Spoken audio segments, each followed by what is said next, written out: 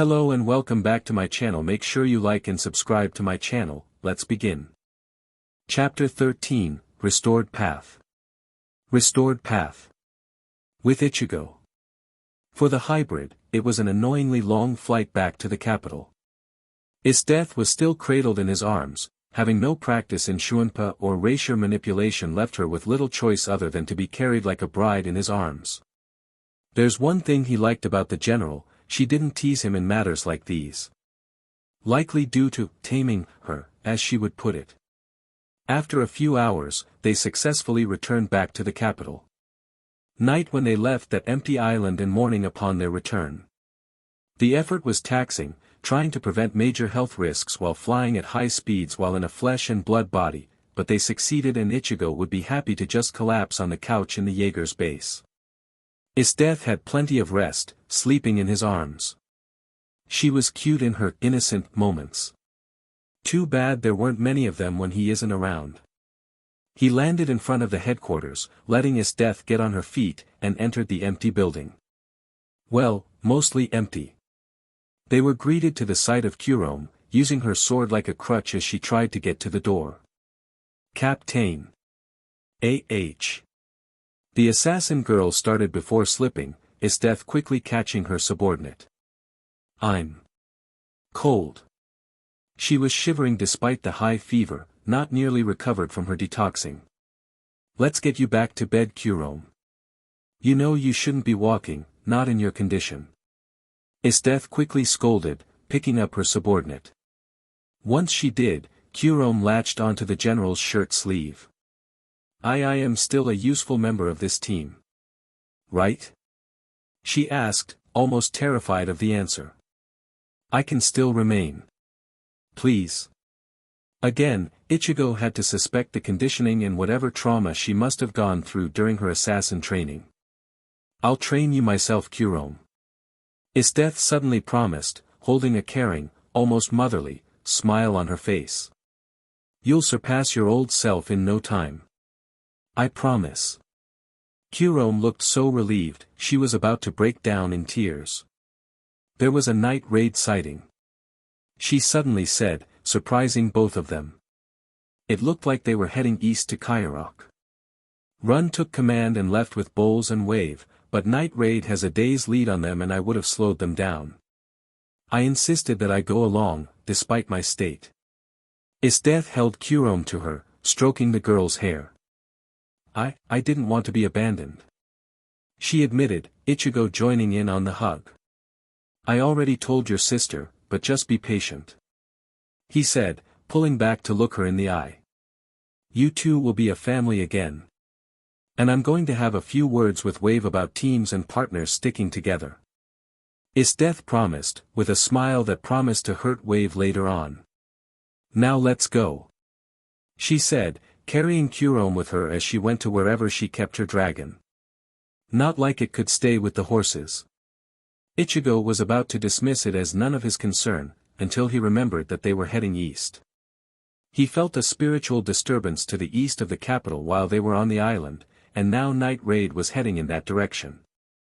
He released a powerful pesquisa pulse in that direction, getting the information minutes later. Jaegers a few miles from the outskirts of the capital, night raid indeed having a day's lead on them, and that unusual spirit even further out. I did say I should check that out, but maybe I'll pick up some information before I head out. Ichigo thought as he removed his Jigai ring and flashed directly to night raid's base. Hey Merrick, or Bullet, or whoever.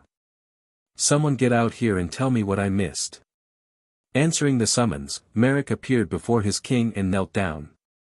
My master, I knew you were fine. He quickly said before giving his report. Apparently, while night raid was forced to lay low due to the Jaeger's creation, the attack on the previous base, and your own actions in the capital putting everyone on high alert, the Prime Minister was able to accelerate his plans in the east where a religious cult called the Path of Peace has put their main base. The previous leader of the group was reported to have recently died and the new head is a man on honest's pay. The plan of the Revolutionary Army was to use the uprising of the Path of Peace in the east in a three-pronged attack with the Western Kingdom as the third force. Interesting. What are the new leader's other crimes? Ichigo asked, already suspecting the man's soul to be black with sin. On top of killing his predecessor. From what I heard, he drags the people in the congregation to become his slaves and SEC toys. Ichigo felt his fist clench, hard enough that his nails pierced through his skin and the pain didn't even register in his mind. Your orders? Merrick asked, making Ichigo take a breath and sigh with regret. Our duty as Soul Reapers is not to interfere with the living, but to protect the dead. The hybrid answered. As much as I want to see him die, I must stay my hand. That said, Ichigo perked up, I think I'll head over to the east anyway. Something is not right there, and who knows? Maybe I'll get there in time to watch him turn into a hollow and send him to hell the hard way. The Shinigami scowled, promising himself to see the man sent to hell. I'm off, he said before flashing away. At Kairok. Our Lord, our dearest friend and teacher, is making his journey to the blessed divine. Borick told the congregation of followers, with the body of the Lord of the Path of Peach held inside a glass display case. However, it is taking him time to complete because he is taking all of our fallen brothers and sisters with him. The halls were filled with wails of sorrow and pain as they pleaded for their teacher and leader's safe passage. But, his mission is at risk. Before he died, he delivered me a vision. A warning of a demon dressed in black with a head of fire will come and he will try to drag our beloved Lord into oblivion. The sadness turned to anger as the people condemned the demon. Be vigilant, be ready, for we must protect our Lord. The people began to burst into action, the priest smiling as he descended the stairs to head for his private room in the inner sanctum. He was away from his playthings for long enough. I'm surprised no one could tell how insincere you were. A man said from around the corner, one of 4 people that were constantly guarding him since he began his mission in the path of peace. But then again, they are desperate for direction. And you just pointed them at our target. The man was Sten, a large and heavily muscled man with a thick black beard that went up past his ears and 2 pointed tips, with a long braid from the back of his otherwise bald head. He had prominent circles around his yellow eyes. He wore GI pants with half a top covering his left torso with a black pauldron and black metal armbands. Keep in mind that the Prime Minister considers his death more important than your life, Borick. Honest is just being paranoid. The priest dismissed casually. It's just a person with a taiga putting up impressive theatrics. You and the other Rakshasa demons have killed taiga users before. How should he be any different? Rakshasa demons, the personal execution squad of the Prime Minister. Each one a master of the Imperial Fist martial arts style and have undergone strict training practices to control and manipulate their bodies, putting them on par with taiga users with nothing more than physical ability. It takes a lot to make him uneasy, and apparently this Ichigo Kurosaki character has been scaring him since he first showed up and declared himself a Shinigami. Sten returned, privately grinning to himself at the prospect of a challenging opponent. That so-called death god also made it clear he values the lives of the people. I've just turned the people against him, so you have that going for you as well. Borick said, getting more annoyed. The matter can be left in your hands. I'm busy for my appointment. The priest smiled lecherously at the thought of his meeting with his personal flock. Well, if nothing else, this should be fun. Another voice from behind Sten said, sounding nonchalant and expecting some fun. The man turned to find his fellow demon, Mez. A rather short and petite girl with a heavy tan and blonde hair that was worn in pigtails and held together with small metal horseshoes, actually considerable weights to slow her down. Like Sten, she wore metal armbands and GI pants, but she also had a loose shirt that put her body on display with a white bikini top covering her brsts. You think that Soul Reaper is really as strong as the report says, Sten? It should be a fun battle, Mez. He replied with a ready smirk. And we will release the soul of the would-be Reaper. Just then, another of their number came running to them. She outfit resembled a Shinto shrine maiden with black hair in a hime cut in the front and a short messy ponytail in the back. The kimono was loose and showed her cleavage, with a BRST guard on her right BRST keeping the outfit from opening completely. "He's here," she reported to the two, Ibra's already confronting him. "Earlier. So much easier," he said, finishing the journey from Night Raid's base to Kairok in seconds. Times like this, he was glad for his speed as a spirit, and it felt good to push that limit after spending hours going not nearly fast enough. Now he stood outside the city, slipping on his Jigai ring, and walked to enter the desert civilization. The architecture of the buildings reminded the hybrid of his own world's Middle East and desert nations, with a bit of Turkish designs as well. He then tried to feel the mood of the city, and it was far worse than in the capital's slums. The sense of despair and hopelessness hung so thick he could probably cut it. Whoever the leader of the Path of Peace was, it was clear that he was truly loved and adored. Must have been a really good guy, he thought to himself, walking among the populace. "You!" he suddenly heard someone shout, finding a tall and pale man. He plenty of lean muscle, purple hair with a ponytail and framing bangs around his black eyes, red-line tattoos going from his eyes down to his hands with stitch marks on the borders encircling his head. He only wore a pair of shorts and black metal armbands. The demon that would drag the Lord to the darkness. "What?" Ichigo asked, not expecting this. He didn't even notice the people slowly perking up. The Lord said on his deathbed that a demon, dressed in darkness with head of fire, will come and drag his soul to damnation. The man continued to yell. "What?" Ichigo repeated, now more annoyed as he started to suspect this was staged. "Demon. You will not take him. We will stop you," he roared, the people suddenly brandishing improvised weapons and throwing rocks. "I'm not dealing with this," the hybrid decided, easily dodging everything as the group charged at him. Before they could reach him, he disappeared from their sight. "Tell me, how lovely are these falling blossoms?" He reappeared between the crowd and the man. They were about to charge, when they saw dark cherry blossoms suddenly falling all around them. Within seconds, everyone was asleep. "Hakufuku, you don't get enough credit for a Kido spell," he said before attempting to investigate the man that started the near riot, only stopping to dodge out of the way of something he heard flying toward him. DMN. Missed. The Shinigami looked up to see 3 more people, a man and 2 women, appear. Maybe he's not just all hype. "Who the hell are you?" Ichigo called out, sensing something was off about the 3. For if he included the sleeping guy that was getting woken up by one of the girls. "We're the Rakshasa demons.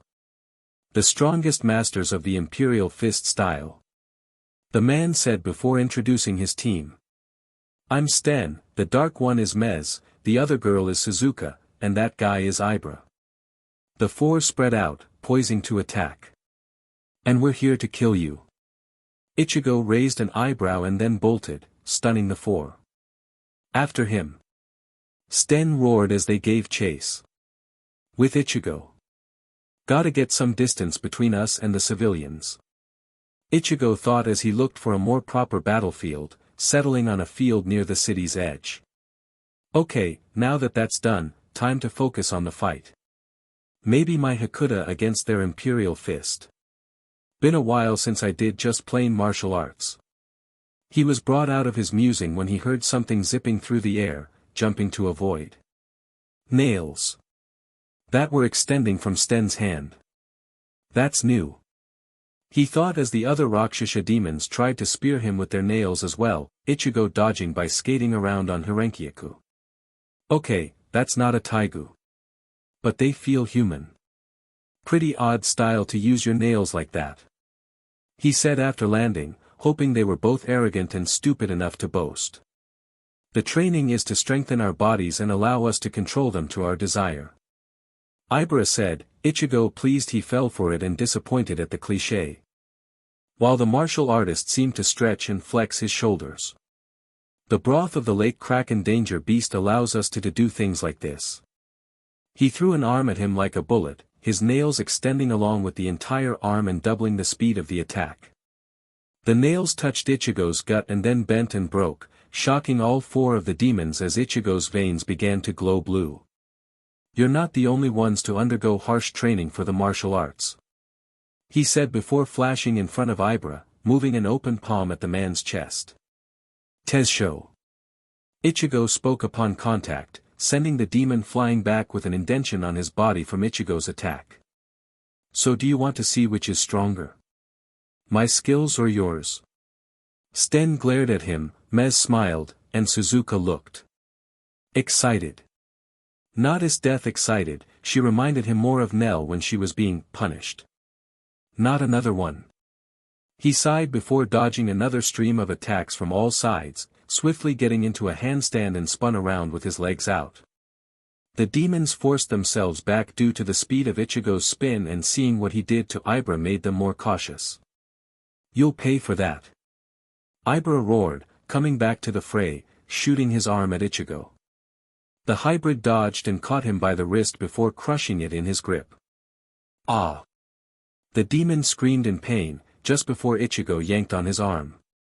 The pale martial artist flew to the Soul Reaper, who ducked as he flew above him, and saw Ichigo pulled again in the opposite direction. There was a sickening crack and tear as Ibra's arm was torn off, shoulder and all, and Ichigo did a backflip to kick the demon away. When did I start to get so violent? Ichigo wondered, thinking back to a time when he would at least offer the chance to join him with some of his foes. This world is doing things to me. He was again brought out of his thoughts when he noticed the ground was now covered in a new liquid. Oil? He thought, sniffing the air. Sweat. He then saw Mez rushing at him, flying through the air. On reflex, he tried to shift his footing to prepare for the next attack and ended up slipping. "Got you!"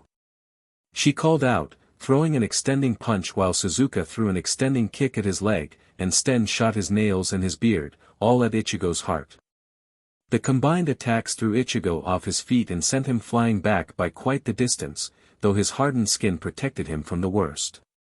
The oily sweat made keeping his footing difficult, until he resorted to using Hirenkyaku to get back on his feet. "Ikatsu!" Ichigo whispered, before flashing in front of Sten and slamming his fist into the man's guts. Sten began to turn and shift as Ichigo made contact with him, avoiding the worst damage, but getting much of his abs and side ripped off from the force and friction. The man dropped to his knees, screaming in agony as he grasped his wound as if it would stop the bleeding or his organs from spilling out. "What do you think of your odds now?" he asked, sensing that Ibra was back and attempting to attack him despite his mangled body, along with Mez and Suzuka. Ibra was dodged altogether. Mez got a rib-shattering kick to her side that threw her into Sten and Ibra, and Suzuka was pinned under Ichigo's foot and ready for it to snap her neck. "Okay. Playtime is over. Who sent you to kill me?" "I have an idea, but I want to confirm it." The Mez started while coughing out blood, the Prime Minister. The others looked at her with anger and a sense of betrayal. "Oh what? Like it makes any difference whether I tell him or not." Ichigo took a deep breath, which did little to calm him down. "I'm starting to lose my patience with that man and this bullshit." He growled before unleashing his Ryatsu. The effect was immediate as they were crushed under the weight of his pressure, all of them suffocating from the sudden lack of oxygen in their lungs. Suzuka looked like she was enjoying herself though.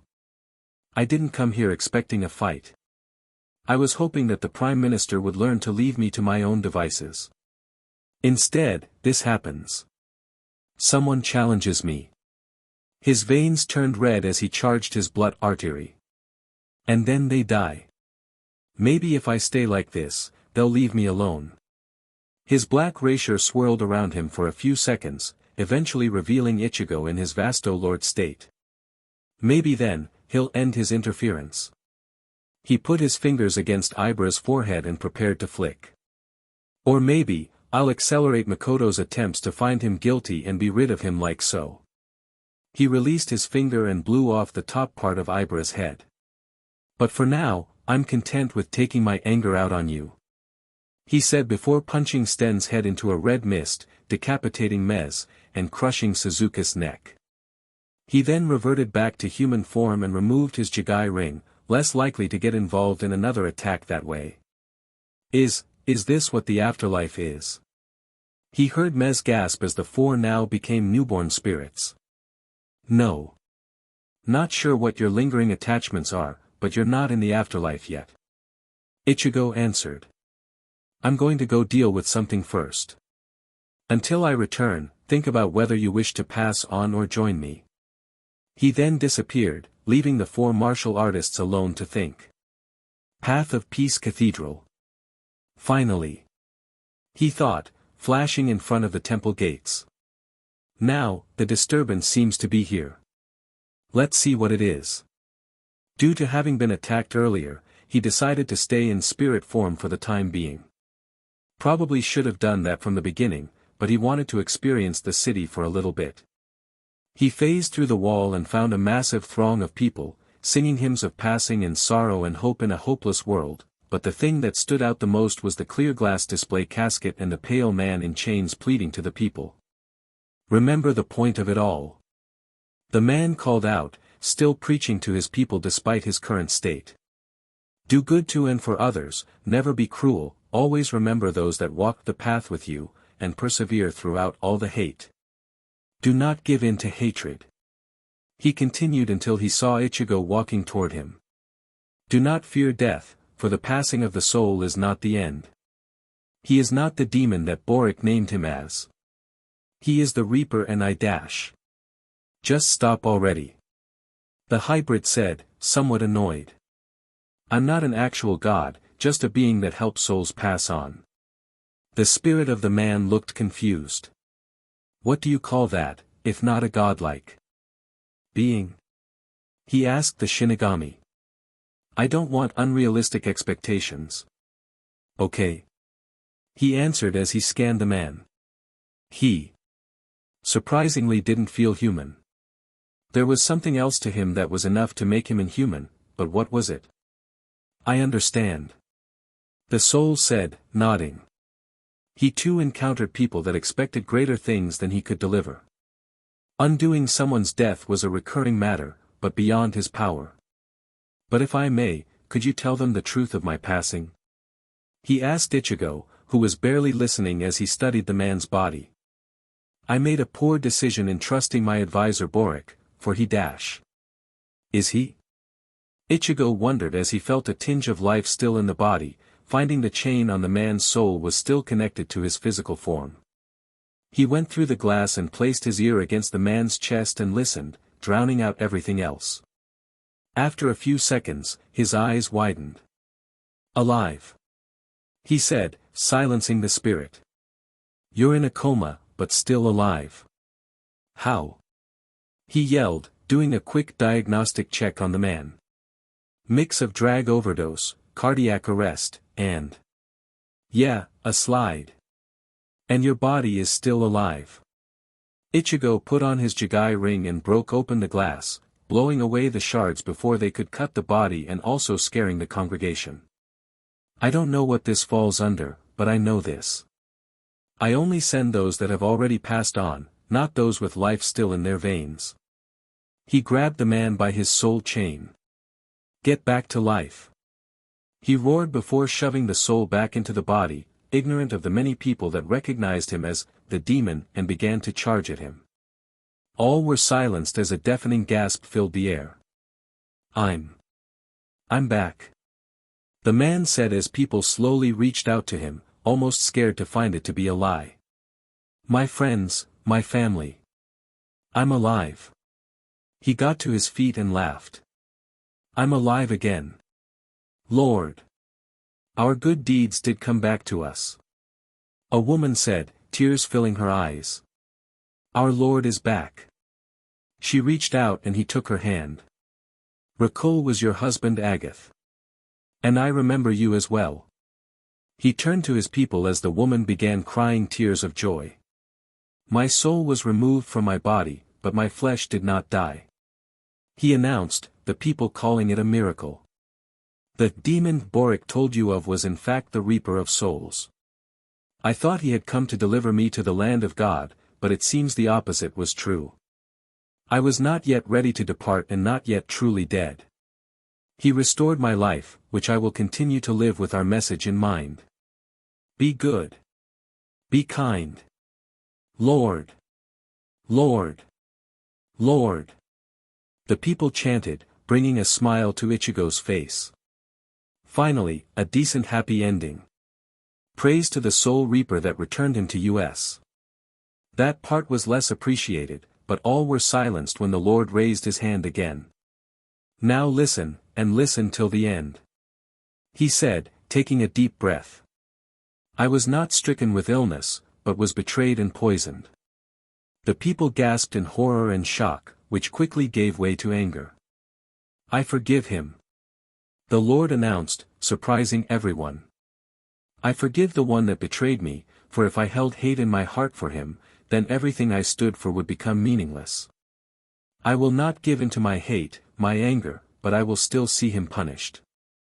Not out of personal vengeance, but for betraying the path and its people.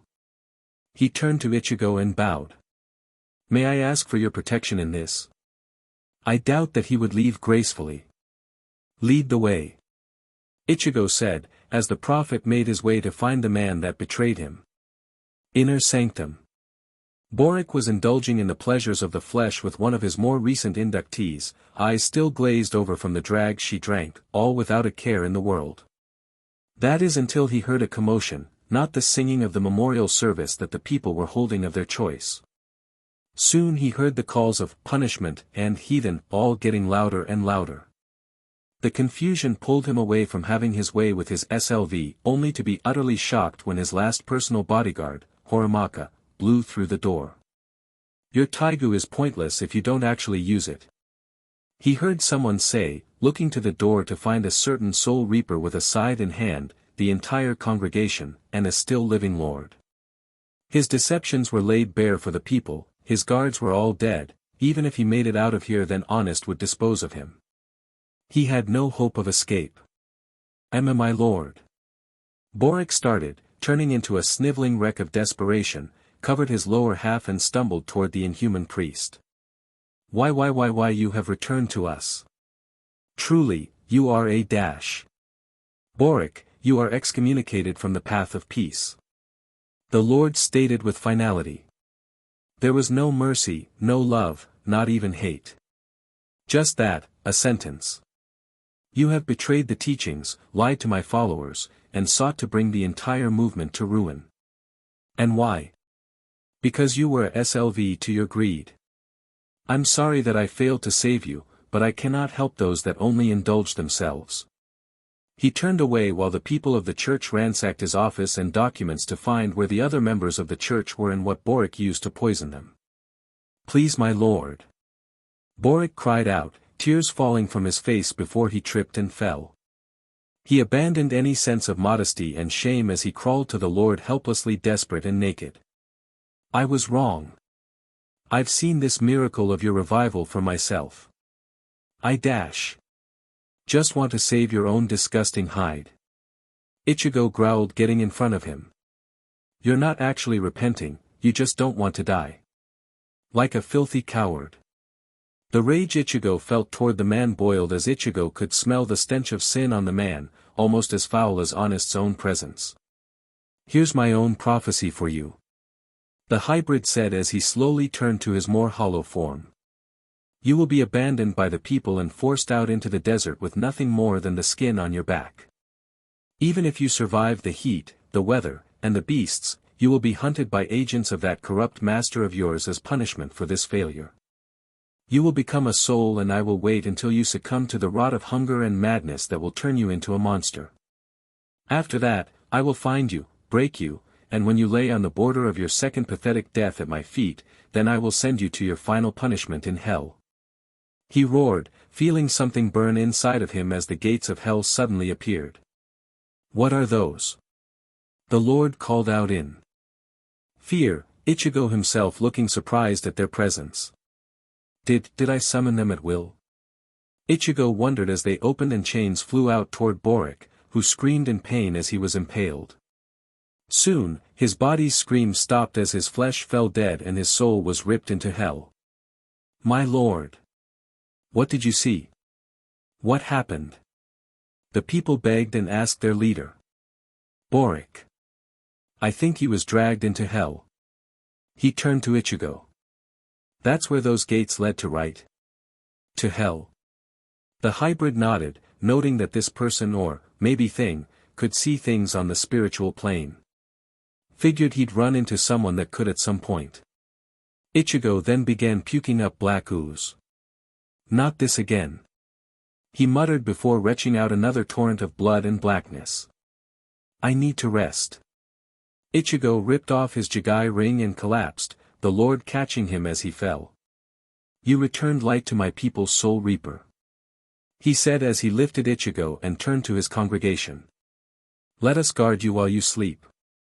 Ichigo's inner world. Well. Haven't seen this in a while. He said, standing in the wasteland of hell's deepest level. Where he was granted the power of the Kusanada and sealed Kakuto away for eternity. Am I going to get any answers as to what's going on? Yes. Ichigo heard a familiar voice, turning to find a single Kusanada towering above him. You will learn of your powers over hell. Illustrated Guide to Taiga Users. New God. It was the third day of the Lord's revival and the people continued to celebrate. More converted to the path of peace and a new idol was made to stand with the God of the path. It was a sharp contrast to the more peaceful-looking bull-esque deity that many associated the religion with. With sharp angular horns, fearsome claws, the presence of two swords at the hip, and a skull-like face, it was a fearsome image. Like the previous god, this new deity was nameless, only known as Guardian of Souls. Word of his intervention with the sinner Borick and the revival of the Lord spread like fire, returning joy to the people as they praised that God as well. A God to bless them for their good deeds and a God to protect their souls from the corruption of others. That's Ichigo, isn't it? Lubbock asked, some of his fellow night raid assassins in disguise with Chelsea's Gaia Foundation Taigu and confused as hell by what they found. He apparently sent our target to hell itself, brought a man back from the dead, and is now a god. I feel so inadequate. Implying you could even compete in the first place.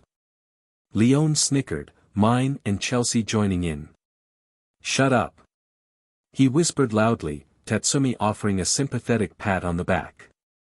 Just then, Isdeath and her Jaegers entered the cathedral, just as they began to give thanks to the guardian. Ichigo? She asked, seeing her beloved sleeping and venerated as a deity. I'm officially mated to a god. That's hot. She smiled, disturbing both her team and night raid. She's not wrong. Leon whispered. Chapter 14, Beginnings of the New War. Beginnings of the New War. Kairok. 3 days. 3 days since the Lord's resurrection. 3 days since Borick's banishment into hell. 3 days since the rise of the Guardian of Souls deity among the path of peace. 3 days since the true figure of that god was laid to rest in the temple. 3 days Ichigo Kurosaki slept a deep sleep. 3 days since the hybrid killed the Rakshasa demons and gave them the choice to join him or be sent to their afterlife. So. He's been gone for 3 days. And we're still here. Ibra pointed out as he and the other demons waited on their graves, doing nothing. Shouldn't we do something? You want to risk falling to hell? Mez asked, leaning against the pile of dirt and poles serving as her grave marker. If those stories are accurate, that Soul Reaper made the gates of hell appear and ripped Borick's soul out of his body. Hell is real, we've committed plenty of sins, and we're given a choice. Serve the Shinigami, or chance our damnation. Suzuka continued, remembering there are only 2 options. As much as I like feeling pain, I doubt my eternal suffering would be so generous. Chances are that he'd want us to turn against the Prime Minister. Sten chimed in, doing push-ups of all things. Not that anyone can really blame him, Honest did try to have him killed. Still, can you blame Honest for wanting him dead? I just followed orders. Mez answered, taking the moment to stretch out. Never really cared about the Prime Minister or his schemes. Besides, Ichigo looks like he might be some fun. And it's not like the Empire is flourishing under Honest's reign, Suzuka chimed in, you could say Ichigo is divine punishment for the depravity of Honest and his supporters. Especially since he clearly shows godlike powers. And he is capable of sharing that power with those willing to join him. They heard someone else say as they became aware of the new presence at their grave site, General's death. So, the Rakshasa demons were tasked by the Prime Minister to kill Ichigo. That makes sense, but it was a futile effort. You can see us? Sten asked, shocked that someone else was capable of seeing them. Then you can dash. I can only see you because I joined the Soul Reaper. The general interrupted, surprising the martial artists. He gave me the power of a Shinigami in exchange for my loyalty. Honest could ensure I had wars to fight, but Ichigo gives me actual challenges, the choice was clear.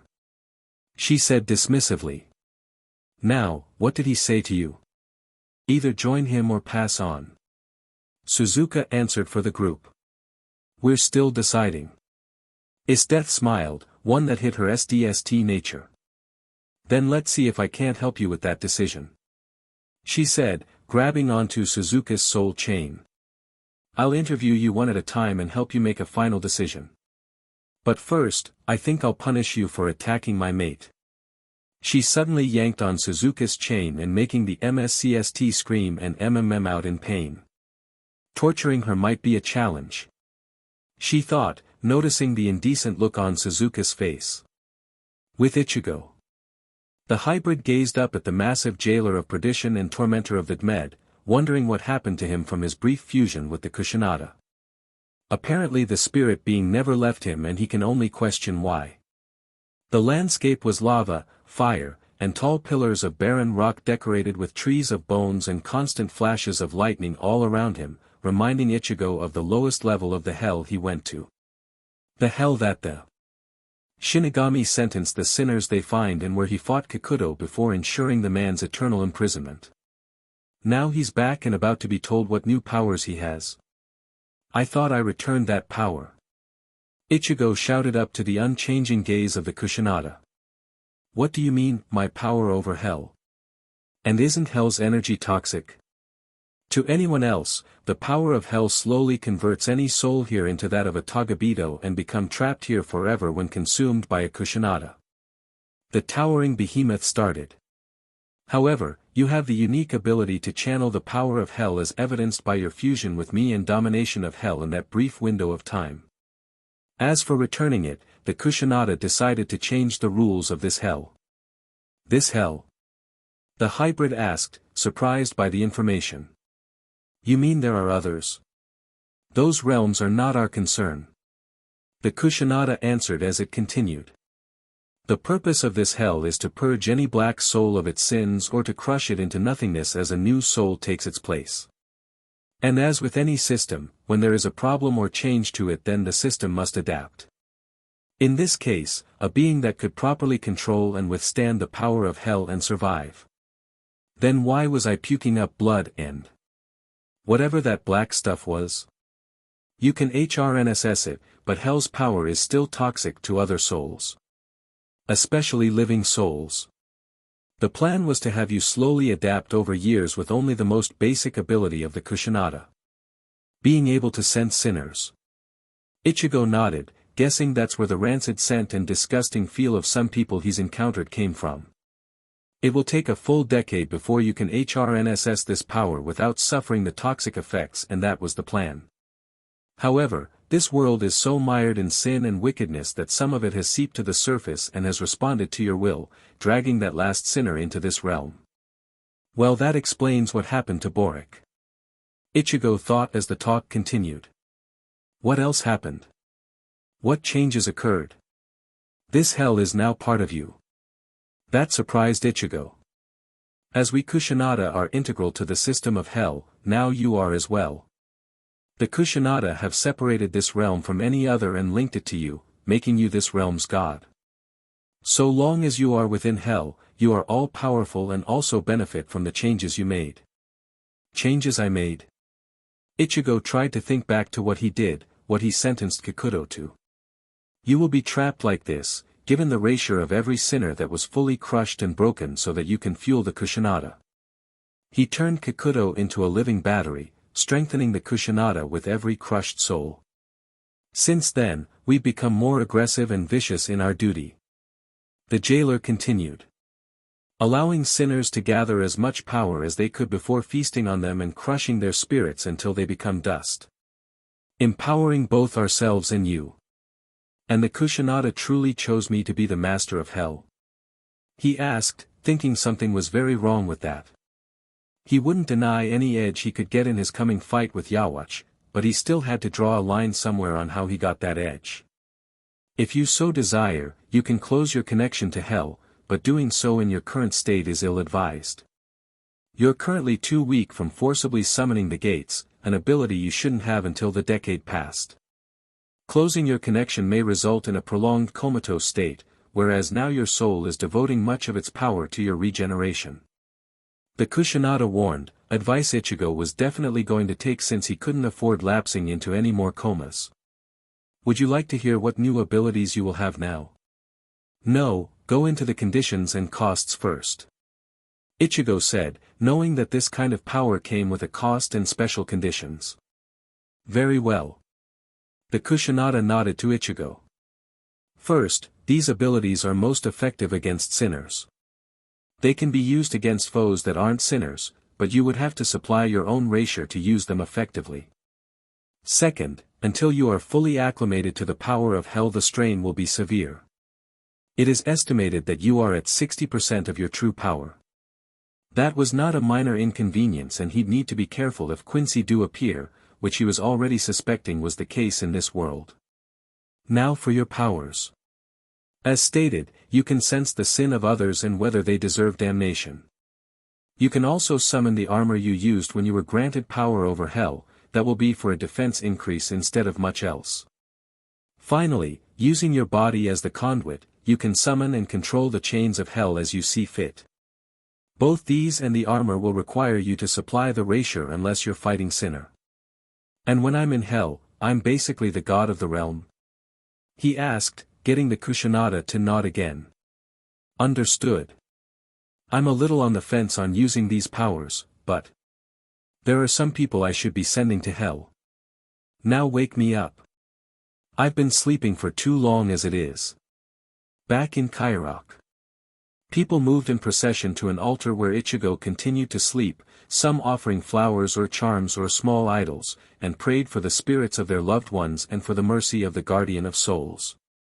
A new tradition in the religion of the Path of Peace as started by a few random people that wanted to pay tribute to their Savior and their Lord Savior, which was eventually adopted by everyone in that congregation and beyond. The Lord was watching over his flock during this time, hoping that he could ensure the Borick tragedy wouldn't repeat itself. Another new addition was Isdeath and her Jaegers standing guard over the Lord and his people, though this caused a split among the people, with some being thankful for the protection but most being very untrusting after Borick. The fact that Isdeath claimed that this was of her own volition did little to calm the populace, but she didn't care. Both she and the prophet knew the real reason she was there was still sleeping on the altar, and that someone was now waking up. Ugh, my head. Ichigo groaned out as he reached for his throbbing skull. Worse than last time, but Urahara was probably why that one went so smoothly. It was at that moment he noticed his surroundings. What happened? He asked, gaining Isdeath's attention and getting her to signal the Lord with a sudden chill around him. Is that my hollow form? Am I being worshipped? Lord Shinigami. He turned to notice a multitude of plus souls. You have finally risen. We can pass on now. Good people, let's end our worship here for now. The Lord announced, surprising the congregation of people and souls.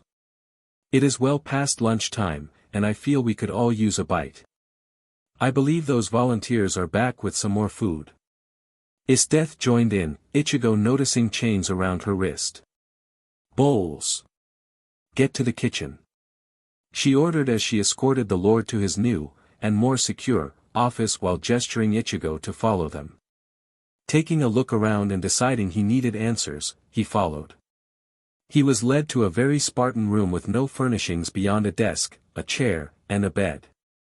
On the desk were papers, pens, and a small box which the Lord grabbed. After you took this off, you disappeared from mortal eyes. He said, revealing Ichigo's Jigai ring. I thought it was important and the general confirmed it was. Even told me it was vital to your physical form. Ichigo took the ring and slipped it on, returning to the physical plane. I also apologize for all the statues and their deification of you, but they were insistent. Not like I can stop them anymore. Ichigo said with a sigh, taking his ring back off because he had many souls to send later. What did I miss that can be considered important? The followers of the Path of Peace were planning an uprising in response to Borick and the Empire's corruption, but that was pacified by my presence. IchigoXEsdeath explained to the awakened hybrid. On the more peaceful side, worship of you exploded as the guardian of souls protecting the just and punishing the wicked. Apparently reached the ears of the spirits who managed a pilgrimage all the way to Kairok in order to receive your mercy. Also, found these guys. She whistled loudly and the Rakshasa demons appeared, the men looking like prisoners while the women were free. I think it's obvious, but Suzuka and I want to join you. Mez said with a casual wave. Sten's too loyal to the Prime Minister and Ibra creeps us out. Everyone was in agreement on that. Ichigo sighed in annoyance. Fine. IchigoXEsdeath, time to get you started on performing Konso. We've got a lot of souls to send. Time skip.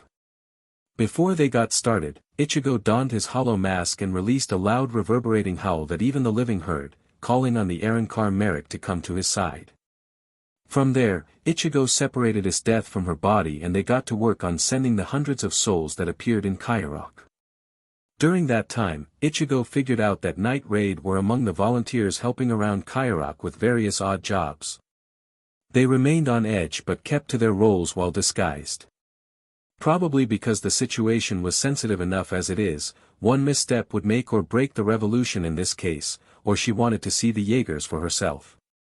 The hours passed as Ichigo and IchigoXEsdeath set about the task of performing the Konso and it became late evening before Merrick managed to arrive and almost 3/4 of all the wandering to the afterlife. Sten and Ibra were the only ones sent to hell while Suzuka and Mez were told what their first task was in recovering their Iswachi from Merrick. In the morning. It was late and everyone was tired from waiting in line to pass on, tired from the monotony of the Konso, tired from rushing all the way from the capital to Kairok, and tired from the long hours. Everyone needed their rest. You've gotten weaker. IchigoXEsdeath suddenly said as she and Ichigo began walking to where the Jaegers were resting, where her body was located. Ichigo himself was in physical form to reduce the strain on himself and focus more energy on his rejuvenation. Did it have something to do with what made you sleep for 3 days? Ichigo had to remind himself of just how perceptive IchigoXEsdeath was. She may be a novice in sensing Raisher, but that didn't mean she was completely blind to the difference in his power. I've merged with Hell. He said, surprising IchigoXEsdeath for a moment before she just nodded in acceptance. She's learned to stop applying logic to him. Problem with that is that Hell is toxic to other souls, especially unprotected and weak souls, because it's meant to cause ultimate pain and suffering until the condemned soul either repents or is crushed into nothingness. A very dangerous sinner tried to escape Hell and I forced him back down, eventually taking Hell's power into myself to seal that sinner into the deepest pits of Hell. I tried to let it go, but Hell decided it liked me and decided to stay as a part of me, something I needed to adapt to. So you'll be weakened for the foreseeable future? The general asked, worried about her mate but also thinking of what to do with him during alone time. Then I will need to step up my training. How do we do? Ichigo sighed, knowing that her training would have to take priority while he's weakened to such a state. He was thinking about how to help her attain her Shirkai when he felt something fly through his chest. What the dash, there was a hole in his chest the size of a dinner plate, directly over his heart. IchigoXEsdeath gasped in shock while Ichigo took the small window of life to look behind himself, finding a silver hilt, and to remove his Jigai ring. In the outskirts of Kairok. Way out in the distance, flying high above the earth in a flying vessel of gold and emerald, were 4 figures. 2 were standing next to a throne where a third sat while Sayura, the Prime Minister's son, stood at the bow with a Quincy bow and a satisfied smirk. He turned to face his companions, one being Mikuri Zul'jin, the other being a small hooded figure in raggedy robes, while the one sitting on the throne wore golden armor with golden blonde hair and had an annoyed expression. There. Mission accomplished. Sayura said with a cocky smirk, walking toward the throne. One shot, through the heart, and Ichigo Kurosaki is dead. He then let out a short demented laugh. For everything I heard, I was expecting it to be tougher. But now dash. You wasted your one chance. The golden man said as a spear suddenly appeared from a floating golden circle and was pushing itself into Sayura's leg, ending his confidence and making him scream in pain. You had one chance to kill Ichigo Kurosaki and instead of going for a certain kill to his head, you aimed for his heart. The spear pushed further into Sayura, forcing him to his knee. I said to kill him instantly. An explosion of dark Ryatsu suddenly washed over them, making the 3 figures scowl while Sayura looked terrified. He can recover from a missing heart. All you did was set loose a beast.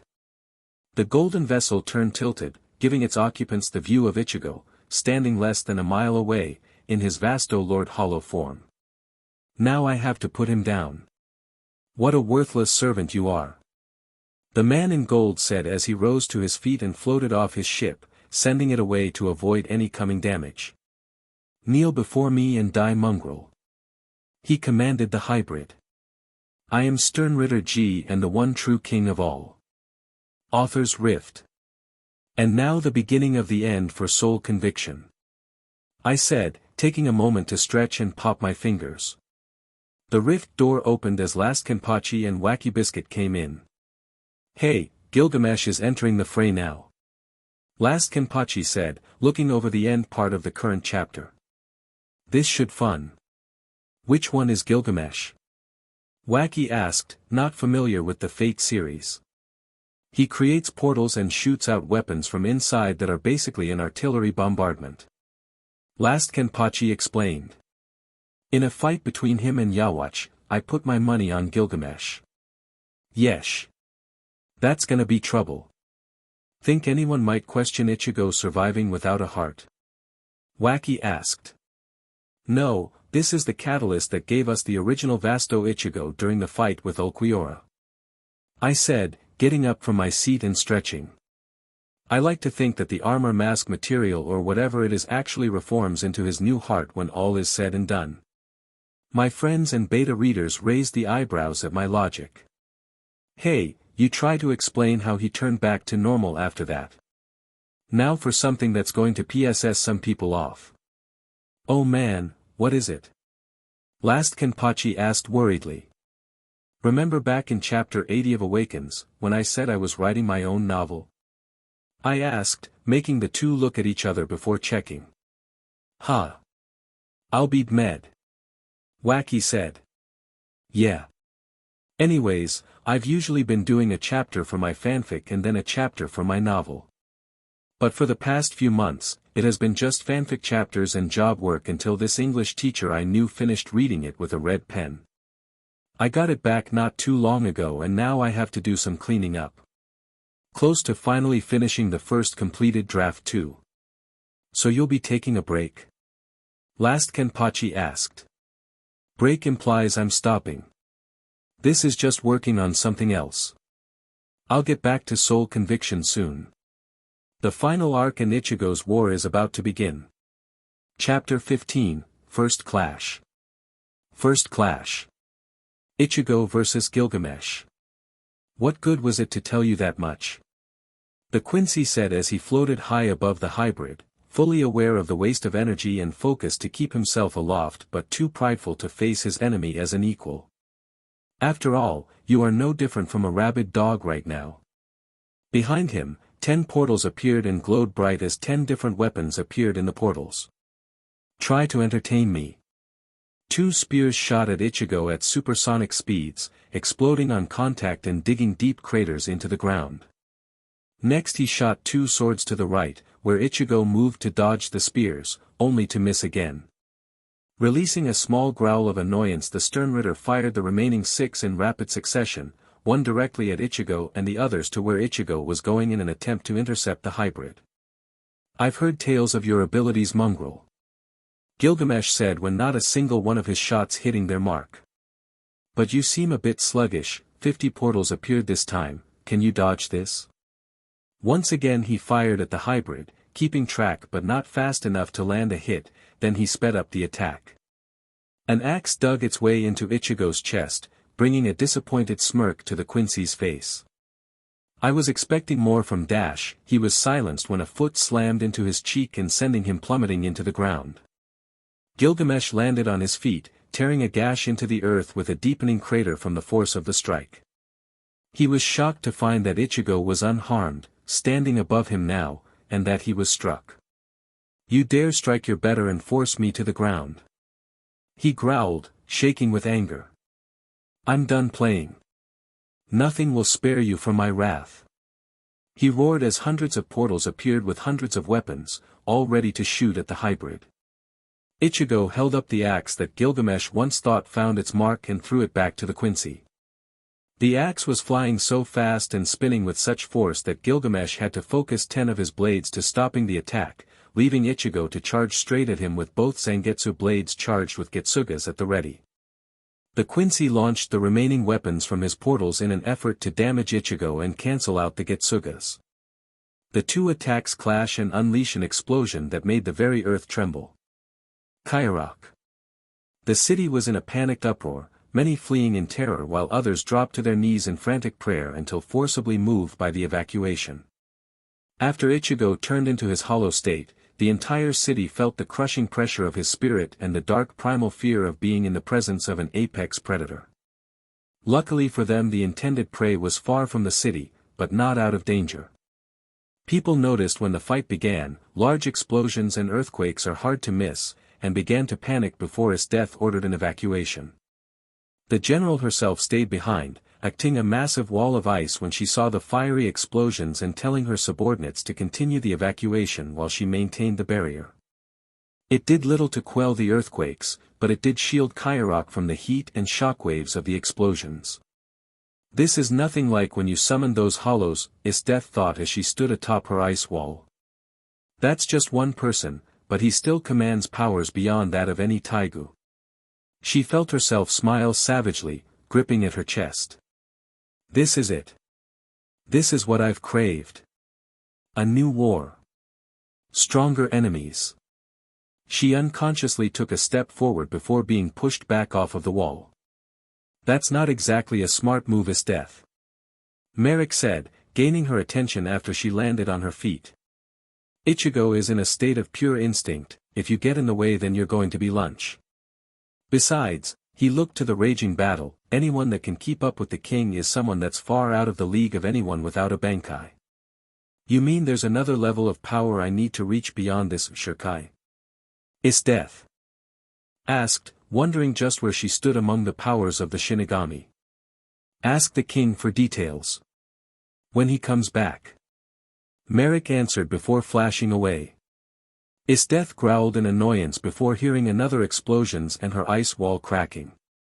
She waved her hand and repaired the barrier, just before creating a fog of fine ice particles around herself. "I admit I was distracted, but you wouldn't dare give up the chance to kill me."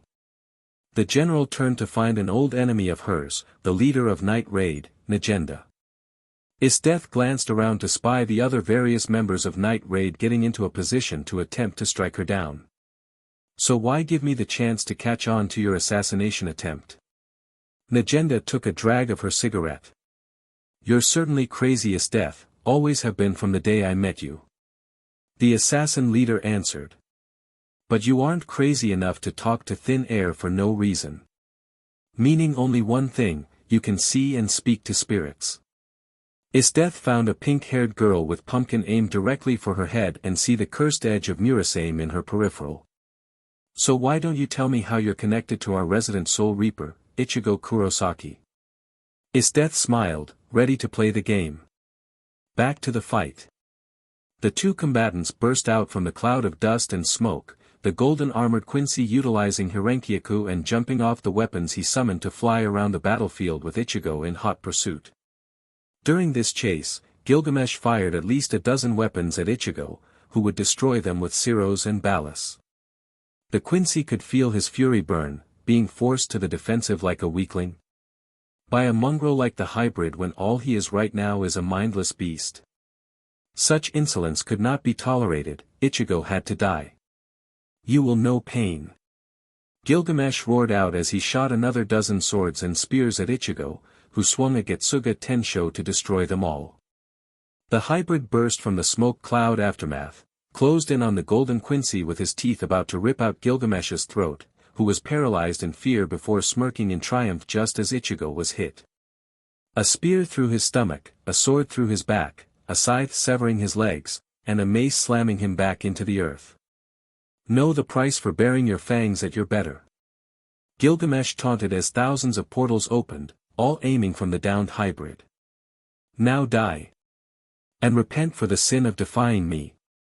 The smirking Quincy sent the thousands of weapons down to his foe, intent on destroying every trace of the hybrid now that he remembered Ichigo's regenerative ability. His smile died as he saw a ball of dark crimson with an electric screeching word grow rapidly from Ichigo's back. Gran Rei Siro. He thought as he remembered the data they had from what little they could get on Ichigo's fight in the Valley of Screams from the Shinenju incident. Has he truly lost all reason? He fired the many thousands of weapons, hoping to cancel the attack out before it tore a hole in space. The two attacks collided and caused another massive explosion that scorched and cracked the landscape, leaving behind a massive cloud of smoke and dust. Where is he? The Quincy thought, scanning the ground below him as he stood on a platform of rasure. As if to answer him, the spike mace that struck Ichigo was now shooting toward him. Gilgamesh quickly summoned a shield, grunting from the force of the impact but held strong, while Ichigo appeared behind him with the spear. The hybrid swung it down onto the Quincy's back like a staff, breaking the polearm and sending Gilgamesh crashing down. He managed to land on his feet and glared at Ichigo as the hybrid dropped to ground level. Not once, but twice you dare force me to the ground. The stern Ritter growled as he created even more portals. I'll destroy you. You rabid beast. In Ichigo's claws was the sword that he was impaled with, replacing Zangetsu as he charged toward the Quincy. Die! Gilgamesh roared as he fired his latest barrage of weapons. Some missed, many were deflected, some cut into Ichigo's being, but none could slow him down. A shot did force Ichigo to discard the sword, but his left hand pulsed and suddenly the smaller Zangetsu blade was in his hand with a Getsuga ready to launch. Damn it! Gilgamesh cursed as he summoned another shield just before the sword could connect, sending him flying with the explosive blast. Ichigo summoned the other half of Zangetsu to his hand and prepared for the next bout. You miserable cur! Gilgamesh roared as Ichigo was once again surrounded in portals, this time shooting out chains. Many of the chains snapped but the endless number began to slow the hybrid down, stopping him only when a sword wide enough to decapitate Ichigo was an inch from his throat. Ichigo also had a Siro charged, this one pitch back, and ready to fire. The Quincy stopped the chains and felt his neck, feeling the thinnest thread of a Reizotengai. You have finally come to your senses then, you mongrel. He asked the hybrid. Who are you? Ichigo asked, preparing an Ito Queso should it prove necessary. I remember hearing Sternritter G, but I prefer a name for any opponent. I know you are a rather learned individual, but I will only give you this hint, Gilgamesh replied, I am named after and the heir of the first king and hero to the realm of man, who owns and knows all of the pleasures of the world. The hybrid thought, going back through all the myths and legends he was told to learn from. Gilgamesh, I'm guessing. The Sternritter smiled, despite the situation. Ichigo did a quick evaluation of himself and figured that he couldn't keep this up for much longer, he needed to recover and it'd be too risky to continue this. What say we end this fight and start again at a later time? What do you mean? Gilgamesh asked, still ready to launch a killing strike. This wasn't a proper match. I don't consider it a proper or honorable fight if I'm a mindless beast for any of it.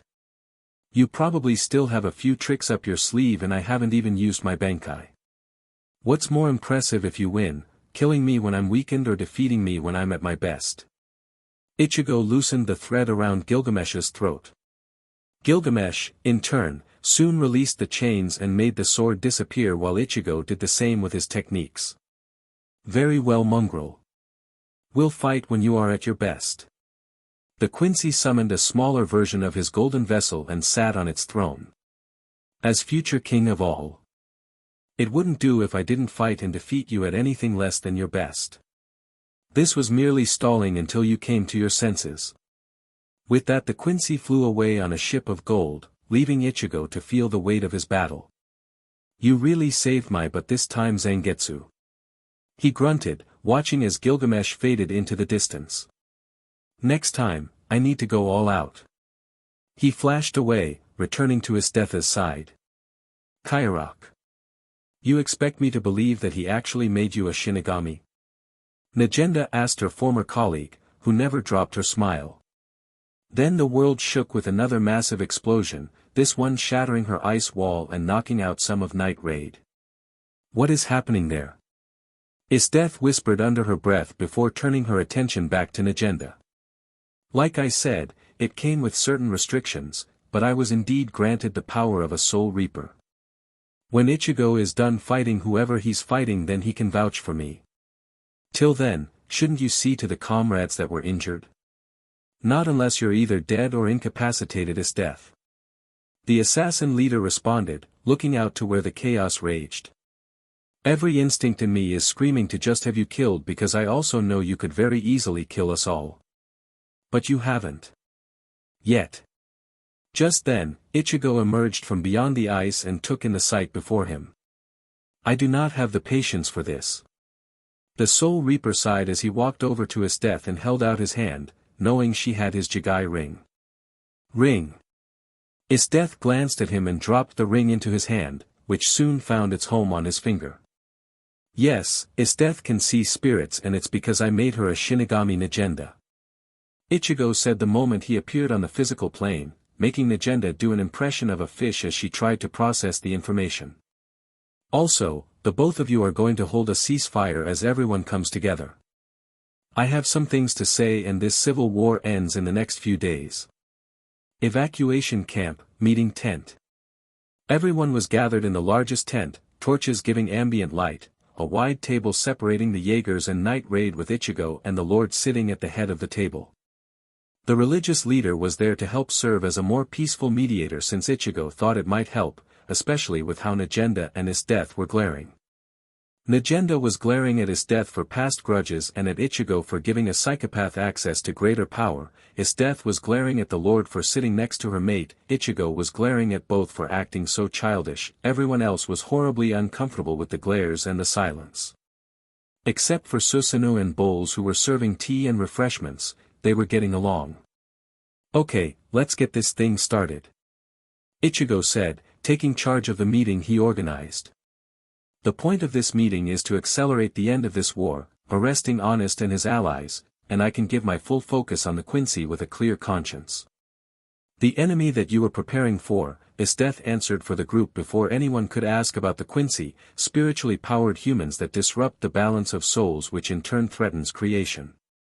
Everyone not privy to spirit matters became shocked at the news. So you're ending the war because there's a bigger war and you want them to help? Yes, IchigoXEsdeath. That last fight ended in a stalemate and my opponent was holding back. Ichigo informed the group, surprising everyone that saw the destruction. So here's what I'm going to do. I'm taking both IchigoXEsdeath and Negenda with me back to the capital. I'm going to Honest and banish his soul to hell just like I did with Borick. You two will gather any evidence to help prove Makoto's claim that Honest is a traitor to the Empire and help him create peace. Then I gather my own forces and fight the Quincy. Any objections? Negenda raised her robotic arm. I'm still a wanted criminal. How are you going to stop that from getting in the way of your plan? I have any number of ways to disguise you, Negenda. You only need to wait until I reveal you, and anything to do with the mortal world will be up to you. Ichigo then turned to the Lord. Makoto's going to need someone like you to help guide him down a more moral and peaceful path. Are you willing to do that and face the possibility that this religion may become the core belief of the empire? I'll need to be more cautious in who I pick to help me, but if this is to be my fate then I accept it.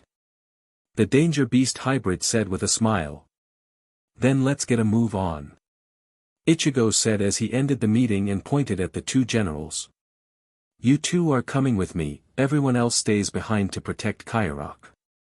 Suddenly Ichigo went to Susanoo and cut him in half from the waist, picking up the top half. Did I damage your core?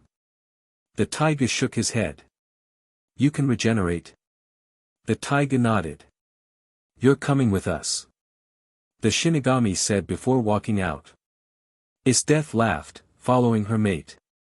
Then went back to grab a stunned Negenda. The throne room, 12 hours later. Considering that Death's team has been proving rather ineffective, Honest was saying as he began his presentation, I've got an offer my lord. Sayura emerged from the shadows with 5 other individuals. One was a fat and dark-skinned clown with a small baseball cap and tufts of curly black hair, one was lean and muscular man with a triangular bob haircut that was wearing tight black clothes that exposed much of his body, another man was dressed like a Ronin samurai with a twig in his mouth, one woman had a mini dress and had glasses and bunny ears, and the last woman was a little girl in a turquoise dress with an apron and a ribbon in her blonde hair. My son has returned to the capital, and with a power that will make the empire rule over death itself. This I bring to the glorious empire. Sayura proudly declared, holding up a wrist with a Quincy cross bracelet on it and then bringing out a case with more of the Quincy crosses. And we can get more, but for now, take this power beyond the mightiest Taigu. He said with a smile, watching as Makoto nodded to Budo, who ordered a guard to claim one of the bracelets. Honest smiled viciously, victory was his. Quincy. A familiar voice rang out, making everyone turn to see Ichigo, Death, Negenda, and Susanoo. Move! Ichigo roared as the group sprang into action. Susanoo. Watch our backs. Negenda ordered before shooting her hand like a grappling hook and grabbing onto the young monarch, pulling him to her arms. We need to get you to safety. She told him, earning his trust just by appearing with the Shinigami. Budo. It's a coup. They're trying to kill the Emperor. Death called out, thinking quickly to get the Grand General to help. Budo grinned and cracked his knuckles, charging his Adramelech with electricity. It didn't matter if what Death said was true or not, it was an excuse to kill Honest, and that's what he was waiting for. As he prepared to fire an electric blast, the bunny-eared girl jumped in front and yelled into a microphone. L.A. She sang, causing the entire room to shake and crack, forcing Budo to stop his attack and cover his ears in an attempt to stop the ringing in his head. The clown pulled out a ball that burst into flames and got ready to throw, but Death surrounded them in ice spears and was aiming to impale them all quickly. The fireball blew a hole in the ice only for them to find Ichigo ready to cut them down with an enlarged katana. Honest got in front and spread his arms out, veins glowing a bright blue. Ichigo's blade bit into the fat man's arm and Honest's body was proving stubborn to cut through. Sayura. Get us out of here. Honest ordered, making his son pull out the teleportation taigu. What should have been an instant cut was taking half a minute to cleave the man in half. Time Sayura took advantage of to activate his taigu. Shambhala. He shouted, creating a bright flash that forced everyone to look away. When the light died, there wasn't even a trace of the taigu's power that Ichigo could follow. The Prime Minister's body was also gone, taken with the rest of the Quincy. A quick pesquisa confirmed that there were no Quincy left in the castle. DMN. That's one annoying taigu. Ichigo sighed, grunting in pain due to not fully recovering from his fight with Gilgamesh. Today has not been a good one. Can someone please explain what's going on? Makoto asked, still being carried by Negenda while Susanoo started grooming him. Yeah. Is Death you do that? Ichigo ordered as he started walking out of the throne room, looking for Death's bedroom to get some much-needed rest. Now I've got a war of my own to fight, and all I know is that they have Taigu and at least one person that can fight on level with me. I need more information. He grumbled, stopping as he felt a presence behind him. I can tell you what I know.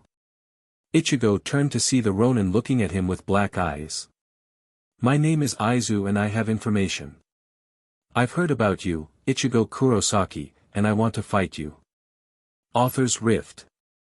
And done. I said, finishing out the chapter. With that out of the way, I can get back to editing my novel. So any idea on what the scripts for Wild Hunt is? Last Kenpachi asked. No idea, but I am open to suggestions. Can't be anything their Tigus can already do though, but that should go without saying. Zanpakuto can be similar to Taigu, but not scripts. What about this on your profile? Wacky Biscuit asked. All those question marks next to Fate and DXD. For the future crossover. I'm curious to see if anyone can guess who's getting in Ichigo's harem and who might be added later. So long as Rias isn't in it. Hate her.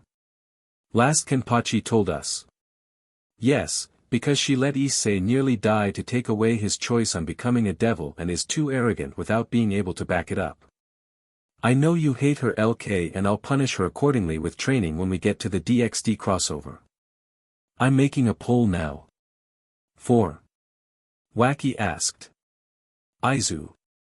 He's a member of Wild Hunt and an unrepentant killer that obsessed with his sword, but he's probably the least twisted among them. Hell or recruitment because he's like his death without the sadistic tendencies. Hell.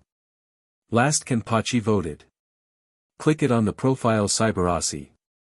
I closed that laptop and got up. Back to the real world for my own novel. Chapter 16, Revolution to Invasion.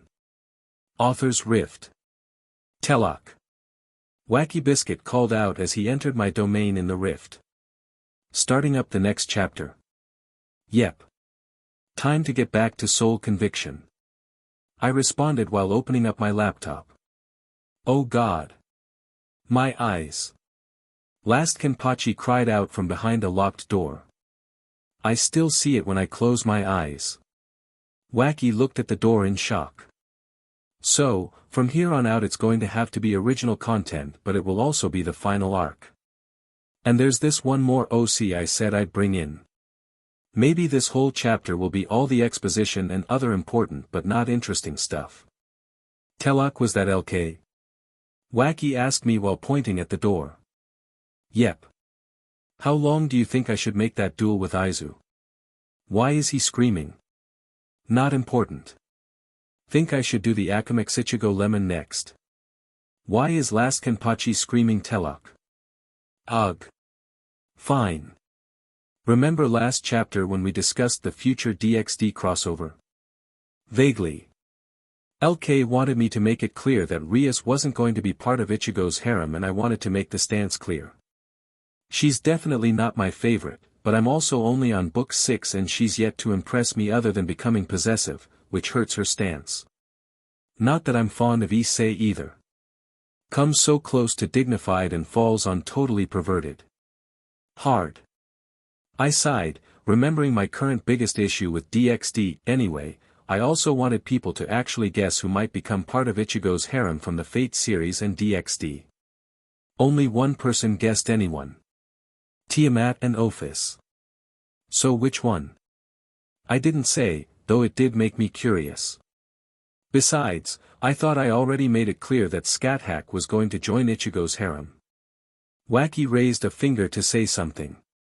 Imagine if Unohana had Zaraki's personality. Right. So what did you do to LK? I told him about a Fujoshi friend of mine and how she tried to convince me to do Ichigo's Gilgamesh. It burns. Last Kenpachi screamed. Also, he has to deal with any further Rias-related complaints. User is the Last Kenpachi and they can find him on my favorite authors page. Revolution to Invasion. Capital, Throne Room. I saw a few hundred foot soldiers, Aizu reported to the 3 generals, Ichigo, and Makoto, at least I think they were. They all wore the same white and blue outfit, so I'm just guessing. There were at least 4 that weren't dressed the same way and they called themselves Sternritters, but I can only really tell you about 3.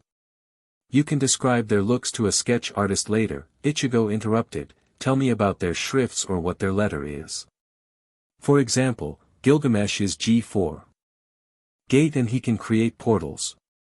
Tell me what you know. Aizu took his hand to his chin and thought it over. One is called Makiri Zaljan and he was called the Hidden, and he was able to completely erase his presence. I wasn't able to get more than that, but Golden Boy did show a grail full of blood. That got Ichigo's attention, something Aizu noticed. He said that if they proved themselves worthwhile then they could drink it and gain even greater power. Sayura's dad already drank some under the claim of ensuring its power. Got an arrow to the knee but he was still permitted to drink it and his aura immediately changed. Then Honest must be a Sternritter now. Ichigo said with a sigh. I thought it was weird that he'd actually sacrifice himself for anyone. And since they have many more crosses then all they need is people willing to join their side. Honest has many allies in positions of power, some of which we haven't been able to find anything worth arresting them for. Budo spoke up. But if His Majesty declares Honest a traitor to the Empire then we can arrest them for suspicion of treason. Makoto leaned back in his throne, pondering the idea presented. Knowing that the former Prime Minister was the source of much of the misery in the Empire he wanted nothing more than to strip him of all power and authority before a public execution, but would this make him a just ruler? Negenda, the Emperor called to the Night Raid leader, if I declare Honest a traitor and the main enemy to the Empire, would the revolutionary leaders be willing to meet for a ceasefire and end this war or shall I pardon Night Raid of their crimes first to show my sincerity? Negenda brought her robotic hand to her chin in thought, trying to figure out the best course of action. If I had to say, make it a general pardon to the whole of the revolutionary army and use me as an example. She finally answered. If we openly admit to any assassination unit it might give the Quincy a chance to exploit it. Makoto nodded and turned back to Ichigo. Are you sure Honest still lives? The young emperor asked the Soul Reaper. You did cut into him very deeply. Very important rule regarding powers, realize that anything is possible. Ichigo answered the group. From what I know about scripts, the power is in the concept of what their epitaph is. So, at the very least, unless I see his body reduced to dust and his soul dragged to hell then I won't believe he's actually dead. Shame, Makoto returned as his leaned back into his throne, I was hoping we'd be rid of that wretch and we'd only have to find a body. He remained silent as he thought about the next course of action. Budo, I want to address the people in the morning so send word for the people to gather. I'm pardoning the entire revolutionary army and reinstating Negenda as a general. The Grand General nodded and went about performing his task. Isdeath and Negenda, I want the both of you to arrest anyone with even the slightest connection to Honest. Lethal force is permitted but I'd rather have as many of them alive as possible. The worst will be publicly executed for their crimes and I hope their deaths might appease the rage of the populace. Negenda will also need a uniform for her return, so get your sizes and send them to the military tailor. The 2 women generals glared at each other with Isdeath gaining a smirk as they quickly rushed to do their parts. Time was of the essence.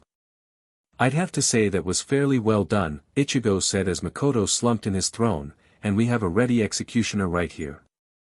Aizu smirked with anticipation of feeding his Kotetsu sword. But I won't pretend that this is ideal. I don't blame you for this new conflict Ichigo. God knows I'd be worse off if you never appeared, but I was dearly hoping everything would be over once I was rid of Honest. The Emperor sighed as Choyuri and his daughter stormed in, Ichigo disappearing from sight. Your Majesty, I just heard what happened. The former Prime Minister started before Makoto interrupted. Choyuri, you're now the Prime Minister. Your first duty is to draw up peace talks with the Revolutionary Army and its allies. Now go. The Emperor interrupted, leaving no argument as the old man nodded and went to return to his office. Ichigo. Will you lead us to victory? He asked, knowing Ichigo was listening as the Shinigami reappeared. I will not lose. Quincy hideout. DMNIT. Sayura roared as he and his group waited for their new king to grace them with his presence. DMN, that soul reaper. He slammed his fist into a stone pillar, busting a couple of knuckles in the process. How dare he interfere? You were the one that desired a second chance to prove yourself, Gilgamesh said as he appeared before a throne, or did you distract yourself with some cheap ware beforehand like the fool you are? Big talk from the so-called king. Sayura retorted, storming toward Gilgamesh's throne. Didn't you say you KCK? He was interrupted as a noose appeared from a portal and started chalking him. My fight with him has been put on hold. Your mission was to subdue the capital and build my army, and I told you to hurry. The Quincy Lord returned. Your father at least managed to give me tens of thousands of soldiers with his quick thinking. Speaking of, don't you have any words for this impudent mongrel? Honest soon walked out of the shadows looking as lively as ever, as if Ichigo's blade had no effect on the man. While I was impressed with your growth as a warrior, son, you've clearly failed the most important skill that allowed me to get as far as I have, keeping it quiet or under control. The man scolded as his son struggled to breath. There's a time and place for everything, and even if we were still in the capital, Honest walked up to the hanging man and took the Taiga Shambhala off of him. I'd throw you aside if you couldn't keep your tracks covered. The rope untied itself and Sayura fell onto his face. Your connection to me no longer matters, merit does, and you've yet to prove yourself useful. Honest's son looked to his father in a mix of disbelief and heartbreak. I don't even see that vaunted swordsman you had earlier. Gilgamesh said, making the group realize they were short a member. Did he die or just abandon you? Sayura growled in frustration as the embarrassments continued to pile on. No matter. I have a force now tens of thousands strong, and I want they up to par as Quincy. I'm expecting this to be a fun match, you hybrid cur. What will your next move be? Capital. It's time. Makoto thought, taking a breath to calm his nerves as he stepped out to find the massive throng of people. The hunt for traitors was mildly successful, capturing over a dozen people in the civil sector of the government while only capturing one general that was already on the brink of death after his death captured him.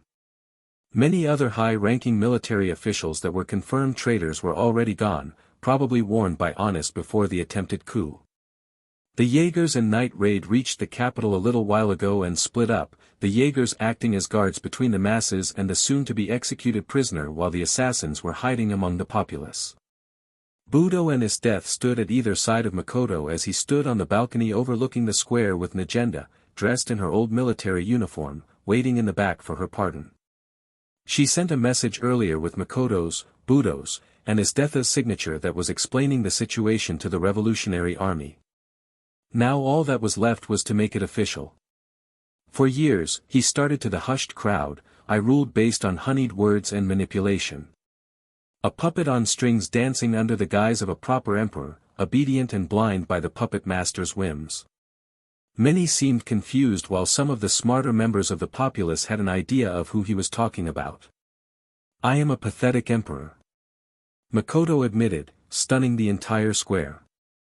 I had allowed myself to be lied to and manipulated while our nation became rotted and corrupted. Poverty, disease, famine, a civil war that I once thought was because they wished to usurp me. Then, one night, I learned the truth. I learned who was the puppet master and I decided, no more. Honest, the former prime minister, admitted to the assassinations of my father and mother and planned to put me into a comatose state in order to keep his self-indulgent lifestyle. Many that once kept silent out of fear of Honest had found their voices and began cursing the man and his actions. If evidence of his crimes were easier to obtain, I would have had him executed by now for his treachery. However, the depths of his betrayal does not stop there. He was apparently an agent for a mysterious cult that seeks to conquer the world. Not just our empire, but the whole world. The people now became scared at the thought of such a group, but now Makoto could start with the good news. Honest would have succeeded in his coup if it weren't for this brave soldier. That's my cue. Negenda thought as she proudly stood straight and marched toward the balcony, once again surprising many people. Negenda was a former general that defected from the army when she became sick of the corruption that tainted everything it touched. The Revolutionary Army fought this war because they had no other way to try and save this nation, not when its leader was trapped in honest stranglehold. But now, I can finally declare this. Honest is a traitor to the crown and to the people of the empire and is now the most wanted man in this nation. That announcement gained a thunderous cheer. I also now offer a full pardon to any and all members of the Revolutionary Army. He turned to Budo and nodded, prompting the man to pull out a saber that was now presented to Negenda. Negenda, should you accept it, you will be welcomed back into our ranks with your previous status as general returned. The crowd hushed and waited, watching as Negenda took up the blade. I return to the service of the empire, she loudly announced, and I shall not rest until I deliver unto you honest. In chains or in pieces. The crowd erupted at that, cheering on their new champion. This same offer is open to the whole of the Revolutionary Army, should they wish to join. Makoto told his people. Now, unfortunately, Honest has disappeared and we need to hunt him. Until then, the people in chains before you are traitors that sided with the former Prime Minister. The prisoners were sweating the entire time, a couple soiled themselves, and were struggling to free themselves ever since Makoto announced Honest's treachery. It may not be much, but I ask that you be content with this for now. Aizu then marched out to the first chained prisoner, unsheathing his blade and holding it up. For the crime of treason and embezzling taxes, I order thee to be executed. The man screamed for only a second before he was decapitated, earning another round of cheers for just punishment, a process that continued to late in the afternoon when they were finally done. Time skip, under the palace. Now let's start this back up. Again. Ichigo sighed, this being the second time he had to do this setup. With the assembly done, Ichigo took both Night Raid and the Jaegers to Night Raid's former hideout since pretty much everyone was now joining in the fight against the Quincy, and with an army of those to fight later Ichigo was going to need more Shinigami. Shiel, Bullet, and Daidara were surprised at the news but obeyed their superior like Merrick did and assisted with the cargo humans couldn't see. It took them hours to dig out the new underground base but it was assembled. So, is this where we'll be having our meetings? Isdeath asked as she and Negenda made their way down. Quite spacious. Very useful for training purposes. She then saw the other Soul Reapers in training. Of course you'd become one Daidara. Good to see you again. This shocked Daidara but before he could do anything, Ichigo activated the spirit projector and made the spirits visible to those that couldn't see them. Bro Bullet. Shiel. Most of the Night Raid members cried out as they flocked to their friends. Ichigo gave them the time to enjoy their reunion and sent a report to Kisuke, telling him and the rest of the Godii about the current situation. The leader of this Quincy army could fight on par with me and now he likely has Taiga users as well. He said, typing away the final paragraph of his report. I'm now going to recruit more from the members of Night Raid and Jaegers to help me in this war because I can't afford to stay an impartial party. This is now my problem. He clicked send, sighed, then turned to address the assembled group that finally quieted down. Okay, as you may know, I can't just stay out of this anymore. The Quincy are my enemies and I need more allies to fight them. If you die in spirit form, you die permanently and I can't promise this will be any easier than when you were fighting other Taigu. Users. You mean there might be more people like the guy that almost killed you? Tatsumi asked in shock, disbelieving anyone could actually match the insanity that was Ichigo's power. Just like with Taigu, certain abilities defy logic and reason. I won't lie, this is going to be many times more difficult than when you only had to worry about his death. Wave and Tatsumi were about to speak up before Ichigo raised his hand. Stop. I won't force anyone to take on the burden of being a Soul Reaper, and before any of you try to volunteer I want you to be absolutely sure this is what you want. He pointed to the stairs. Stairs were less risky than ladders. Now go. Think it over for a few days. With that, the group began to leave, Akame sticking behind long enough to leave a note for the hybrid. Notice, incoming package from your favorite captain. A computerized voice of Kisuke called out, somehow not surprising Ichigo that he did something like this. He turned to see a large cylindrical pod with a bunch of wires, plugs, and a single red light that was moving around the pod like an eye. On the pod was a note that said, "Connect to everything." With hesitation Ichigo did so, and the moment he connected it to the spirit projector, Stylish appeared. "Ah! Much better," the scientist said, looking like a green hologram. "The latest in Soul Society's AI technology, STY0068, Stylish. I'm at your service Ichigo Kurosaki." Ichigo was looking at this with utter confusion. "I understand the confusion, sir, so I shall stylishly explain." He then took a hammy and dramatic pose. "After you sent me to Squad 12, Mayuri Kuratsuchi took his time to painfully extract all of my knowledge and then turn my mind into an artificial intelligence to pick up the slack of your neglected science practices. After many iterations of this mind, many Mayuri made to simply torture for test purposes, he finally created me. A completely obedient program to help you in the matters you either can't understand or don't have the time to do." Ichigo then pointed to the pod. "That's where my main processor is, my remaining flesh and brain. I'm in constant agony," he said with a chipper attitude, disturbing Ichigo a little bit. "I don't think I want to open that pod." The hybrid immediately decided. "Palace Tower, Akame's room. Come to my room at midnight," was the note Ichigo got from Akame, and her room was where he was headed. Some would think of something naughty, but Akame never once struck him as that kind of girl. Chances are she already made her decision and didn't want anyone to try and convince her otherwise. He'd have to make sure she knew what she was getting into, but he wouldn't exactly turn her down either. He soon reached his destination, a room on the second floor of one of the towers, an entire floor reserved for the new special unit that would be formed.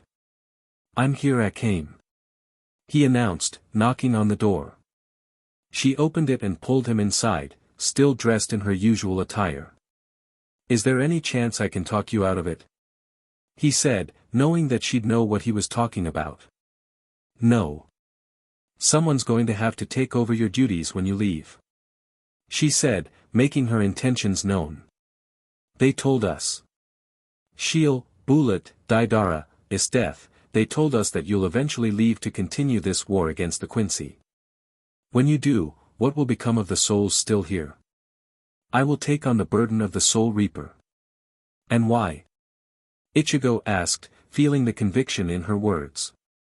"A desire to help lost souls, or your penance for all the lives you've ended?" Akame didn't answer, but it was easy to see that the latter was the likely reason. "Are you really sure about this, Akame?" She nodded. "Fine. I accept you as my successor as Shinigami of this world. Maybe your friends that survive this will join you so that you aren't entirely alone," he thought to himself as Akame walked up to him. "Good," she said before pulling him down and kissing him deeply. When he pulled back, he saw a deep blush painting her cheeks. That's my thanks for saving my sister. It wasn't my first kiss, but this is the first time I've tried this after a less than consenting experience." "So why?" he asked, seeing her tremble slightly. "Likely experiencing some bad memories." "I'd rather be memorable than forgotten," she answered, shyly looking away. Ichigo reached down and took a gentle grasp of her chin. "Then let's make this memorable," he said before kissing her. Continued in other awakenings. Ichigo was standing on a balcony in the palace, shirtless and taking in the night air to reflect on the impact he was leaving on this world and how he'd be leaving the people to the aftermath. Akame was soundly asleep in bed, tired from a vigorous night of memories she felt was owed to both of them. The hybrid was about to return to bed when he felt a strong Ryatsu, one belonging to a Vasto Lord. Summoning Zangetsu to his hand, he immediately flashed over to the area where he felt the presence, back to Night Raid's old base. "Alright, show yourself," Ichigo ordered, getting ready to draw and release his Shurikai. He was answered when a clawed-webbed hand with spiked protrusions on both sides wrapped around the door frame and the hollow revealed itself, definitely a vasto lord and female from the looks of it. Her mask was like a wide and blunt shark's head, though it left her mouth exposed, revealing rows of shark teeth ready to tear anything apart, and a wild mane of gray hair flowing down her back. In the middle of her back was a shark fin, and her body was segmented in gray and mocha-brown tiger stripes with gills along her ribs. The most curious aspect of her was the occasional spark of electricity arcing across her body, fairly intelligent eyes, and a golden pendant hanging from her neck in front of the hollow hole in her heart. A feral vasto lord? Ichigo thought with concern as he got ready to fight. She immediately disappeared in a flash of and got a foot in front of him, not in a predatory stance but more curious. She was sniffing loudly, getting closer and closer to him. Ichigo was concerned, but held out a hand for her. Ma. Sa. Ki. She said with tears welling up in her ink-black eyes before they turned a feline green, shocking Ichigo with the mention of his mother. Author's Rift. And done. I said, typing the last bit. Last OC, and all I have to do is have her explain her backstory next chapter and pray people won't bring up how similar she is to Harabel. After the lemon for Akim and Ichigo. Wacky said, reminding me to write that. Think I'll also write a three-way involving his death. Wanna help with that? Sure. Could be fun. A door opened and last Kenpachi came out, looking exhausted from the horrifying images in his mind. Hey LK. Think Ichigo would be the top or the bottom? I called out. Oh God, why? The cyborg cried out as he retreated back to the room. You're not gonna stop that, are you? Wacky asked me. Last time. I swear. I was just really irritated about the Rias complaints. I tell people to either give me Zanpakuto ideas, script ideas, or guess who might join Ichigo's harem. Failing that, they tell me what they thought about the chapter. Instead, I got haters for potential Rias bashing. This happens again, I'm going on hiatus for the rest of the year. Don't even joke about that. Wacky warned. I'm not joking. Last Kenpachi can deal with them. Wartime preparations. Flashbacks, Hollow's POV. Finding her. Hunger. That's what I remember feeling the most in my life, or rather my afterlife. I can't remember how I died or even when, I just remember wanting to see my family. To tell them all the things I wanted to but never had the chance. I remember eating people with chains on their chests, monsters with holes in their bodies. I was hungry and wanted that burning pain to end. When I finally found my family, I almost felt satisfied. I held on to enough of myself to avoid thinking of them as food, but I couldn't help but think of how tasty my sister would be before becoming disgusted with myself. I didn't struggle with that problem for long, when I watched them all die in an accident. It was hard to believe. One day they were laughing, praying that I find rest, and the next they were gone. I drifted around for years, most of my memories fading with the need to feed my endless hunger. I started caring less and less as I never felt satisfied no matter who or what I devoured, the clear vision of my sister's disappointment in me slowly fading as she herself faded in my mind. Souls, hollows, Shinigami, plenty of Shinigami hunting me and calling me the static shark. It made no difference, I was hungry for them all. That stopped when I found her. I was following a particularly delicious scent, charging my electrical power to stun and devour whatever it was, only to freeze when I found her. She looked so much like my sister I swore that it was her living in the flesh again. She was practicing archery with this glowing bow and she smelled so tasty, but I wasn't hungry. I just wanted to talk to her. Protect her. Love her. Be a sister again. Meeting her. I was watching her for a long time, staying at a distance and always out of her sight. I had barely eaten anything but the occasional hollow, but I didn't care. I was watching over her, making sure she stayed safe. I always tried to look out for my baby sister, but I failed her when I died. Now I had a second chance and I wasn't going to blow it, not again. I only wished I could have reached out, to say, hi, and, let's be friends, to be able to laugh and play with her. One day, luck seemed to be on my side while I was trying to find a quick snack. The pain of hunger was so distracting that I had to leave my sentry post to try and sate it, going to places I once avoided out of fear because of the power that I sensed and realization that the beings there knew when I was there. I saw them watching me from the corner of their eyes, daring me to take a step further than where I was. I was drifting near one such place, a shabby little shop somewhere in the city, when I heard someone wearing a bucket hat and wooden clog shoes talking about a prototype body. One that was supposed to suppress all erasure and be virtually untraceable by almost any means. I sounded almost too good to be true, but I didn't care. Moving with all the electrical power in my being to be like lightning, I stole a mannequin figure that he left out of his shop one day. Gut instinct told me that it was the body I was looking for.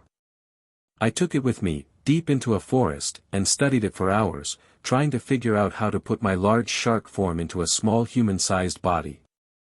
Suddenly, solely by accident and poking it, I was absorbed into the body. The next instant, I realized that it worked and had a human body. Sure, I was naked, but I didn't care. I was human again, and that meant I could finally meet that girl in person. After spending another few hours trying to figure out how to exit my new body, I succeeded and went to a clothing store to pick out an outfit. Stole several different sizes because I had forgotten what my sizes were, but I succeeded with a dark blue shirt and jeans. I found a pond and looked into my reflection, seeing my dark skin, green eyes, and gray hair. I could say that I dyed my hair, but I was as I remembered being. I decided to make my move the very next day, finding her near a bakery. I took a few calming breaths and joined her, asking about what her favorite baked goods were. She told me that she's never been to that bakery before, and I suggested that we try it out together. It was the first time I had eaten in 3 days and the first time in years that eating gave me a sense of satisfaction. We talked, we laughed, we had a good time, but she eventually had to go home.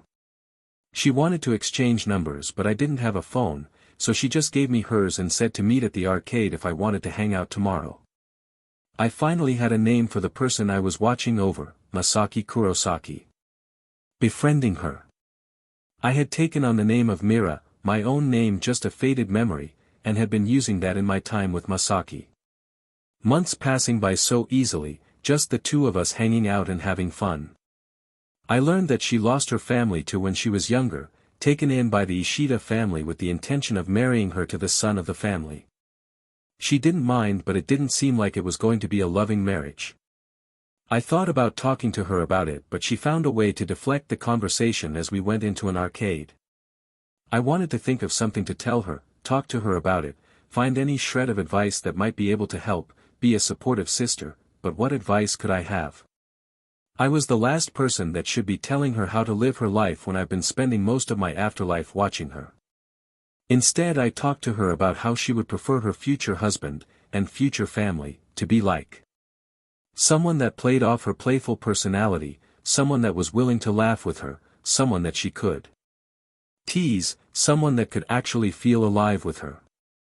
I told her that given enough time and she could make her husband just as cheery as her, it was hard to hate someone like Masaki Kurosaki, and her children would be just as delightful. The next thing she said proved to me that Masaki was a being full of love and joy that makes everyone around her smile. Especially if they have their Aunt Mera stopping by. I was stunned when she said that, felt like my heart was in my chest and beating with life again. Could I be part of a family again? Could I have the privilege of being an aunt? It was everything I wanted.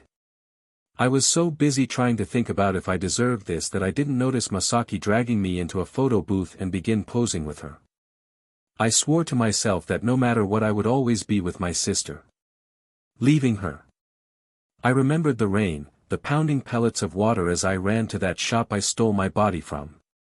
I was so hungry that I left Karakura in the search for prey, something removing all the sufficient souls and hollows to sate my hunger that I needed to hunt somewhere else. I was gone for just 3 days when I felt something wrong in the air, something that happened to Masaki. I rushed as much as I possibly could, flying like lightning to reach her, praying that she was all right. I promised that I would protect her, that I'd keep her safe, and nothing scared me worse than thinking I failed her. I clutched the pendant on my chest, a small thing that held a picture of the two of us making a heart with our hands, and prayed to whatever god was listening that Masaki was safe. The man in the hat and clogs was at the entrance, looking directly at me. He told me that he knew the entire time what I was, where I was, what I was doing, and he used me to test out an experimental Jigai, the body I was using. I was his guinea pig, but I didn't care. I had to see if Masaki was safe. He stopped me by telling me that I was the last person she needed, that she was attacked by a hollow and just barely survived, and that if I was to spend any more time with her then she might be vulnerable again. My presence as a hollow might affect her again and it might just kill her. He also told me that he needed to rewrite Masaki's memories of me as well, since she knew I was the hollow watching her as well. I lost a sister yet again. I dropped to my knees, not sure if the wetness on my face was the rain or my tears.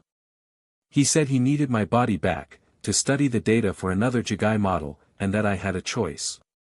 I could stay and let him put me down so I wouldn't have to suffer, or I could run. I ejected myself from body and ran, taking only that small picture pendant with me. I remembered the pain of that chain on my chest eating itself away. I remembered promising that I would rather die than let Masaki get hurt if I could prevent it. Losing my sister again hurt worse than my transformation into a hollow. And I would suffer it again and again for eternity if it meant Masaki was safe. End flashback, former night raid base, with Ichigo.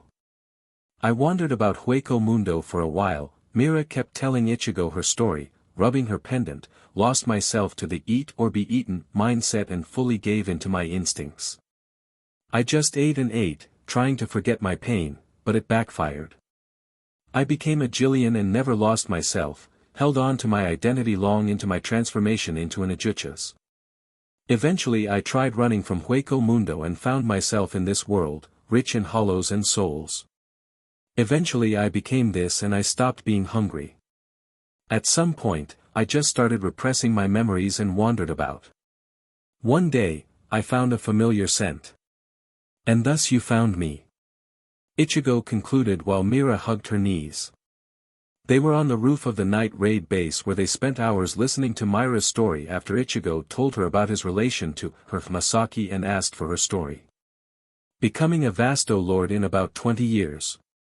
That's an impressive accomplishment. Mera smiled sadly. I'm glad to hear Masaki's doing good, but it's probably for the best that I don't go back. Mera looked at her clawed hand, thinking of all the souls she had devoured in her attempt to run from her pain. I'm a hollow and soul reapers kill hollows. She rose to her feet and spread her arms out, waiting for her coming execution. I won't fight. I've been running from my sorrows for too long. I'm tired. Ichigo never once reached for either of his Zanpakuto and instead brought out an Aswachi. I won't be taking your life, nor will I be your judge. Ichigo said, making Mera slightly disappointed, before finding the hilt of the Aswachi pointed at her. Times have changed, Mera, and I need your help. Afterward you can face my mother for yourself, she'll be your judge. She was about to open her mouth to protest, but Ichigo stopped her. The hollow in her is gone. Now, it's just Masaki. If you really want to end it, let it be by her hand. After you apologize to her for your sins.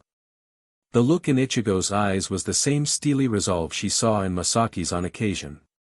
The boy may not be as cheerful as Masaki, but he definitely had her fire. Very well. She said as she took the sword. What must I do? Neutral meeting ground. It was noon the very next day when Makoto got a letter from the Revolutionary Army declaring the intent of the leaders to sit down and negotiate.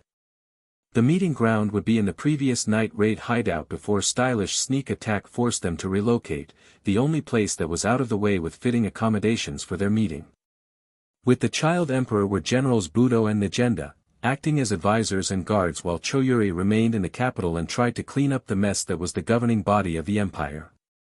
Now here Makoto sat with people that were once his enemies and now his hopeful allies. He could only pray things worked out in his favor, for the sake of the Empire. This meeting is now come to order, the Lord of the Path of Peace declared, serving as mediator for this event, may calm heads guide our actions here today. The Lord arrived with an entourage of his followers shortly after the mass execution of the corrupted officials and helped with keeping the peace as several systems were in disarray as a result of said executions. They may have been corrupt, but it left several gaps that needed filling and some positions still hadn't gotten suitable replacements. I'm only going to say this once. Makoto, a tanned, scarred, and grizzled man in armor told Makoto with steel in his voice, the only reason we're even bothering with this is because we all know how vile Honest was. You were his puppet and the instrument of so much death. Makoto was prepared for the hate, but to hear it so openly reminded him of just how badly he failed his people. If you think you can buy us off with high positions and forget your sins, then you're no different than Dash. What truly bears the blame for the act of killing? Najenda coolly interrupted, lighting a cigarette and releasing a puff of smoke. Does one blame the knife that cut a throat or was stabbed into a back? Does one blame the gun that shot a bullet into a head? Does the soldier bear the blame for the orders of a general? You said so yourself, His Majesty was a puppet. A puppet that is now free. Doesn't that mean he deserves another chance? The man actually glared at Najenda, but his tongue was stilled. Of course it does. A fair-skinned man with gray hair sighed, looking far more sympathetic to the young monarch. Makoto may have ordered the executions, but anyone could see that it was always to please Honest, who kept him under the delusion of being a good ruler. My main concern is if he really is free and not being manipulated again, or have we all forgotten the existence of the Shinigami Najenda reported to us? The man looked to his associates, demanding an answer. Yes, the Soul Reaper, a red-haired woman with glasses said, the one that appeared, bested the strongest people of the Empire, and shortly after his appearance the Empire started to see a change. Chances are that everything that has happened can be linked back to that Reaper, so do we have the pleasure of his company? For that matter, where is his death? Since you know about Ichigo, you should know that this cult that seeks to conquer our world are his enemies. Makoto said, speaking up for the first time in the meeting. General Death and Ichigo are preparing for war. Under the palace. So, are you all sure about this? Death asked as the forces of Night Raid and the Jaegers stood before her. You can still back out. She was supposed to play the role of the kind leader that wouldn't pressure the troops until Ichigo returned from aiding his latest Arrancar's transformation. At her side was Akim, who made her decision final yesterday, and Kurome, who instantly joined her older sister the moment she came down to the underground base, while the rest of the Taiga users still had their options. I thank you for everything you've done for us, General, but I'm done.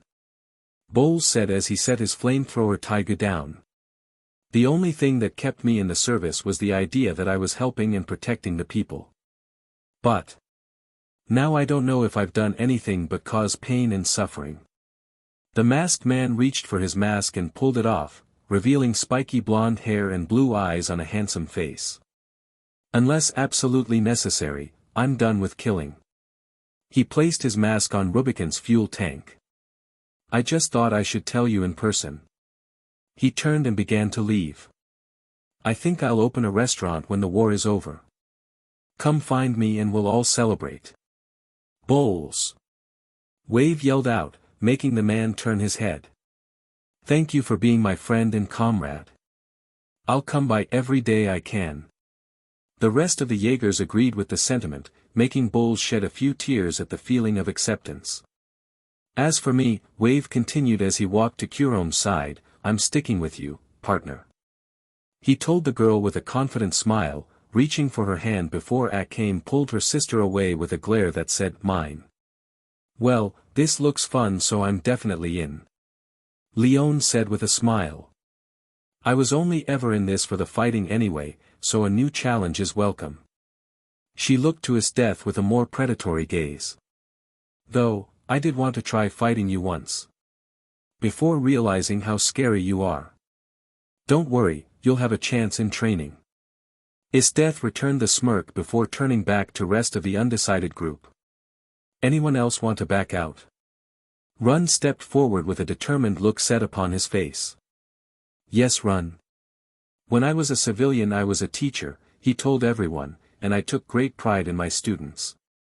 Then one day I found them, all of them, raped and murdered, but my village buried that incident because they didn't want anything to tarnish their good reputation. Everything I've done was to hunt that bstrd clown down. He pulled out a wanted poster of the clown that was with Sayura. Everyone from that incident that joined the Quincy had a wanted poster. I want to watch him get dragged into hell. And after that? Ichigo asked as he appeared, having finished his part in transforming Mera. What about after you get your wish? Run gave a sad smile. You can dash. Go back to being a teacher. Ichigo interrupted him. You're not making a deal with the devil, you just want justice to be done. When that is done, go back to being a teacher. Run was surprised but smiled and nodded, joining the other members of the future Shinigami. Tatsumi, now's your choice on whether you continue the fight or not. Mine and Chelsea aren't going to cut it. Ichigo said, infuriating Mine while Chelsea glared at Ichigo. What do you mean aren't going to cut it? Mine roared. I'm just as dedicated to saving this dash. Everyone was silenced when Ichigo unleashed his Ryatsu, reminding them of what kind of power Ichigo has. Do I have your attention? Good. The reason why I'm cutting you two out of the running is because even the assassins of the Shinigami need more strength than either of you two. That position will be filled by Mez and Suzuka because training you two up to par would take too much time that I don't have. IchigoXEsdeath looked to the two girls that were furious at the claim, but facing the kind of power Ichigo had didn't leave them the ability to argue. Your abilities may be useful on the living front, but you'd just be a liability fighting against Quincy. That's not to say that the Empire won't have need of your services. IchigoXEsdeath spoke up when Ichigo dispelled his Ryatsu. Assassins will always be needed, though any affiliation with the Empire will be denied. But I'm sure we can find something for you to do. If they can sing and dance then they can be idols. Everyone looked to Ichigo, confused. Female song and dance artists, really popular where I'm from. Look, they can try to boost morale and whatever else it is that they want, and use that cover to continue their assassinations. There are always going to be people that need to be removed. IchigoXEsdeath continued, now in familiar territory of killing troublesome people. Especially in the delicate future the Empire has. She then turned to Tatsumi. And what about you, Tatsumi? Tatsumi looked down and thought about his decision. I came to the capital to join the military and send money back to my village. I joined Night Raid after seeing how corrupt the Empire was and wanted to try and fix it. Now that the Empire is changing, I might go through with my original plan to become an officer of the military. But I can't just do nothing with this new enemy threatening the peace. He looked back to Ichigo and IchigoXEsdeath. I'm Dash. I'll talk to Budo. See if he won't take you on as an apprentice when this is all over. IchigoXEsdeath suddenly said, completely ruining the mood. Welcome to our team, try not to die. Tatsumi did an impression of a goldfish for a while before Leon pulled her to their side. Wasn't there one more member of Night Raid? Lubbock's dedicated to Negenda. Akim answered the general. The moment he found out about Negenda's return to being a general, he threw himself into lightening her workload. I haven't seen him since yesterday. Okay then. Ichigo said before clapping. Let the torture training begin. Back at the negotiating table. There's still a lot of damage from the war and corruption that still affects the Empire. The armored man continued. We sent a few spies and scouts to examine the damage from when the Soul Reaper fought, the capital with minimal damage, the northern territory which now has a ravine in place of much of the forest and two hills, this very location which is almost as bad as the north, the capital again with one of the Jaegers, but the worst was at Teloch. We got a report that the Shinigami fought a Quincy in that area and the result was described as, if every Taiga user had an all-out brawl. But that was between just 2 fighters. What are you or the Shinigami expecting from us? I doubt anyone less than an experienced Taiga user would be sufficient for aiding in the fight against the Quincy, and even then it depends on the Taiga in question. Makoto answered, thinking about the little information Ichigo gave him about his scale of battle. Anyone lacking in physical ability would probably be a liability to him. Example, Negenda took over. Mine is an excellent sniper and skilled with pumpkin, but is one of the physically weaker members of Night Raid, so Ichigo would rather see her put to use elsewhere. Tatsumi is one of the least experienced Taiga users but has an astounding growth rate, so he's a likely recruit. So no, we won't be taking any more to be part of the spirit battles as one might say, Makoto continued, but that doesn't change the current needs of the military. We need to re-establish our security and build enough for a relief unit in case the fights get a little out of hand. But none are more important right now than scouts and spies. I imagine that they would be dedicated to the Quincy front. The woman asked, getting nods from the Empire leaders. We know the threat they represent, so finding them is our first priority. We need to know what they are planning. Quincy base. Yes. This one will do nicely. Dorothea, now in a Quincy-styled lab coat, smiled as she observed her latest creation, a human soldier that was mixed with an insect danger beast, locked in a glass tank with a bunch of tubes pumping a foul red ooze into the monster within. Now, what should I experiment with next? Her hands cackled with electrical energy as she combed through a list of danger beasts, walking past row after row of giant glass tubes holding a different abomination of nature. She giggled to herself, looking at the dozens of incubation chambers holding a chimera of her design and the hundreds more that have yet to be put to use. Oh. This is annoying. She sighed, noticing a problem in one of the supply reports. What is? In Shin, now wearing more white as well, asked as he met up with his comrade. Well, in Shin, according to these latest reports, I'm starting to run low on feed. Dorothea sighed.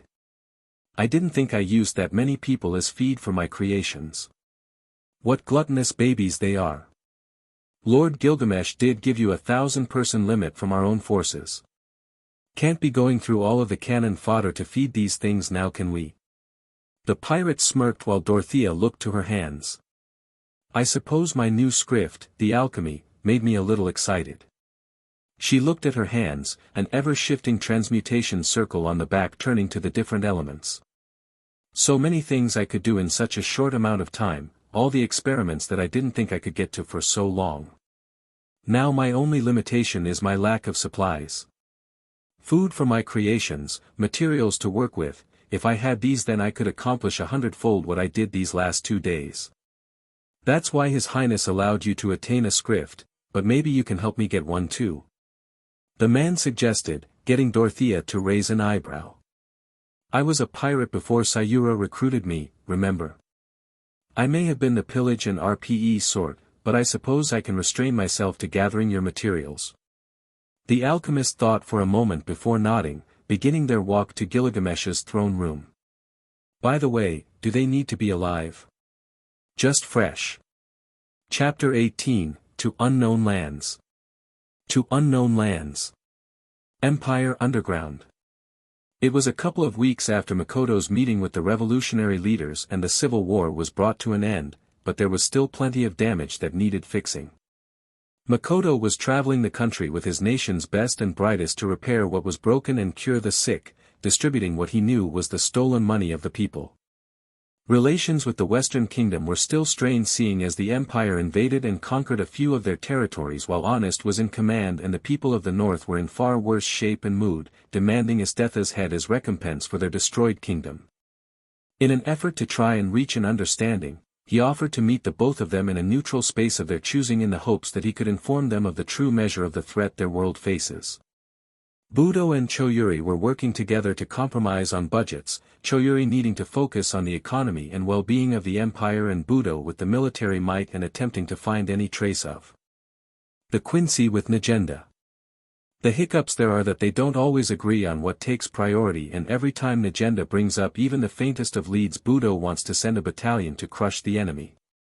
Eventually Makoto had to make it an order that the Grand General focus on strengthening their forces while Negenda handles the hunt for the Quincy, and when she finds anything definitive she'll then inform Ichigo or his death, since they were the leaders of the spirit unit. At the moment they heard nothing but rumors and hearsay, often around port towns and villages near forests. One of the most consistent rumors is that a small band of people go from place to place and put a dent in aggressive danger beast populations and offer any homeless people a place to live. So far Negenda has not yet been able to find any pattern to where these people may show up next, which leaves Spirit with nothing to do but train. I keep telling you to start your transformation into a Soul Reaper, Ichigo told a panting Aizu, you won't be able to beat me like this. The swordsman took a breath and charged at the hybrid once again, determined to at least make him draw one of his blades, but every swing was either dodged or blocked with Ichigo's bare hands. Aizu was adamantly against that because he would rather die than betray his sword Kotetsu, which he thought he'd do if he took up an Aswachi. Ichigo could have killed him and then hold the swordsman to his word, but the hybrid wasn't sure if Makoto needed Aizu to execute any new criminals, and bringing in Jigai seemed like a slippery slope with Tatsumi. Come on, take this seriously. Isdeath shouted from her area where she was doing a 3-against-1 sparring match against Bullet, Shiel, and Daidara.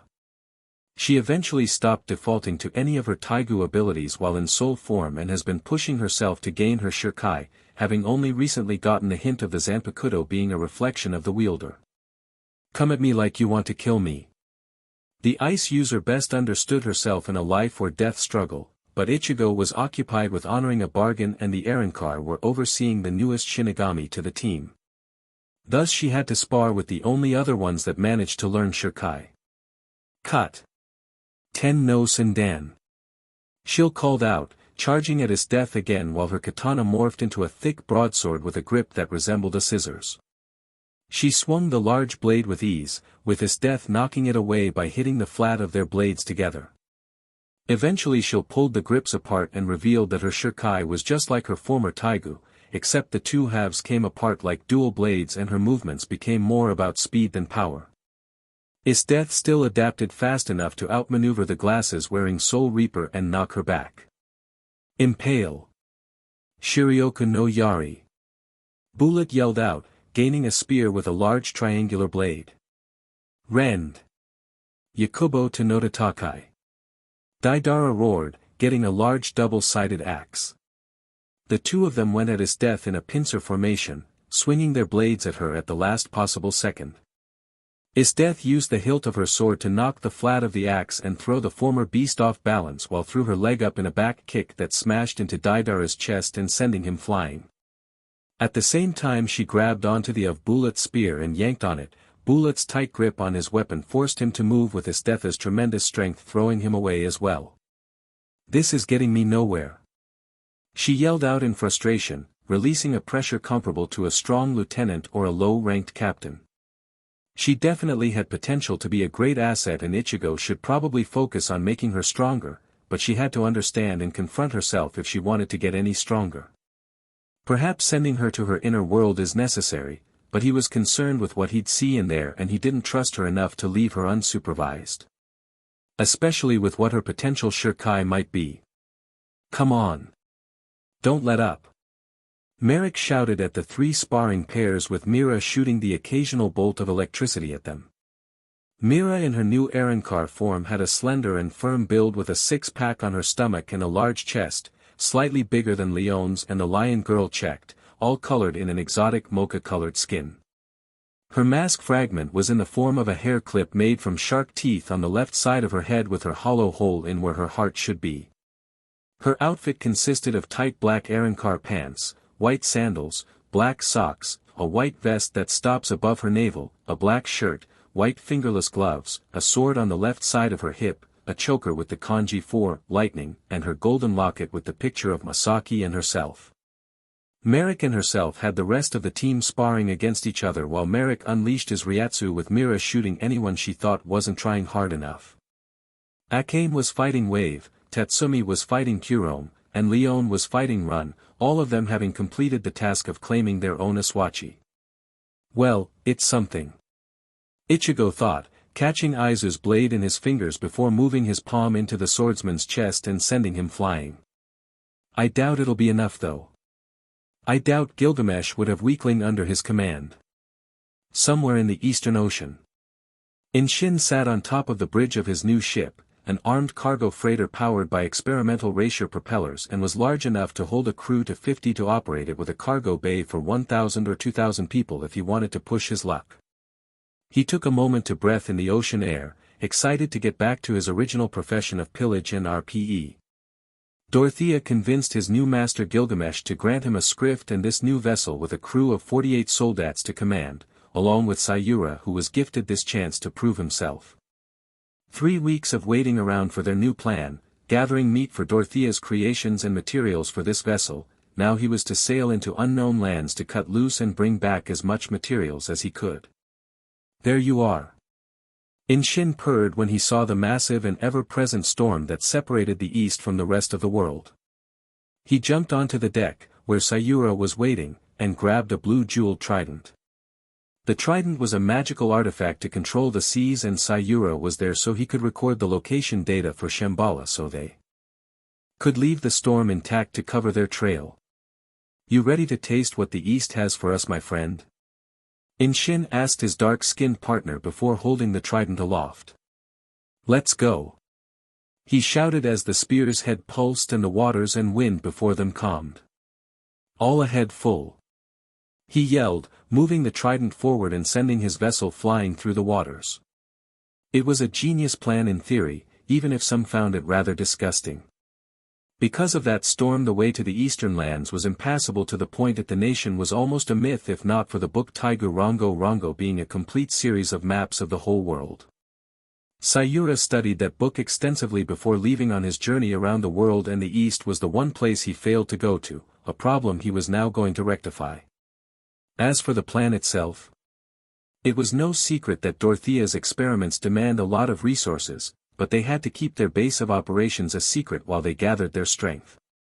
So they aimed for the one location where the Soul Reaper wouldn't be able to track their Racier, the eastern nation, where they could gather all the food for the alchemist's chimeras that she would need. Nothing could go wrong for them. Except for a single scout ship that found the calm waters and wondered on its significance for 20 minutes before the storm resumed. Empire Palace, War Room. News of the strange weather phenomenon reached the capital 3 days later, calling a meeting of the leaders of the capital and Ichigo Kurosaki. Every record the Empire had on that region of the sea never once had a case of calm waters, and with the only taiga that could have had any part of that being in the possession of the Empire, the only other conclusion was that the Quincy had begun to act. So now the Emperor, the generals, and Navy admirals privy to the situation were meeting in the room with a large copy of the map of the eastern nations and territories. Okay, here's what we actually know, Budo started, holding up Rongo Rongo itself. Though the knowledge we have is thousands of years old, we do know that there is land to the east, we have a translation of what is likely the language of that nation, and that nation is actually connected to the origins of the Taiga Murasame. We know that the Quincy are heading to that location but we don't know why. Shinigami, do you have any ideas? Ichigo stood up and addressed the gathered officials. If I had to say, they're recruiting people and maybe even danger beasts. The ancient Quincy king, Yawach, could make normal people into Quincy by sharing a part of his soul and empower them to become Quincy. Since that was 1,000 years ago, I don't think it's outside of the realm of possibility for them to somehow figure out how to do it without Yawach present. Especially since that BSTRD is still alive. He's not in this plane, I would have sensed him. The hybrid quickly said when Budo started to raise his hand. So we're suspecting that they're trying to bolster their numbers by gathering people and animals in a foreign land. IchigoXEsdeathXAkame surmised, her own tactical mind working to piece together the puzzle before her. They still have the Taiga Shambhala, which can teleport to pretty much any location, but I'm guessing it requires a lot of energy for distance and numbers. Meaning if we want to stop this before it gets out of hand then we must act now. She looked to Ichigo, expecting a bad answer to her next question. Do you think any of Spirit is ready for the fights to come?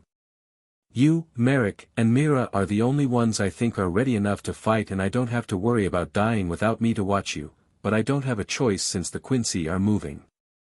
So here's who I'm taking for this mission, IchigoXEsdeathXAkame as my second in command, Wave for his naval experience, Akim for her sword skills, and Mera. Admiral, prepare us a small vessel that can hold enough supplies for a month at sea, and I'll see if I can't make an electrical engine. 2 days later, Eastern Seas. Man! Day 1 and what a haul! Shin cheerfully shouted as he checked out the cargo bay, 300 able-bodied people bound in chains with coolers holding more body parts from the people's dead comrades. Shin and Sayura were expecting hostilities as unknowns, especially when they begin to pillage and RPE the village they'd come across, but they never even reached land when they got these people. They were already fighting each other by the time the Quincy found them. 2 opposing armies already tired and weak became easy prey for the Quincy pirate and his crew. But all those bodies only filled half of the cargo bay, the rest was used to house a massive sea serpent danger beast that attacked them while they were crossing the storm region of the sea. What was left of it at least? You'd think at least one woman would still be alive. Sayura complained, stuffing a female torso into a cooler. Haven't had any relief in weeks. But at least we completed our objective. Gonna need a bigger boat for next time. It's a ship, Sayura. Shin snapped, taking vessel terminology seriously. And yes, if we do this again then we'll need a larger ship to hold more bounty. Let's go topside and get you a decent landmark to get us back here. Sayura nodded, heading up to do just that with Shin following close behind. The vast waters surrounded them, only broken by 2 masses of land of the island nations and the canal dividing them. This is where the battle took place and their harvest began. When they return, they'll land and sample more of what this land has to offer. Sayura activated his Shambhala and the entire vessel disappeared from sight. With spirit. As he ordered, 3 days later, they had a vessel from the Imperial Navy. It was a scout ship with a single turret on the bow of the vessel and armored for light combat, not an issue for some of the crew but better safe than sorry. The outfitters installed the new electrical propulsion system while Ichigo attached the power cords to Mera to serve as their battery. Now they were a day and a half out at sea and covered 5 days' worth of travel otherwise. Ichigo had with him Mera to power the ship, IchigoXEsdeathXAkame who was trying to commune with her Zanpakuto, Wave who piloted the ship, Akim who did enter Jinzen, and mine, Chelsea, and Tatsumi. The last 3 were because Makoto wanted to establish diplomatic relations with the eastern continent and those 3 would serve as his diplomats. We should reach the storm region in another 2 hours. Wave called out over the roars of the wind and engine. Ichigo paid little attention as he kept watching IchigoXEsdeathXAkame, the subtle twitches of irritation giving away her current attitude. Whatever was stopping her progress was deep, subconscious rejecting herself deep, and after so many weeks of waiting for her to get to this point naturally his patience wore out. Alright IchigoXEsdeathXAkame, looks like we're doing this the hard way. He said as he got up and went over to the general, who opened her eyes when she felt him come near.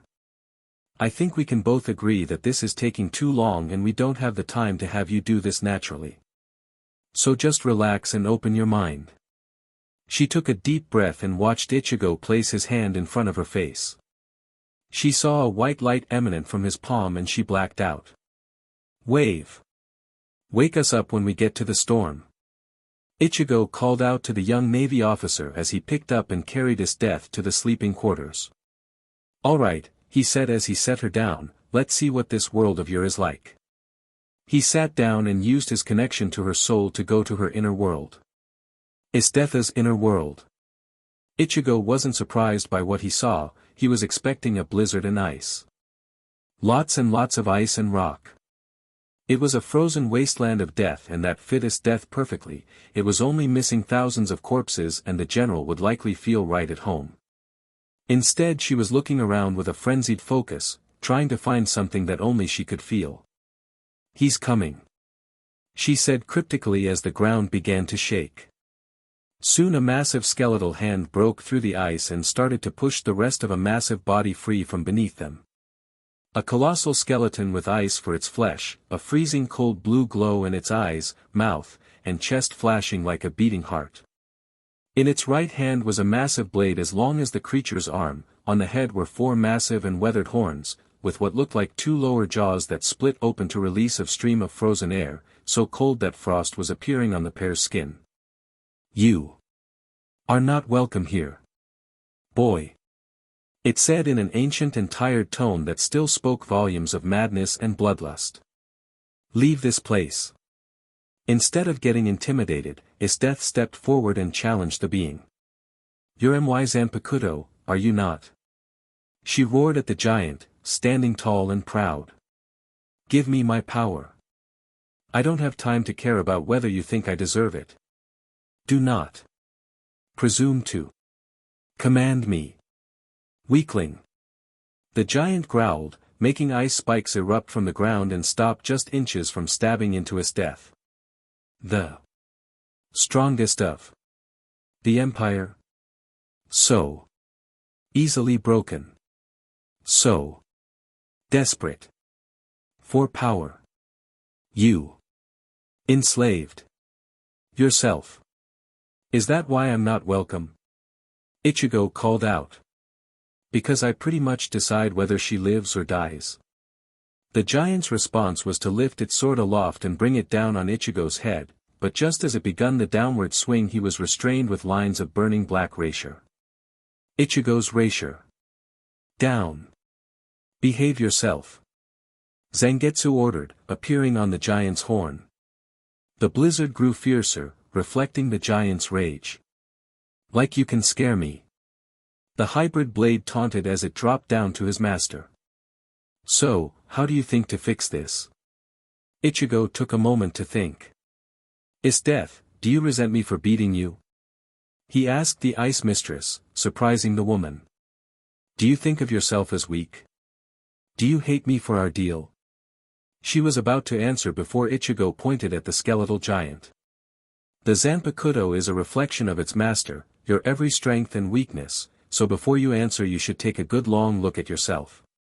She looked at Ichigo, then up to her Zanpakuto spirit who remained silent, then back to Ichigo. "Yes. I do," the general admitted. "I grew up on the concept that the strong devour the weak and I was the strongest of all before you appeared. Instead of killing me, you dominated me, then enslaved me for your war. It's humiliating, but I ignored that in favor of gaining more power and fighting greater battles. Even now, I burn to defeat you. But now I only want to do so under my own power." She faced the giant and unsheathed her blade. "If you are a reflection of my soul, then I now know how to hear your name." She settled into a battle stance. "I shall make you submit. Tane. Go." Everyone paused, hearing a new voice. Aptine, Higo. Ichigo went over to Isdeath and clapped with a flash of light. "Back on the ship. Captain." "Ichigo." Wave yelled out, breaking the pair free from their trip into Isdeath's inner world. "There's the storm." He pointed to the impassable section of the sea and everyone on board fully understood why the east had remained out of reach for so long. A massive funnel cloud so vast it could consume an entire city was above them and groups of competing whirlpools fighting each other with violent waves. Under normal circumstances, no one would be able to pass through and realistically expect to survive. This is where Ichigo and Isdeath come into play. "Freeze the waters, I'll take care of the sky," the hybrid ordered as the two went to the bow of the ship. Isdeath jumped off the side and focused all of her energy into freezing the water before her. Within minutes of freezing everything, many cracking and breaking into separate chunks before freezing again, the path before them was frozen solid and the effort showed with Isdeath panting from the feet. Ichigo helped her back onto the ship and pointed his gaze skyward. "Alright, let's try this again," he said, raising a hand up and created an aura into shape as a dragon's head with puffed up cheeks. "Yura Heido, Sonodo. Teppazatsu." He roared, chopping at the sky and making the dragon shot out its breath. The technique created a gust of wind so strong it pushed the ship out of the water, sent streams of ocean water and ice chunks into the air, and blew away the funnel cloud into nothingness. "Still need some work," Ichigo grumbled, rubbing his numb right arm. Impressive as usual, but how are we going to cross now? Wave asked, making everyone look ahead to the massive chunk of ice stretching for miles before them, completely impassable by sea vessel. Ichigo wordlessly held up his good arm and fired a nameless sokatsui that burned a canal in the ice with a large shikaho melting away the remaining ice between the ship and the canal. Of course he does. Wave mumbled as they weighed anchor and proceeded on their way. With Gilgamesh. How much longer until you can make your next trip? Gilgamesh asked of Sayura, who was kneeling before him with Inshin. The corpses were all but exhausted, but the sea serpent danger beast provided ample nutrition for the growing horde of chimeric beasts the alchemist was making, not that it would last forever. I have given you a much larger vessel to use and I expect 10 times the amount you brought back last time. Another 3 days my lord, Sayura told his master, it'd be unwise to rush Shambhala. I don't care about that trinket. Do whatever you have to limit the wait time and keep your cover. My monsters won't feed themselves on my men, unless they truly fail me. He left them with the threat hanging like the sword of Damocles over their heads. As he was returning to his study to indulge in some fine drink, his trusted second silently made his way to his master. Zaros, what news do you bring? It appears that the Empire has learned of your expeditions into the east and Ichigo has gone to lead them. The raggedly dressed hooded Quincy answered. The Empire is left without its strongest protectors. Do you have any new orders? Gilgamesh took a moment to think over this new information. Inshin and Sayura are not to be told, they need to prove themselves capable in a fight. Personally, I find most of these native mongrels to be completely disgusting and reprehensible. Bring me the fat clown and the singer, I'll be sending them to the capital. Maybe they can figure something out, and I hope that hybrid mongrel takes his time with killing that clown when he returns. You believe Ichigo will return from the east victorious? Zaros asked, seeing his master smirk. That mongrel will die by my hand alone. Anyone else are mere toys. Illustrated Guide to Forgiveness. Letting go. After making the choice to become a Shinigami, Kurome was confronted by Ichigo about the taigu she had. Truth be told, ever since she got clean from the drag she had the ability to see spirits, and all of them were the ghosts of people she killed. Each one accusing her, reminding her of her crimes, and the ones trapped within Yatsufusa crying out for release. It didn't surprise her when Ichigo called the taigu an abomination that must be broken, but he let it be to serve as Kurome's first steps toward paying for her sins. The first task was digging a grave for the sword, representing all of the lives it took and the souls it trapped within itself. Kurome had no help, only the occasional break for food and water, as she did the first labor of her penance. It would never be deep enough to all of the lives she ended, but it was a start. She started in the morning and ended as the sun set.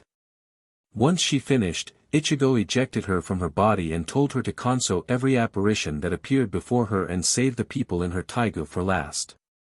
She looked each one in the eye and apologized to every last one as she sent them off. Okay. Finished. She panted, exhaustion hitting her hard from a long day of digging and a long night of console. The sun began to rise again by the time she got to the last soul. It's time I let you go. Natala. Kurome said, starting to tear up. Natala was a young man with short blonde hair and blue eyes with a mask over his mouth and wearing a white trench coat with knee-high boots. I know it was selfish, but Kurome did start crying for having to let go of her old friend she couldn't let die. He was with her through their assassination training and with her through many missions. He reached out to Kurome and patted her on the head, making her stop and look at him with tears pouring down her face. I forgive you, Kurome. He told her, removing his mask and giving her a smile. Besides, you got some good friends watching over you now. More importantly, you got your sister back. Kurome released a few more sobs before looking at Natala with a smile. Rest in peace. You deserve it. She tapped her Zanpakuto against his head and sent him on, dropping to her knees as soon as his soul was gone and being hugged by her sister. Ichigo took hold of Yatsufusa and held it skyward. He charged a Zero and wordlessly blasted the Taigu into oblivion. Kurome returned to her body, picked up the shovel, and began to fill in the hole. Now she had to bury her past. Akame and Ichigo didn't leave her side once. And neither did Kurome's new smile. Another war-torn country. With Ichigo and company. The hybrid stood atop the bow of the vessel, vigilant to any more sea monsters that would have attacked them and become the crew's meal as a result. IchigoXEsdeath stayed in perpetual Jinzen, fighting her Zanpakuto spirit for the ability to summon her powers, while Akim continued to study the language of the eastern continent within Rongo Rongo.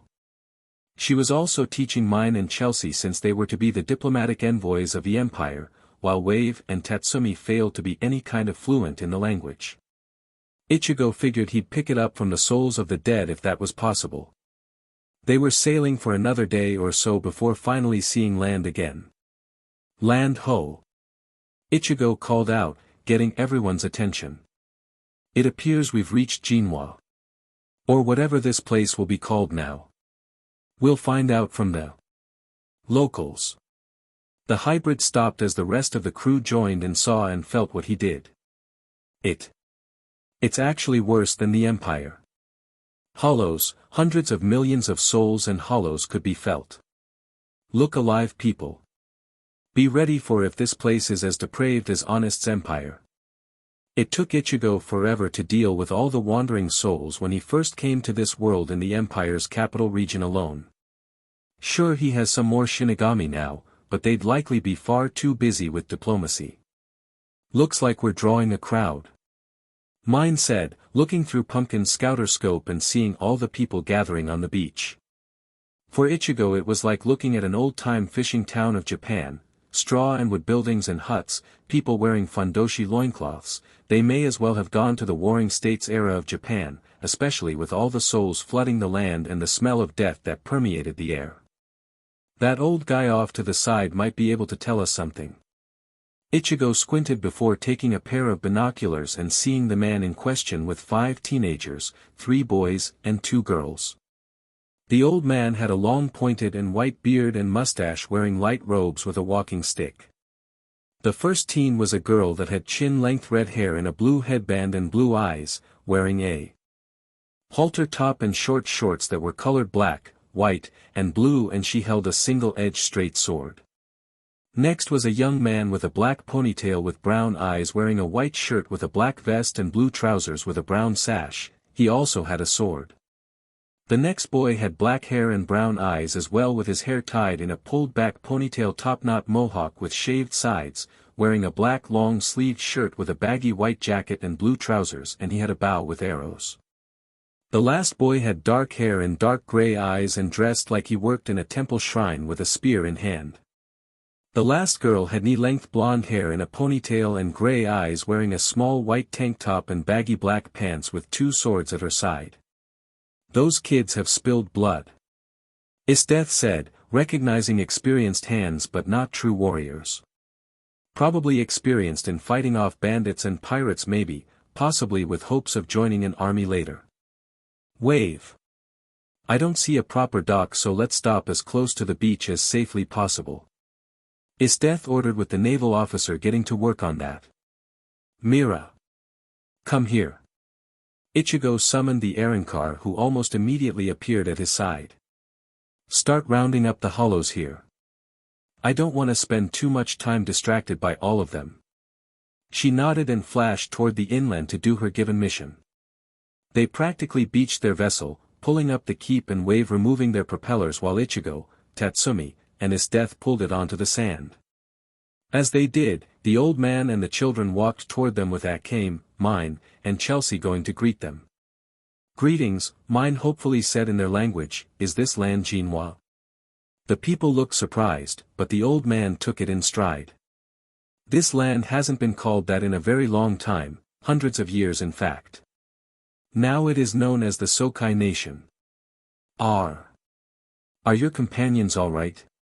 He asked as Tatsumi and Wave kept getting distracted by all of the souls. They are just on guard. Our information of this area is over 1,000 years old, and it was limited knowledge at that. This sparked many of the adults to start talking in surprise while mine continued. We come from an empire far to the west. The teens with the old man looked shocked and excited while the adults were a bit more skeptical. You really expect us to believe a brat like you? Someone yelled out, getting a few more of the adults to join in. There's nothing to the west but a massive storm and giant freaks. There's no way anyone could come through there. Mine clenched her teeth but held her tongue while Chelsea turned to IchigoXEsdeathXAkame and gave a single nod. IchigoXEsdeathXAkame smiled and placed her hand on the sand before swiping it toward the ocean, generating a massive amount of ice for all to see. We come from the Grand Empire to the west. We have made great advancements in civilian living and in military prowess. We calmed the storm that barred our way to come here. Chelsea proudly announced to the assembled crowd. Now, may we speak with your king about forming diplomatic relations? After a few seconds some people started running, whether it was to find their king was unknown to the envoy. The old man offered the group his home while they wait for news from the king and the group gratefully accepted. Ichigo said he'd tour the island alone and disappeared to do his duty as a soul reaper, leaving the rest of the group to meet with the elder. I believe I should introduce myself. The man started as the kids began serving food and tea. I'm simply called the elder and these are my students. Hinowa, his aim, Yumahachi, Suzumaru, and Tobari. He said, pointing at the red-haired girl, the boy with the sword, the boy with the mohawk, the boy in shrine garb, and the blonde girl. Though, your country did pick a rather fortuitous time to seek relations. While your country is at war. IchigoXEsdeathXAkame suddenly said, taking a sip of her tea and surprising her companions. Even Akim who was scarfing down her meal. I studied the language while I rested from my training. Those children aren't training to fight bandits and pirates. They aim to eventually join the army and you're training them to do that. It is as you said, Hinowa admitted, we are planning to eventually join the Sokai army. For the past 100 years, this entire continent has been in a state of perpetual war as countries fight for dominance. The elder continued. These children are stubborn but have mostly good intentions. Each one of the kids glared at Yumahachi, who was staring at IchigoXEsdeathXAkame like he was in love. Sokai is a small nation so they'd welcome a new ally. But I believe there's another reason why you're here. He said, looking over the group. Something about you hints that there is more. There is. Akim admitted, after she finished her meal. Our country is hunting a criminal group that threatens to topple our nation but is currently in hiding from us. We have reason to believe they went east and thus we followed. To forge diplomatic ties is killing two birds with one stone. The elder nodded in understanding. Someone went to send word to His Majesty so he might send someone close to him to investigate. Let's hope this meeting serves to benefit both sides. The next day. Morning came and the group went over what information they now had. Ichigo and Mera were still gone. The elder that housed them left early that morning to go about his day outside the village since he only came by once a week to teach the kids. The men of the village was looking down on the kids because of their age like a bunch of condescending fathers and IchigoXEsdeathXAkame had a few words to share with them on that. IchigoXEsdeathXAkame also punished the Yumahachi boy when he tried to peep on her and the rest of the girls while they bathed in a hot spring. Now the only things left was to go about hunting for any hint of the Quincy and wait for the diplomatic envoy from the Sokai king. Tatsumi and Chelsea went out scouting since they had greater stealth potential. Wave joined the fisherman with fishing since he had little else to do. Mine was reading some of the elder's scrolls, and IchigoXEsdeathXAkame and Akim were watching the girls practice. These kids do have a lot of potential, but it's like staring at uncut and unpolished gemstones. IchigoXEsdeathXAkame said, watching Hinowa and Tobari spar with Tobari winning their match by a quick blow to the head. Hinowa has a lot of potential but almost everything about her style seems self-taught, same with the other kids. Akim nodded. Analyzing what they saw. Hinowa had the speed and strength but was lacking in proper technique. Tobari seemed to have had some actual prior training but adopted her own dual sword style, and what little she saw of the boys showed that they were rather capable with their chosen weapon. Even Yumahachi showed respectable expertise with his bow. They want to join the army when the time comes, but how far do you see them going? Akim asked, making the general think critically about how she evaluated the teens. His aim and Hinowa definitely have bright futures, probably military generals or commanders, but I'd have to see them in action. The rest are squad leaders, at best. The pair then noticed his aim coming by with a basket of vegetables, and an idea sparked in Isdetha's head. Akame, think you can train Hinowa in the sword? I'll play a few strategy games with that one. She said, pointing to his aim. Promise not to take things too far. Akame pleaded as the two went about their tasks. Storm region. We need to plan our attack. Inshin admitted as their cargo freighter came to the site of the endless storm, finding evidence of Isdetha's presence by the massive chunks of ice and making the waves much more treacherous by the ice in the waters and the wind's raging tempest. Sayura brought out Shambhala and teleported them beyond the range of the storm on the other side. What do we have again? About 5 chimera, 50 soldats, another 50 regular soldiers, and the two of us. The dark-skinned man answered. Did you get enough practice with your script? I doubt it. I've been experimenting, but I don't know if it'll be enough. I still have my Taiga Shamshir, so it'd be best to wait until the full moon for when we dock. If we meet then we'll be ready, if not then we'll have plenty of looting to do anyway. But what are the odds that we'll encounter them the moment we get there? Time skip. Almost 2 weeks had passed since they came to Yanami village, since a messenger left to inform the king of their arrival, since they started their investigation, since IchigoXEsdeathXAkame took the teens under their wings, since Ichigo disappeared with Mera. Tatsumi and Chelsea came back with nothing useful to their hunt, the teens flourished under IchigoXEsdeathXAkame's mentorship, and the king of Sokai arrived as the sun was setting. A well-built barrel of a man with thick arms and a blunt wide face, hair that was wiry like it was still wet from a soak in the sea with a thick bushy mustache. The two groups once again met within the elder's home. When I heard about the visitors from the west, I admit I was skeptical. The king heartily laughed to the gathered imperial envoy, but the story itself was just too interesting to pass up.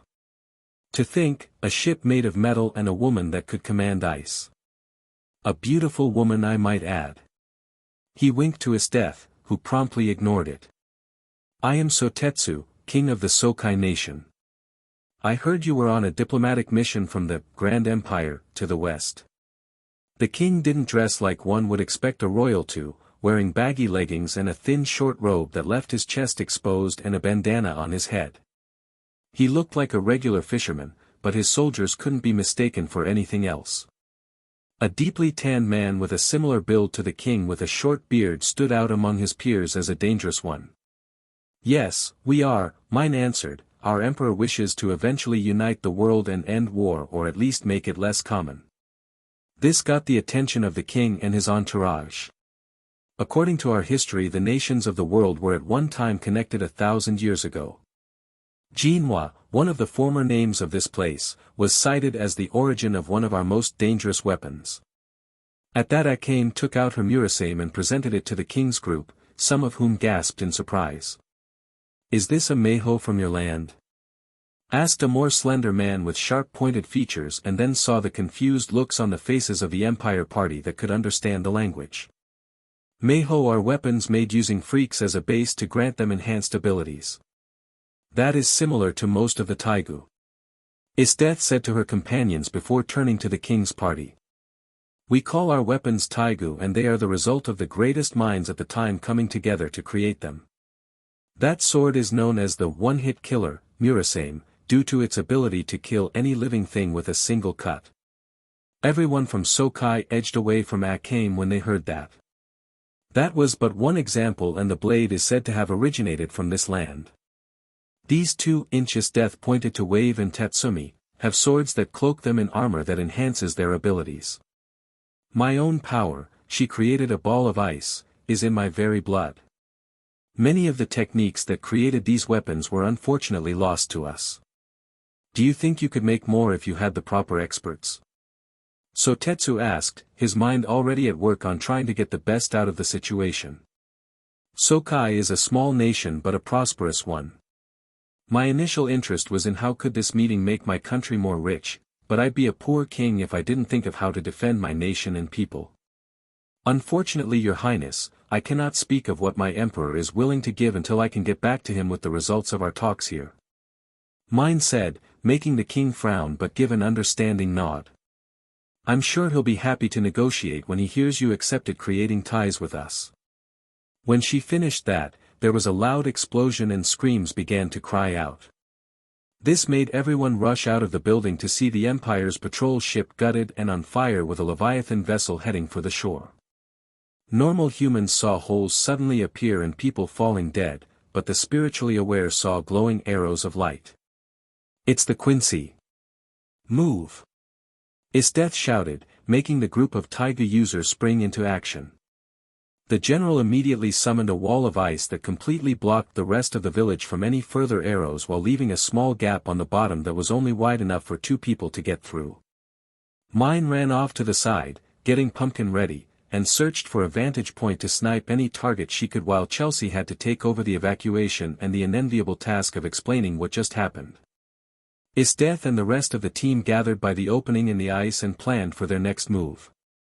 I'll create a bridge between us and that cargo freighter. After that I want Tatsumi to get up there and create as much havoc as possible while we keep their attention on us. IchigoXEsdeath ordered, slipping into her leader role with ease in the absence of Ichigo.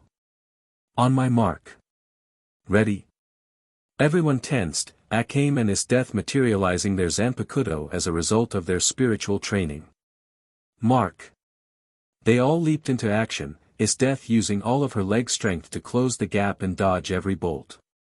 The moment she touched the water it began to until the water between her and the ship was a massive chunk of ice and the freighter was stuck in place. Here we go. Tatsumi said with urgency, turning invisible with Incursio while IchigoXEsdeath, Wave, and Akim made themselves targets for the Quincy. Tatsumi reached the ship, summoning Incursio's auxiliary spear, and was ready to cut through the hull before a barbed stinger smashed through and just barely missed Tatsumi. What the? He gasped as a long skeletal clawed hand and a thick scorpion pincer tore open a hole with a pale humanoid head releasing an ear-piercing shriek. It had milky white eyes filled with black veins, a mouth full of tentacles and needle-like teeth, and sickly pale skin, which looked melted as it gave way to a shiny exoskeleton on the right side of its body. The creature soon fully emerged to reveal Scorpion's body with 3 stinger tails moving with eel-like flexibility, and it was staring directly at Tatsumi. What the hell is this thing? He thought in horror as his invisibility failed due to broken concentration. The tentacles in its mouth writhed hungrily as it quickly lashed out to grab the armored youth, only to miss as Wave tackled Tatsumi out of the way and Akim stabbed the abomination in the side with her taiga, which made it screech out in pain. The assassin waited for it to die by Murasame's power but was shocked when it didn't immediately die and instead grabbed onto her and slammed her against the hull. Akim! Tatsumi shouted as he got his spear and attacked the beast again, only to have to dodge as one of the stingers sprayed acid at him, and Wave had similar results. How could you hesitate, Akim? IchigoXEsdeath asked, suddenly appearing and cutting the humanoid half off of the body, and while surprised by both bodies still moving she didn't hesitate to cut them both to bits. Those were similar to stylish experiments, only worse, she said, looking over the corpse before sensing another attack. Move! She ordered, making the others move just as another barrage of arrows came down on them along with a few bodies that had holes in their heads. Good going, mine, Tatsumi said as the arrows decreased again. Because some were now being aimed at the dark-skinned soldier that was one of Sotetsu's guard, who was charging down the ice and roaring a battle cry with an ornate katana in hand. That idiot will get himself killed. Just as Tatsumi said that, another chimeric monster tore open the bow's hull to reveal a large ape-like frame covered in blue scales with a crocodile snout and scaly bat wings, with its claws having hideously gnarled talons. A small flash of light preceded a torrent of flame that raced toward the man, forcing him to roll to the side to dodge, and he continued to charge. Let her do her thing, IchigoXEsdeath quickly said, raising Wave and Tatsumi on pillars of ice.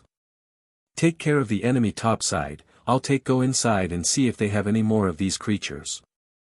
She turned back to the hole in the hull, hearing some more growls. Entertain me. She smiled as she walked in. With Akim. Begone from this land, monsters! The warrior roared as he almost reached the chimera, the abomination raising its claw to attack. Akame saw an opportunity and rushed at the beast, retrieving Murasame in her run, and poised to strike. The monster's head twisted 180 degrees and fired another blast of flame at the assassin, but Akame was far more nimble and jumped over, reaching her target and stabbing into its eye. As she did that, the Sokai warrior reached the monster and swung with all his might into cutting open the stomach of the chimera, only to get his blade stuck just scratching the surface. No living creature can survive a single cut from my Murasame, Akame thought while holding on and swiftly blinding the creature with another stab in the other, so how are these things immune? She focused her hearing through the screams and sounds of battle and trying to feel a pulse in the monster's neck, soon getting her answer. Multiple hearts. 3 more if I'm guessing. The Sokai warrior abandoned his sword and went with knocking the beast off balance, striking the knee and flipping it onto its side. Akame ripped Murasame out of its eye and aimed to impale the monster in the mouth, seeking to sever its brain stem. Somehow the chimera sensed her coming to it and prepared to chomp down on her arm, forcing her to throw her taigu instead of risking her arm. The blade stabbed into the back of the beast's throat and poked through the back of the neck, just as the monster snapped its jaws shut. The beast attempted to swing at Akame but found the warrior holding its arm and getting it into an arm bar, a grip that was failing when the monster began to fight against him. I'm borrowing this, Akame said as she landed on the chimera's stomach and ripped out the sword from the creature's gut.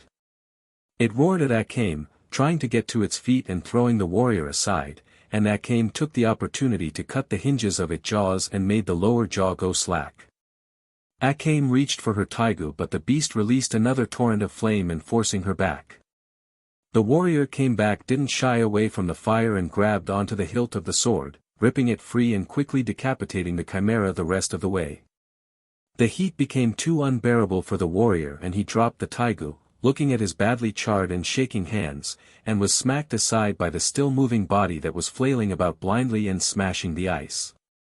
Persistent, Akame thought as her taigu still glowed with heat and melting the ice, finally smiling as an idea came to her. She picked up a few pieces of ice and threw it at the monster, getting its attention and making it charge at her. She continued to keep its attention on her and guiding it to the ice's edge, dodging on its last charge where it fell into the ocean and sank like a stone.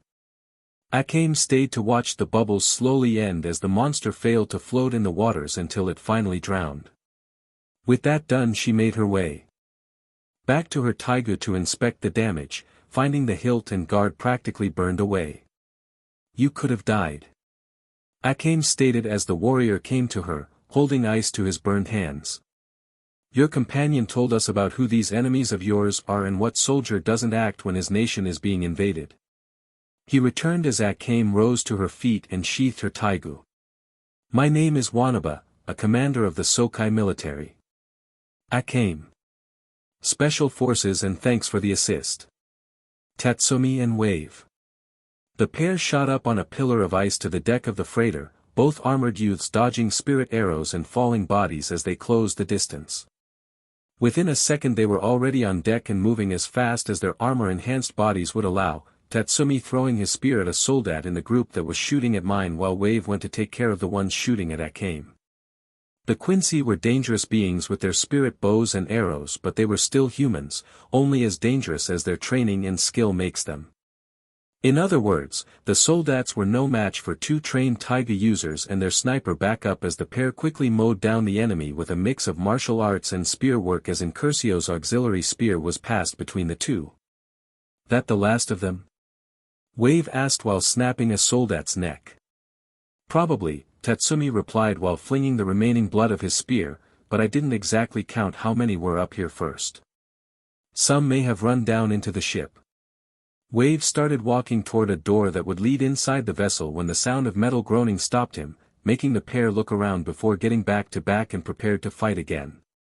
They waited and listened to the groaning of the metal, silently hoping that it was IchigoXEsdeathXAkame fighting something despite her being oddly silent during this whole attack. The two boys saw a large, bulging and writhing tentacle slowly crawling toward them, slithering like it was blind and was trying to find them. As it got closer, Tatsumi raised his spear and cut through the worm-like appendage like a log. The base part retracted, oozing a black fluid, while the part Tatsumi cut off split open to reveal wicked-looking teeth. What the hell? Wave asked, dreading whatever abomination they would be fighting now. Soon the bridge and accommodation of the vessel exploded in a mass of writhing tentacles of differing sizes, many with barbed claws at the end and others that split open to reveal fanged mouths either along the body or at the very end of the tentacle. Soon a shape rose up that seemed like the main root of the writhing mass, like a pillar made of tentacles. What did these Quincy do? Wave asked as more tentacles shot toward them. Heads up! Tatsumi cried out as spun his spear around, cutting any of the slimy appendages that got too close to him. Wave had to rely on the enhanced speed and strength given to him by Grand Chariot to do as much damage as he could by chopping and kicking at the limbs so hard and fast that he cuts through them. The pair put up a valiant defense, but there were too many tentacles coming at them all at once and they soon found their legs wrapped up in the slithery grip.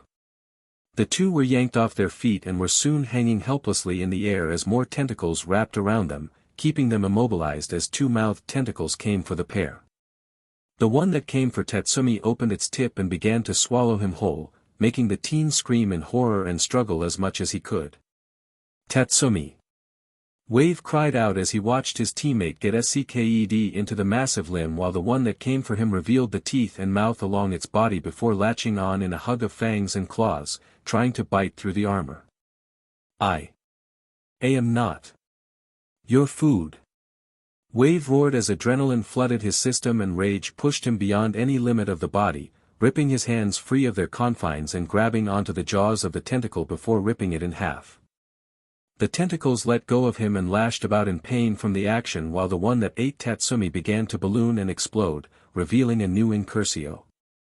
That was disgusting, Tatsumi said while gasping for air in his new armor, more reptilian in form with segmented plates with talons on his gauntlets and feet.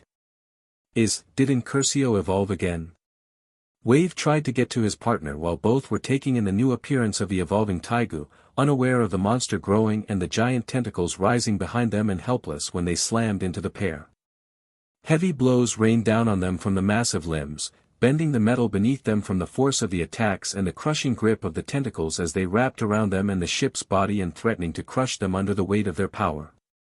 The blunt force and pressure eventually forced their armor to dispel and render them defenseless. That's enough, they heard someone say as the tentacles suddenly disappeared, and while they were trying to figure out what happened, Wave received a harsh kick to the head that sent him rolling away and Tatsumi was getting stomped on, forcing Tatsumi to clench his eyes in pain but unable to move thanks to the beating earlier. I was pretty badly humiliated by your shitty Soul Reaper friend, he said while stepping on Tatsumi's neck with just enough pressure to choke him, letting the assassin see Sayura smiling down on him sadistically. Because of him, my dad was disappointed in me. He stomped on Tatsumi's face again before aiming for his gut, forcing him to curl into a ball to try and get some meager protection. I've never disappointed the old man before, and all my pain and humiliation is the fault of that DMN Soul Reaper. He hit harder and harder, unaware of Wave coming up from behind. But the boss called dibs on that BSTRD and I'd rather take my frustrations out on some beach, but killing you two might make up for dash. Shut up. Wave roared as he punched Sayura in the back, forcing him to his knees and gasp in pain before Wave wrapped an arm around Sayura's neck and throwing him to the ground. Don't you dare underestimate us. Wave was hurting, fairly certain that the tentacle monster cracked a few ribs and bones, but he refused to let that slow him down. No one cares about some whiny little brat like you. Thinking that you're great because you got something else to fight your battle for you. Tatsumi added as Wave helped him up and Sayura rose to his feet. Incursio's evolution had an effect on the youth as Tatsumi's right eye now glowed crimson with a cross-shaped pupil instead of his usual green. That's pretty much admitting you're too weak to fight your own battles. But that's the former Prime Minister in a nutshell, isn't it? All talk and no action. A pathetic and spineless coward.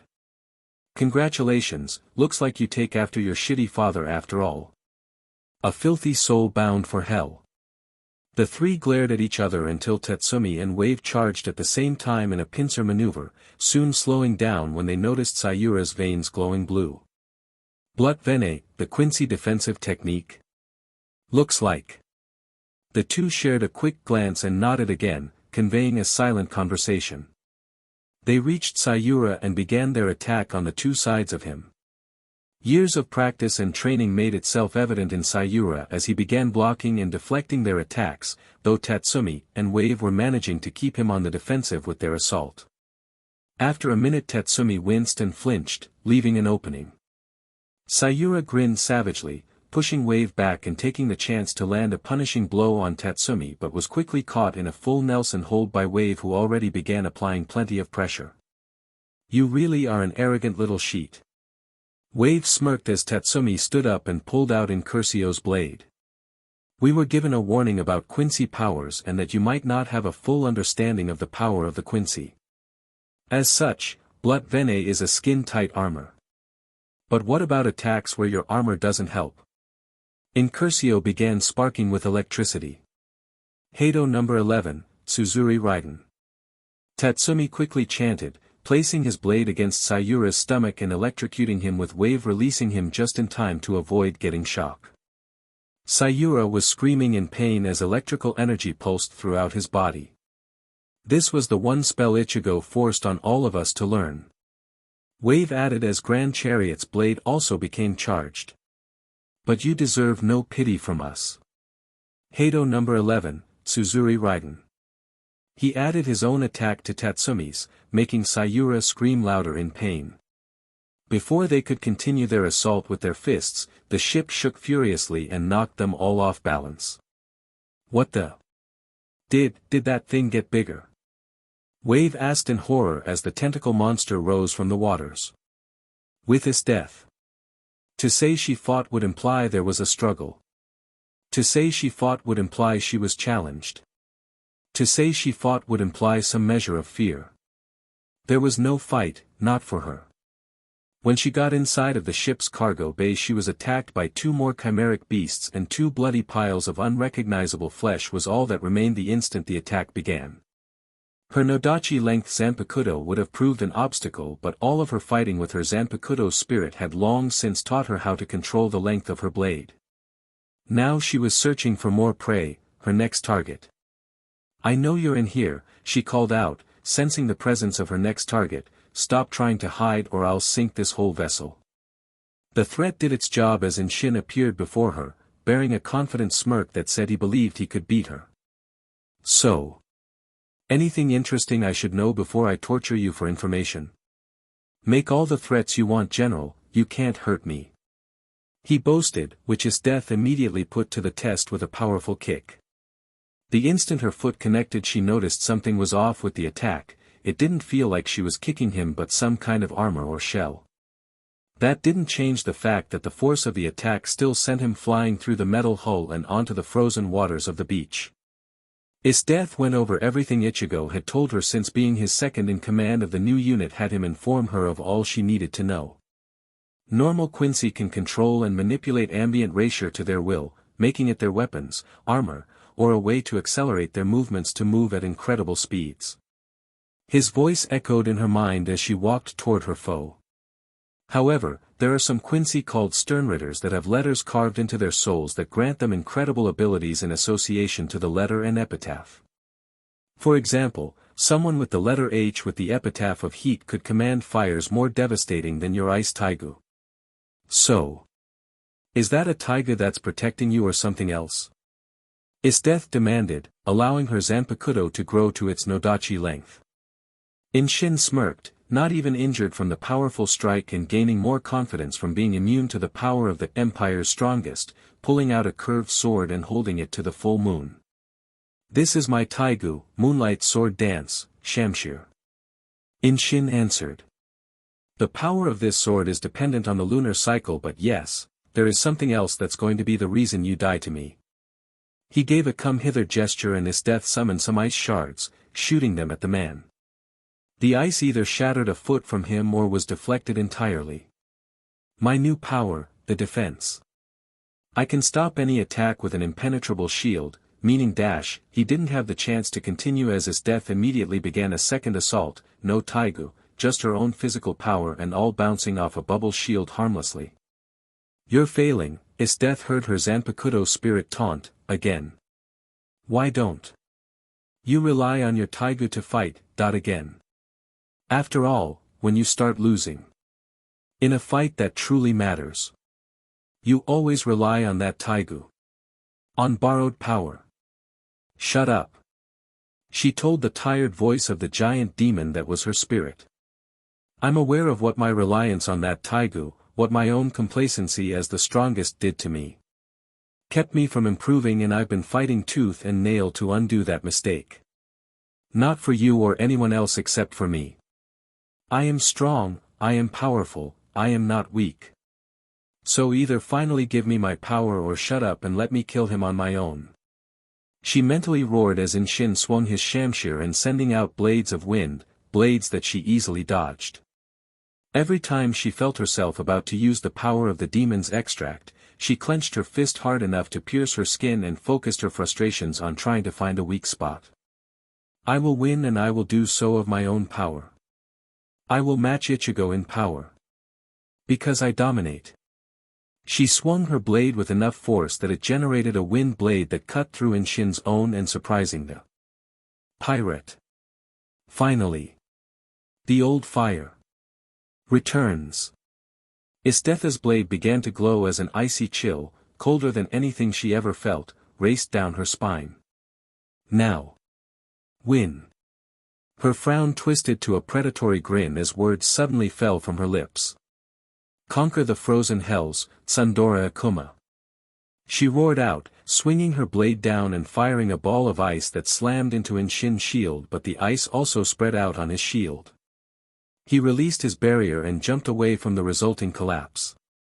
In Isdetha's hand was her familiar massive rapier with a skull for the guard and the blade an icy blue, knowledge on the basic power of her blade filling her mind, but all she could do was swing her sword and attack with icy energy. I told you, Inshin growled despite feeling the growing pressure and a sense of unease, nothing you throw can even hurt me. Isdeth actually stopped her assault, giving the pirate the opening to counterattack, while trying to think of a way around his defense. Now He unleashed another massive barrage of wind blades, his body coated in sweat and feeling the strain of using all that power he was using, while Isdeth quickly dodged the attack. She closed the distance and swung her blade at Inshin, smashing against the barrier and once again coating it in ice. As Inshin began to move again, Isdeth reached the opening that Inshin was escaping through and searched for a disturbance in the air, smiling as a new idea sparked in her mind. This fight is over. She declared, jumping high into the air with her blade glowing. Kateki. She shouted, shooting a beam of energy that slammed against Inshin's barrier. The force of the attack shattered the ice beneath him and sent him under the water with the remaining energy freezing the water again. She landed gracefully and used what little skill in Rapier sense to find him trapped in an air pocket in the ice. Suddenly the ice began to crack and Isdeth quickly restored the damage, keeping the pirate trapped and smiling as her opponent slowly began to suffocate from the lack of clean air. That's when she noticed a massive tentacle monster rise from the water and attack the ship. And was soon vaporized in a blast of energy. Back on the ship. Did that thing get bigger? Wave asked as the monster they fought earlier returned, bigger than ever and terrifying Wave and Tatsumi. They couldn't even fight this thing when it was half its current size, now it was bigger and with more tentacles, and the two had no idea how they were going to fight it. Sayura took the chance to disappear with Shambhala, teleporting away while Wave and Tatsumi were distracted by the monster. Then it suddenly froze and slowly split into two halves that were then engulfed in a red and black blast of energy. As the pair tried to process what they just saw, Ichigo appeared before them with one of his Zanpakuto in hand. So. What did I miss? Twisted Sins. Sokai Nation, Elder's House. All the survivors of the sudden attack were now at work gathering their dead and trying to repair the damage to their home. The Quincy soldats were piled together and burned, the chimera bodies were gathered together and were dissected by IchigoXEsdeath, who wanted to find any possible weakness in them and how much was still human, then move on to torturing Shin, who had his hands crushed and Taiga confiscated. The 5 teens weren't idle either as they took over the evacuation process. Hinoa kept the people calm and organized while his aim organized a defensive ambush as some Quincy came to capture the villagers. Now the injured of spirit were now getting patched up while Sotetsu met with the group again. So, if I may clarify, Quincy are humans who learn to HRNSS, soul energy, and use it to fight, except they misuse that power and are using it to take over the world. The king summarized, trying to process everything that happened recently while Akim translated for those that still didn't know the language. The rest of the world moves on without us while we're stuck trying to decide who should unify the continent. He sighed, realizing just how vast the world and how behind his home was. Very well, you can inform your king that I will open diplomatic ties with the Grand Empire, and as a gesture of good faith, I'll include some of the finest Meiho blacksmiths in my kingdom. In exchange I would like military aid in helping Sokai bring unity to Wakoku as well. In the form of soldiers or in supplies. I'd also like to take Hinoa and her friends with us. IchigoXEsdeath chimed in, surprising the teens. They did rather well in their first attack and they have real potential. His aim could very well become your main military commander, and Hinoa might just prove herself to be a worthy successor. She said while idly rubbing the crest on her chest. I intend to finish their training and I can promise results. Sotetsu thought for a moment before looking to the kids, seeing both shock and excitement in their eyes, before allowing them to give their consent. Hate to be the one to say this, Wave started while looking at the remains of their patrol boat and the cargo freighter, stopping any celebrations, but we're not going anywhere without a proper ship. While any naval officer worth their salt can handle maintenance and repairs, I don't know what I can do when both vessels are pretty much scrap. Though. That's being generous. Their vessel was torn to shreds by the Quincy arrows and the chimeras on the freighter tore that one apart from the inside out. That, and Sayura is still at large, so we need to look for him. Well, I welcome the diplomats, mine and Chelsea, to join me as we discuss matters of state while you look for your criminal. The king stated, wanting any threat to his people taken down quickly. I'll also request my finest ship builders to craft a new vessel for you. Granted. It won't be metal. I'm still surprised you had a ship of metal. While you guys try to figure this out, I'll be heading back to the Empire. Ichigo stated, surprising. Only the Sokai sighed as the Empire natives grew accustomed to Ichigo being able to do whatever by now. I'm willing to bet Gilgamesh has already made his next move, so I need to hurry. Wait. Mine called out, tearing something out of a notepad that she was writing in. Here, an abridged report to His Majesty. Try to get us a cruise ship next time. Ichigo felt his eye twitch but left the building and removed his Jigai ring, disappearing from sight and beginning the long flight to the Empire. Empire's capital. I wonder what sustains that storm. Many danger beasts. A single beast. A hollow. Or just a natural phenomenon like that spot on Jupiter. Ichigo wondered as he took him hours and another Kido spell to quell the storm, but he eventually made his way back to land and then to the capital. Back Aga dash. He froze in mid-air and gagged, losing control of his racer footholds and dropping into free fall. The hell? This scent.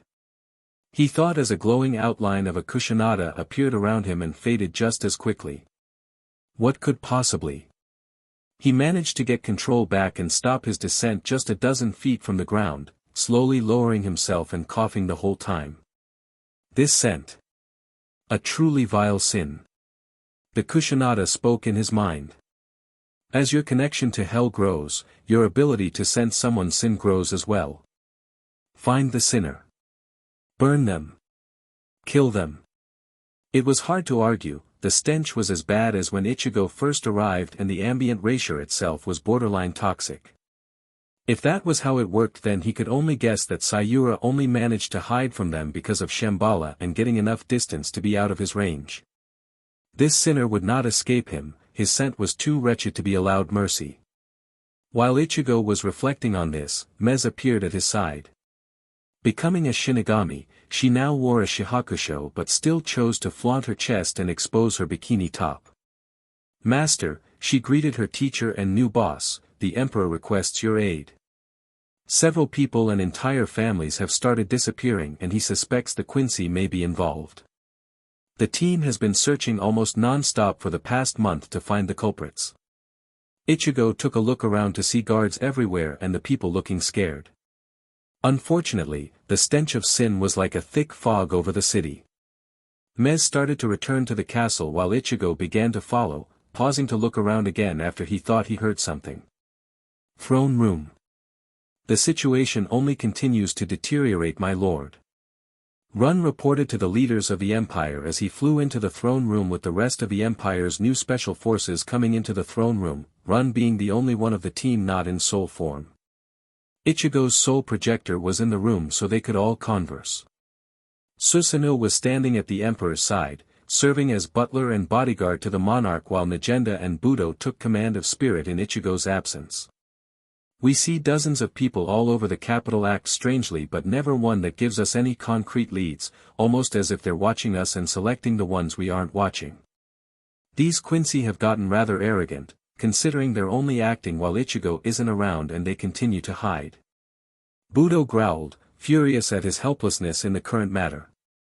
Can we know for a fact that it's because they know Ichigo is in the east?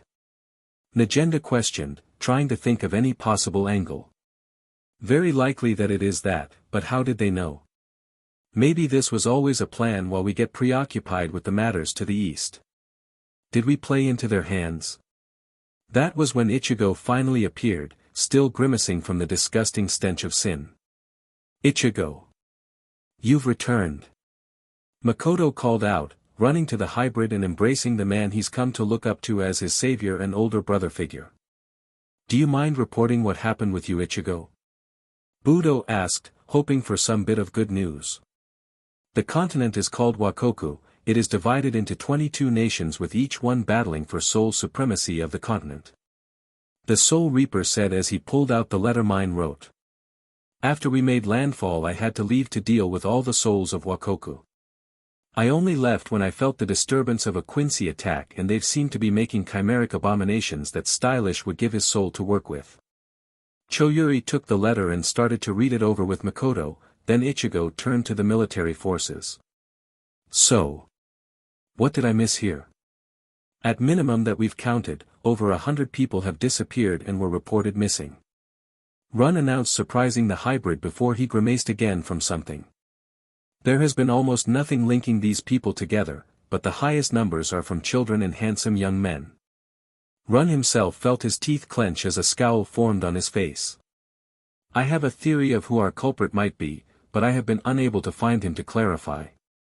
"You mean that clown that was with Sayura?" Negenda asked, remembering that Run's students were raped and murdered by the serial killer clown. "We've got nothing but speculation to guide us right now and no one matching his or any of Sayura's group has been cited." "Ichigo, can't you sense what's going on?" she asked the hybrid who twitched again from something. "Sorry, but I can't seem to focus," Ichigo told them, pawing at his ear. "I keep getting this weird feeling like I'm hearing something and I can't get this stench of sin out of my face." He roared, making his jacket tear from a sudden burst of racier and accidentally destroying Negenda's metal arm from the sheer power before he got himself under control. "H. Can no one hear that buzzing?" "No, they can't." Ichigo froze as Kyoka Suigetsu manifested in the room. "It's a sound-based illusion, designed to distract and entrance any that might hear it. You're protected by me, but they're distracted from it. I didn't say anything until I was absolutely sure." Ichigo smiled at his second Zanpakuto spirit while everyone else looked at her in shock and awe. "Care to lead the way?" the hybrid asked as she smiled and returned to his inner world. "Everyone, look closely at this blade." He unsheathed Kyoka Suigetsu and activated her power. "Shatter, Kyoka Suigetsu. Sewer system." With the knowledge of it being auditory hypnosis, Kyoka Suigetsu offered both guidance and protection to Ichigo and the remaining members of Spirit, though her abilities were being stretched to their limit thanks to needing to cover the whole of the capital. Ichigo took a small team of 5, consisting of Run, Aizu, Suzuka, and Leon, into the capital's sewer system. Here he heard the song originating while the rest of the team tried to keep the damage to a minimum topside. The sewers were definitely missing the clean of a proper sanitation effort, as most of the efforts were on the surface, and the only real concern was that the sewers weren't clogged up too badly. It smelled horrible, but Ichigo took the brunt of it to use his hypnosis to remove the sense of smell. There was a proposal to have criminals do the cleaning, but the crime rate dropped significantly with honest's defection and the revolution ending. Luckily they were headed toward one of the cleaner parts of the sewers, used for rainwater, and the distant hums in the air gained more clarity. "To dance and float with us." Ichigo heard a woman sing, thus prompting them to rush while trying to remain as silent as possible. The stench of sin got stronger and stronger as they eventually came upon an opening and found the horrors within. He scanned everything with a cold and clinical analysis, working hard to suppress his base desire to kill the 2 Quincy inside in favor of gathering as much information as he could. First was a tank full of spirit energy and what looked to be a crudely fashioned Racier extractor that was hooked up to at least a dozen women and men. To the side was a pile of dried up husks of bodies of various people. The exception being children, who all had the same happy expression and glossy lifeless eyes in the pile of the dead. The ones that weren't hooked up to that machine were comatose women, bare men in a trance-like state fawning over a woman matching Cosmina's description, and naked laughing children around a smiling clown that wore a poofy white shirt with white and red face paint on slim body and a noticeable lack of any kind of legging. "My turn. My turn." A little boy cheered. "Make me an angel next." The clown laughed happily, turning Ichigo and Run's blood to ice in horror and disgust as he reached for the child. The very next moment the clown would find himself missing much of the arm that was reaching for the child, with a fist burying itself in his head before sending him flying into the wall. No speeches, no banter, someone evacuate the survivors and just kill these bastards. Ichigo roared as his golden hell armor materialized on his body. Run's anger and hate at seeing what the clown was doing with the children burned, and he wanted to aid Ichigo immediately since he wanted him dead more than anyone, but his better nature won out and he tried to get the children out of there, all of them saying that they wanted to become angels. Over with Cosmina, Aizu rushed at the singer with his blade poised to impale the girl, but her veins glowed a bright blue and his kotetsu bent and snapped while she was shot back out of her man pile. "Blut," she said while adjusting her dress, a neat skill of the Quincy that allows one to gain a powerful defense or greatly increases strength. Made SEC so much better. She pulled out a microphone, the Taiga heavy pressure, and began singing into it only to be kicked from behind by Leon and Suzuka. The pair and Mez trained relentlessly ever since becoming Soul Reapers, focusing on the speed and martial arts aspect over swordplay and becoming somewhat proficient in Shuanpa. Cosmina only became proficient in Blut and her script, the Siren, focusing instead on indulging in all of the men under Gilgamesh's command, her prize for swearing her loyalty to him. Now she regretted that decision as she was getting pummeled by Suzuka and Leon's coordinated assault. At the same time, Aizu was in mourning. Keiko Tetsu, he thought brokenly as he picked up the shattered fragments of his beloved sword shortly after it broke. I failed you, my precious Kotetsu. The pain in his chest only became worse with each shard he gathered and placed onto his outer kimono jacket. "I'll fix you. Ichigo can fix you." His mind was nearly fractured by the loss until a roar of anger snapped him out of it. The clown's face split open into 4 parts, each one filled with needle-like teeth, while they grew in size and mutated. The lower body exploded into a spider-esque body with crab legs, while his amputated arm exploded into tentacles with spear tips, while the other arm became a long, spindly thing with his fingers turning into snakes with Champ's head. "How dare you!" The monster roared in anger, reaching for the children. "They want to become little angels. How could you stop me?" The eyes on his serpent fingers were all stabbed with Run's feathers while he tried to keep the kids from running to the clown monster with his taiga wings. Just then the monster was wrapped in chains and ripped to the ground, his limbs all slipping off like they were cut, and Ichigo began glowing with the aura of a Kusanada. Champi! Cosmina cried out after a brutal punch sent her tumbling. Last song! She shouted, Ichigo noticing the ears on Champ's freaky head disappearing as she sang. Ichigo kept up his protection, muting out any sense of sound for his allies by making them deaf via hypnosis, as they all watched in horror while every last hostage began bleeding from everywhere in their head, dying as their brains turned to mush. Ah, and I still had so many angels to love. Champ whined as he transformed into a dragon, mimicking the tyrant that was used to make Incursio, with 6 orbs floating around him. Oh well. I've plenty of bodies to feast on. No dash. A huge gaping hole appeared in Champ's dragon chest as a Kusanada manifested above Ichigo, who had moved his sword at the transforming Quincy. Champ! Your sins are many, the hybrid spoke in a dual voice of his own and the growl of hell's jailers. I'm here to reap vengeance on your soul. The head of the Kusanada sprayed fire on the monster, who tried to shield himself with the spinning orbs, but the fire wasn't stopped and bathed the clown in its heat.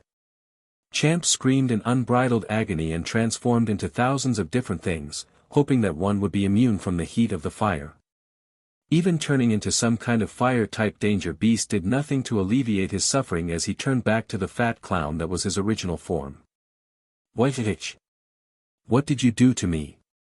He cried out as Ichigo and Run stepped up to him, and the gates of hell rose up behind Champ. You now burn in the flames of hell, you piece of shit. Ichigo answered, glaring at the sinner before him with disgust and hate.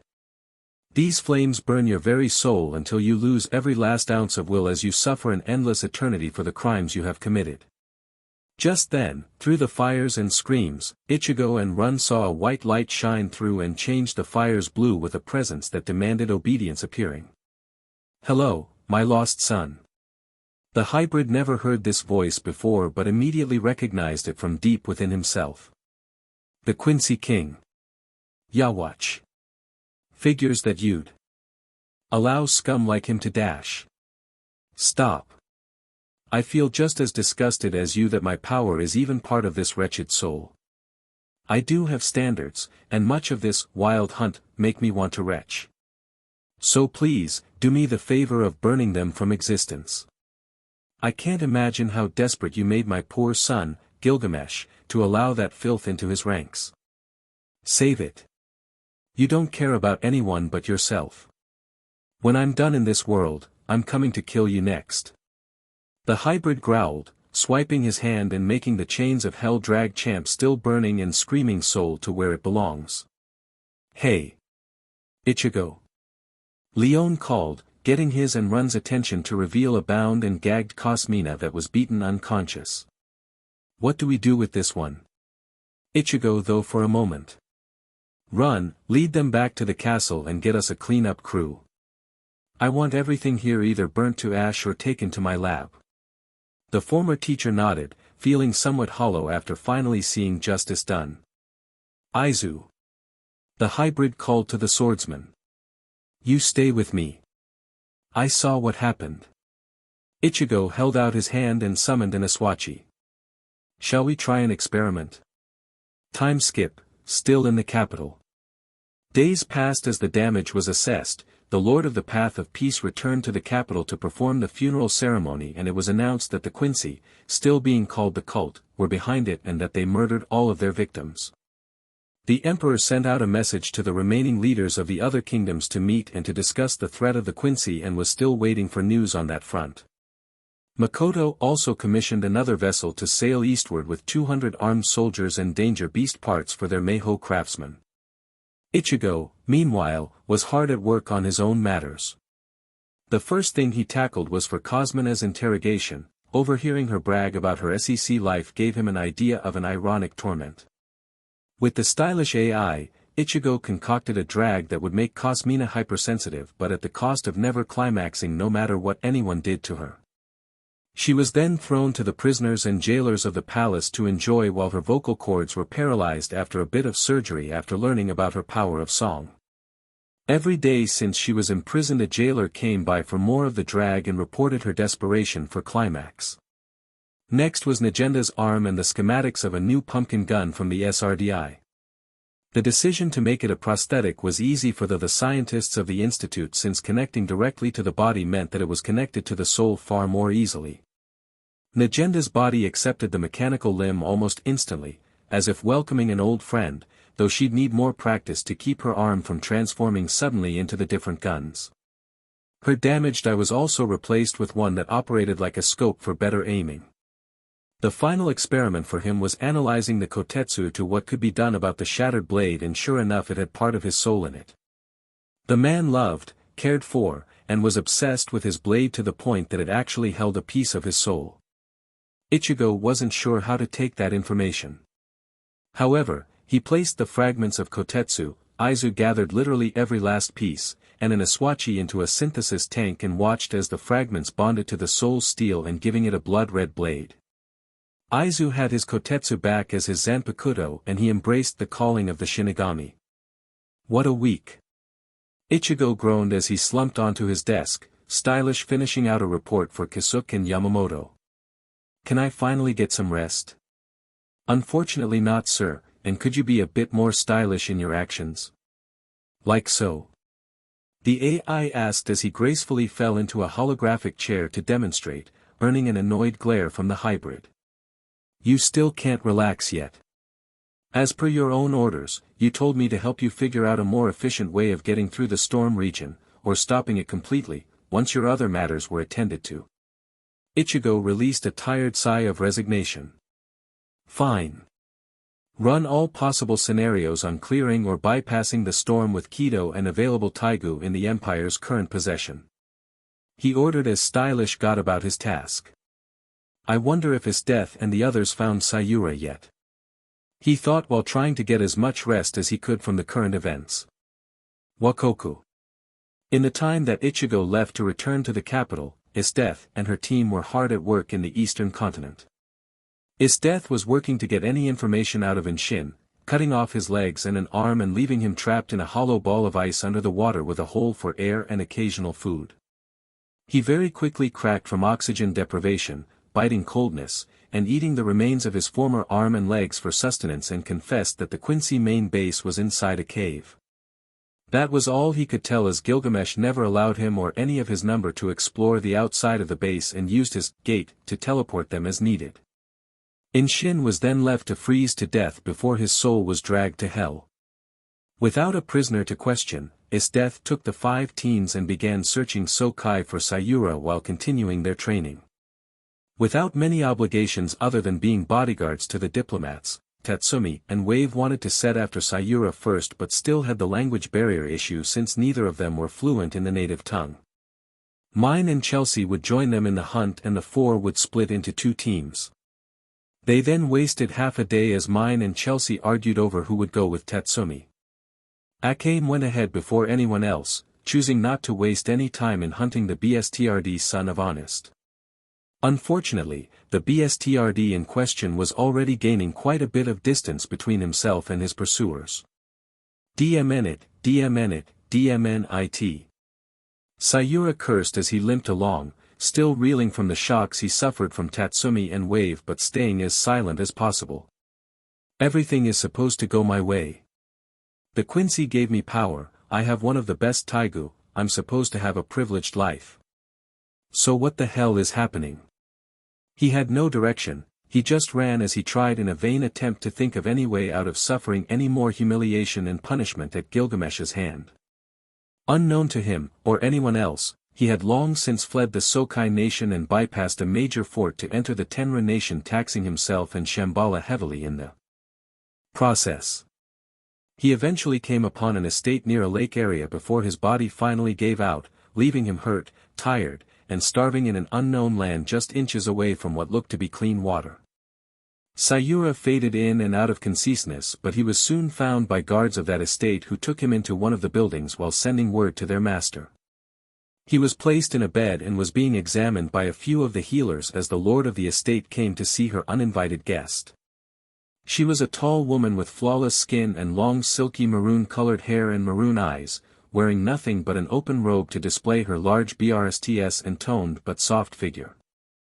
She found Sayura, half naked from the examination and liked her lips. She was Moegi of the 10 stars of the Tenra nation and the leader of all the southern military, and when she wasn't fighting in the battlefield, she was indulging in the pleasures of the flesh with her bodyguard's lovers. Continue to tend to him but strip him bare. She ordered her servants who followed her command, revealing his entire body to her. Oh yes, he'll be a fine addition. She thought before leaving the man to the tender care of her staff, returning to her own harem of men with a stronger itch in need of scratching. Ice Devil reigns. With Ichigo. Okay, let's do this. The hybrid muttered as he stood in a deserted beach, facing the ocean.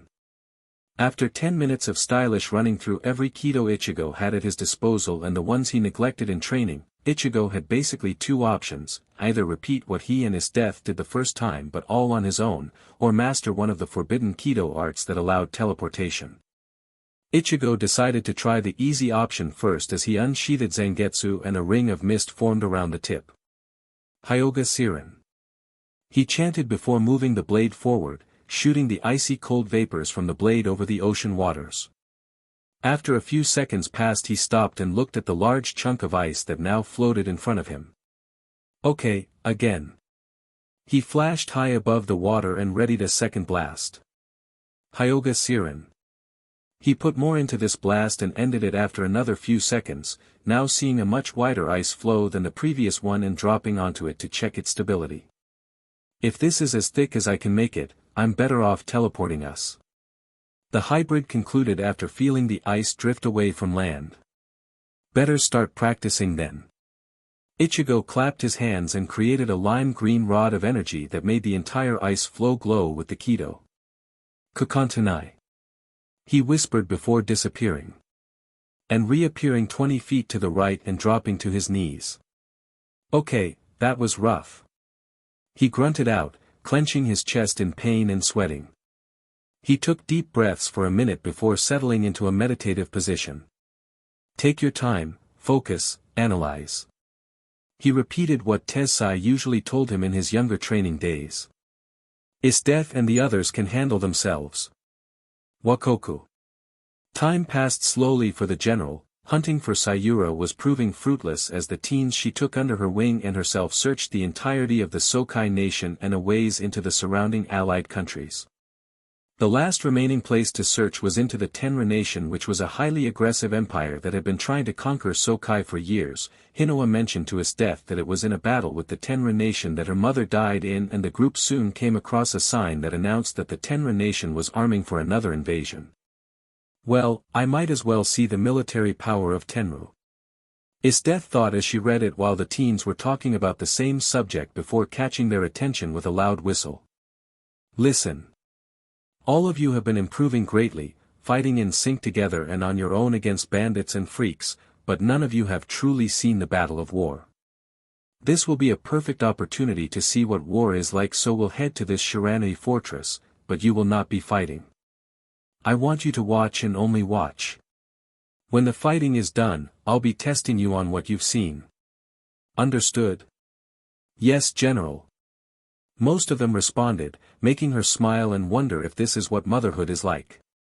She made it a point to treat those under her comrade like family so long as they proved their worth, but that was more like an elder sibling to the younger ones. She never had the chance or time to truly train and nurture someone's potential. Now she molded these 5 into more effective soldiers. Yumahachi was still a pervert but learned to focus more on improving his ability and not indulge in his desire for women. He still peeped but was only punished when caught by anyone but IchigoXEsdeath, due to being a sniper and using the activity to train his hiding ability. Tobari became less brash and more level-headed, thinking before diving into battle. Suzumaru improved his speed, reflexes, and spear technique and didn't focus on much else. His aim and Hinoa were the ones she focused on the most, seeing the greatest potential in the both of them as future leaders, his aim being the calm and collected thinker while Hinoa would inspire those under her command. If Hinoa was a SDST, IchigoXEsdeath would have seen herself in the young teen. Come on General, Tobari whined, you've been training us for weeks and we've been kicking butt. Let us fight as well and prove ourselves right away. Only children seek to prove themselves Tobari, not soldiers. Soldiers fight to win for their country. IchigoXEsdeath chided, making Tobari pout, as they began heading for the fortress.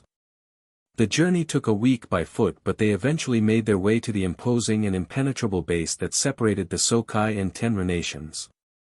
Shiranui Fortress nestled in between two steep mountains with two massive walls constructed with the idea of surviving and repelling sieges, and at the center of the base of these walls are massive double doors to allow easy passage into the base.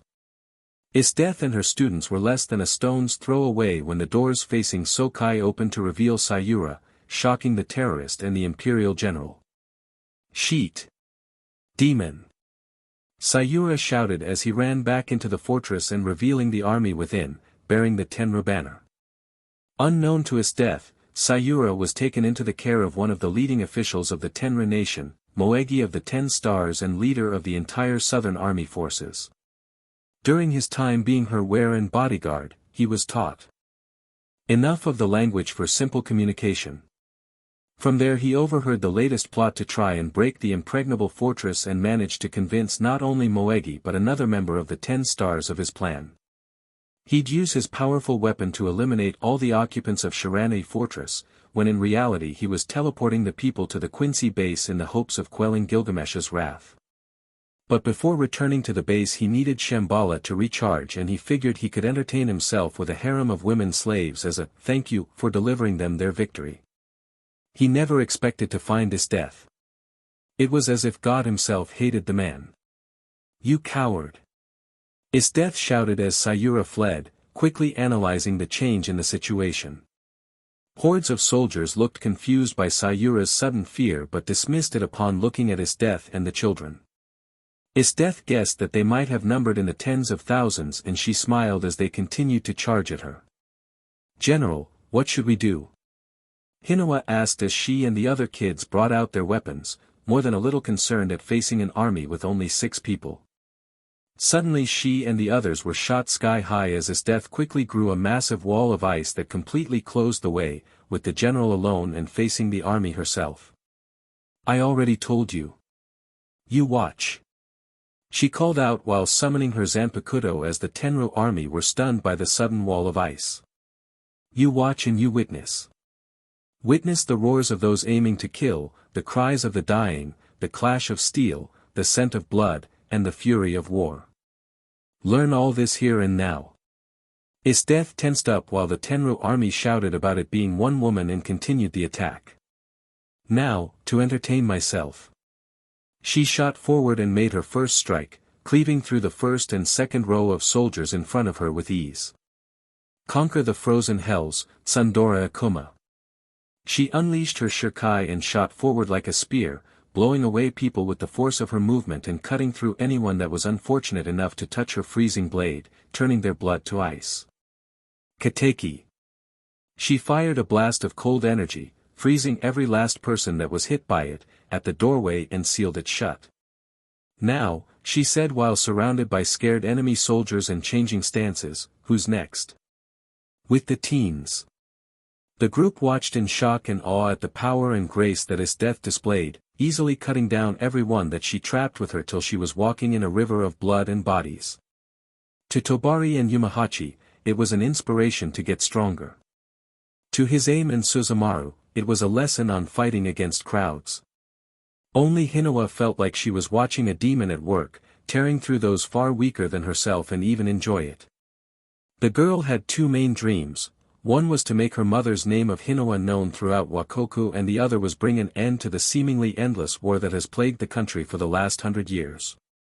"Man, the general is so strong," one of her friends, Tobari, said while looking at IchigoXEsdeath in admiration of her power. "And that ice power is so fearsome. What was it called again?" Suzumaru asked, IchigoXEsdeath finishing off all the remaining soldiers trapped with her before heading toward the frozen gate and smashing it open to continue her bloody works. "A Taigu. Tsundora Akuma. I can't remember. Taigu. Such devastating weapons." Hinawa thought to herself as the thousands of soldiers fighting IchigoXEsdeath slowly started to flee from the wrath of the woman they were calling a demon. If Sokai had these weapons, the war could end for good. But what's the price, General?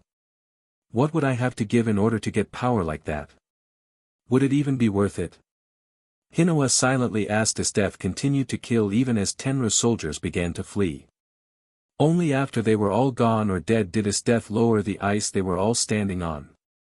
The battle began with 50,000 Tenra soldiers, and in the course of 30 minutes almost half of all those soldiers had died at the blade and power of his death. Now, do you all understand what I was trying to teach you? She asked her students while internally seething at Sayura's escape. In battle, the strong will devour the weak. Without this fortress, would Sokai be strong enough to survive? The teens thought for a moment but conceded that Sokai's ground forces are lacking compared to the Tenra soldiers his death cut down with ease. However, the ultimate push to become strong, as I've learned, doesn't come from the desire to crush those weaker than you. It comes from the desire to protect what is precious to you. His death looked to the sky, thinking of the one person that defeated her. I learned that the hard way. So we can become strong like you, General, his aim asked, looking dead serious, if we focus on protecting something precious? Aim to become stronger than me. She said with a smile before pointing toward the capital. Now go inform your king of what happened here. I'll stay here and stand guard. She ordered as the five rushed to report that Shiranui Fortress was practically defenseless with only his death remaining, unaware of a rather twisted smirk she bore as they left. Exposition dump. Commander Moegi was forced to retreat, her army being crushed by a single monster of the battlefield that her latest lover called a demon. If she didn't see it for herself, she'd have thought Sayura was exaggerating the matter, but what little he managed to convey told her that Sokai was now virtually untouchable. She believed she'd be seeing that demon of ice in her nightmares for years to come, and now she had to inform her king of her failure. To add insult to injury, Sayura soon escaped for her army's custody and disappeared, taking with him the special tool that nearly delivered them the Sokai nation, the Taigu Shambhala. The king of Tenra was less than pleased to hear that the invasion was yet another failure, but was willing to forgive a member of his 10 stars after forcing her into a chastity belt for the next few months. He sent scouts to validate Moegi's claims, and out of 10 scouts only one returned, missing an eye, a few teeth, some fingers, and bore further evidence of torture as he recounted with terror the valley being filled with impaled corpses and how his team was captured and tortured by a woman with the beauty of a goddess and the cruelty of a demon. Word quickly spread of the ice demon of Sokai, and support for a continued war with Sokai slowly began to fade. Fear of the demon was almost as effective as the fortress itself in protecting the Sokai nation when scouts and soldiers saw the valley filled with impaled bodies from the failed assault. Those foolish enough to go too far into the now named Valley of Corpses found themselves added to the number of bodies lining the valley. Shiranui Fortress was soon reinforced with the appropriate number of soldiers, and though they were just as put off by Isdetha's work, no one had the bravery to say anything about it. Isdeth herself remained at the fortress and training the teens until word of the Empire's return to Wakoku, while Akim, Wave, and Chelsea tried to infiltrate Tenra to find Sayura. Tatsumi and Mine joined Isdeth at Shiranui to serve as additional forces to keep the fortress and to receive officer training from Isdeth, the general giving both the field promotion to captain and command of any forces the Empire sends to Sokai. Akim and her team returned a week later with the unfortunate news that Sayura evaded capture yet again and made an entire city population disappear with him. The only good news was the sighting of an imperial vessel and Ichigo's Ryatsu. With Ichigo docking now, sir, a naval official announced as the vessel soon reached the port near Nagisa Castle, where Isdeth and rest of those from the Empire, the teens training under Isdeth, and King Sotetsu with his army commanders waited the arrival of the Soul Reaper and his group. Ichigo, trusting the people to do their jobs on the ship, jumped off to meet up with Isdeth and her team. Status report. He immediately ordered as Isdeth stepped forward. We have searched the entirety of Sokai and found no trace of Sayura until the neighboring Tenra nation attempted to invade. Heading to the invasion site myself, I came upon Sayura with the invading army and had to let him go in exchange for holding off the enemy army. Further investigation led to the conclusion that he sided with Tenra for some reason and used Shambhala to clear out the Sokai soldiers at Shirane Fortress.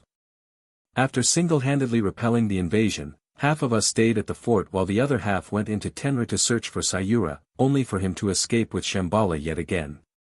DMN it. I can't remember the last time someone gave me this much trouble. The hybrid growled before facing Sotetsu while the Imperial soldiers began unloading the munitions and other supplies. Emperor Makoto of the Grand Empire is lending a company of 200 soldiers to be placed under the command of Tatsumi and mine and only used in the course of defense for Sokai. The teen told the king while Chelsea translated, the man nodding in agreement. Would attacking pirate and bandit bases count as defense in the Empire's eyes? I think it does. Good, I'll discuss with my commanders where best to put them after seeing them in action. As for my trade with the Empire, 5 men came forward as he said that with another 20 men moving cargo that resembled body parts of danger beasts or freaks as they were called in Wakoku, I bring 5 of my finest blacksmiths that specialize in Meiho crafting and much material that they are familiar with. They will teach and be taught the techniques of the trade between our people so that we may both benefit from what they learn. They have been studying the language of the Empire in preparation for this trip courtesy of me. Chelsea added as she finished translating. Good work. We'll be leaving in 3 days as we resupply. Ichigo finished, getting a heavy smack on the back from a laughing Sotetsu. Then let us celebrate. Come, let's have a fishing challenge and a hearty feast. And for 3 days the king, Ichigo, Isdeath, Wave, Tatsumi, and Hinowa all competed with who could catch the best haul. Sotetsu because he just loved the sea, Ichigo because it felt rude not to, Isdeath because she enjoyed a good hunt, Wave and Tatsumi because they won't see their rival for however long, and Hinowa because fishing was her specialty.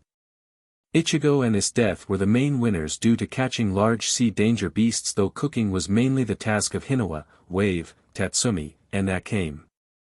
Sotetsu brought his best liquor for everyone of age, but Isdeath and Akim conspired together to get Ichigo drunk which led to a long night for all 3 of them. Finally the day of departure came and everyone bid their goodbyes as the teens boarded the ship destined for foreign lands and allies had to separate once again. 2 days of sailing and they reached the storm region of the sea, terrifying the teens with its ferocity. Isdeath went to the prow in preparation to repeat the last time she calmed the sea. Ichigo didn't move as the entire vessel began to glow for the spiritually aware. Kukantanai. He whispered, making everything reappear on the other side of the storm. Next stop, the territory of the Grand Empire. He said with a proud smirk. Quincy Base. The sounds of wet smacks reverberated through the caves of the hidden castle, finding their origins in a throne room with Sayura strung up by chains and getting beaten to the point of bleeding. Gilgamesh sat upon his throne with the indifference of watching an ant being crushed as Sayura was brutally punished on his order. The crimes of wasting the king's time and because Sayura was still vile scum. Enough, it's time we ended this. Gilgamesh calmly ordered, the soldats beating on the BSTRD stopped and stepped back. Please my lord, he tried to say through swollen lips and missing teeth, I brought you what you wanted, I did as you demanded, so why? He coughed up globs of blood and another tooth. What warrants this punishment? A dagger suddenly found itself in his thigh, piercing through bone and muscle. If you truly wish to know Mon no. Even mongrel is too generous. The Quincy lord stated as he glared at the tortured servant. It's because I've wanted to watch you die from the moment I met you.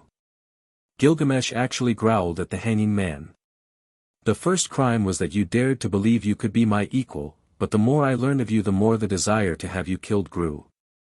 Believe it or not you disgusting wretch, I do have standards. Standards that found you and your ilk so vile that I should have struck you down the moment I met you. However, I could still use you and let that Soul Reaper and his allies do the job for me. That alchemist is still useful, but not you. Except maybe for meat. Sayura gawked in horror, knowing the monstrosities that awaited him and the usual mercy of killing the victims was likely one that would be denied him. Please my lord. I can dash. Sayura tried to say, but his voice disappeared, courtesy of Zaros who appeared behind his lord. With a wave of the golden Quincy's hand, Sayura was then dragged away, down corridors filled with more and more horrific monstrosities that Dorothea created until reaching a door that read, Hecatoncres. The door opened and revealed Honest, mutating into a disgusting multi-limbed abomination that was growing bigger and bigger with all that he was eating. Sayura saw various danger beasts and people, all of which were being eaten raw. Pops? Sayura asked in horror, not realizing that his voice returned. He was thrown inside when Honest stopped eating and noticed his son. Hungry? Was all Honest said before charging at his helpless son. Countdown. With Ichigo's group. Ichigo returned to his meditations, dedicating himself to training for Kyoka Suigetsu's Bankai, which was becoming more and more of an uphill battle. Unlike his fight with Aizen, she matched him in speed, power, strength, and he was unable to use the same trick to find her real body as last time. IchigoXdeath was attempting to do the same, determined to dominate her Zanpakuto and gain the power of Bankai, before being talked into giving language lessons to the Sokai teens and blacksmiths while the assassin tried to attain her Shirkai. Wave eventually noticed and trained with Akim and IchigoXdeath, whoever wasn't helping teach the Sokai group. Despite the days they spent on training, the furthest they got was simply hearing another voice before entering the Empire's canal system. Hinoa and her friends thought they were ready to see what the outside world had to offer, from stories IchigoXdeath told them about her hunts, from what Mine told them about the buildings, what Akim had said about the food. They were utterly floored by the city they found themselves in. The towering buildings, the crowds of people, the smells in the air, all of it was foreign and they found it amazing. Ichigo remembered that Makoto said something about throwing a celebration in honor of connecting to the Eastern nations. A welcome distraction from the horrors they were subjected to earlier, as a somber air still lingered but the festivities still held. The kids enjoyed much of what the capital had to offer, some attractions holding more attention than others, until finally they got to the palace. Welcome, citizens of Sokai, Choyuri greeted while Akim handled translation. His Eminence, Emperor Makoto, welcomes you to the Grand Empire. The group were escorted toward the throne room while Ichigo himself started heading for the basement, looking to get some extra work done before returning to his training, when he felt a disturbance in the air. I know this presence. He thought before flashing away and reappearing high above the palace dome, scanning the vicinity before finding a hooded figure in Vandenrake garb riding a racer platform. Ichigo immediately tensed, ready for battle, and waited for the right moment to strike.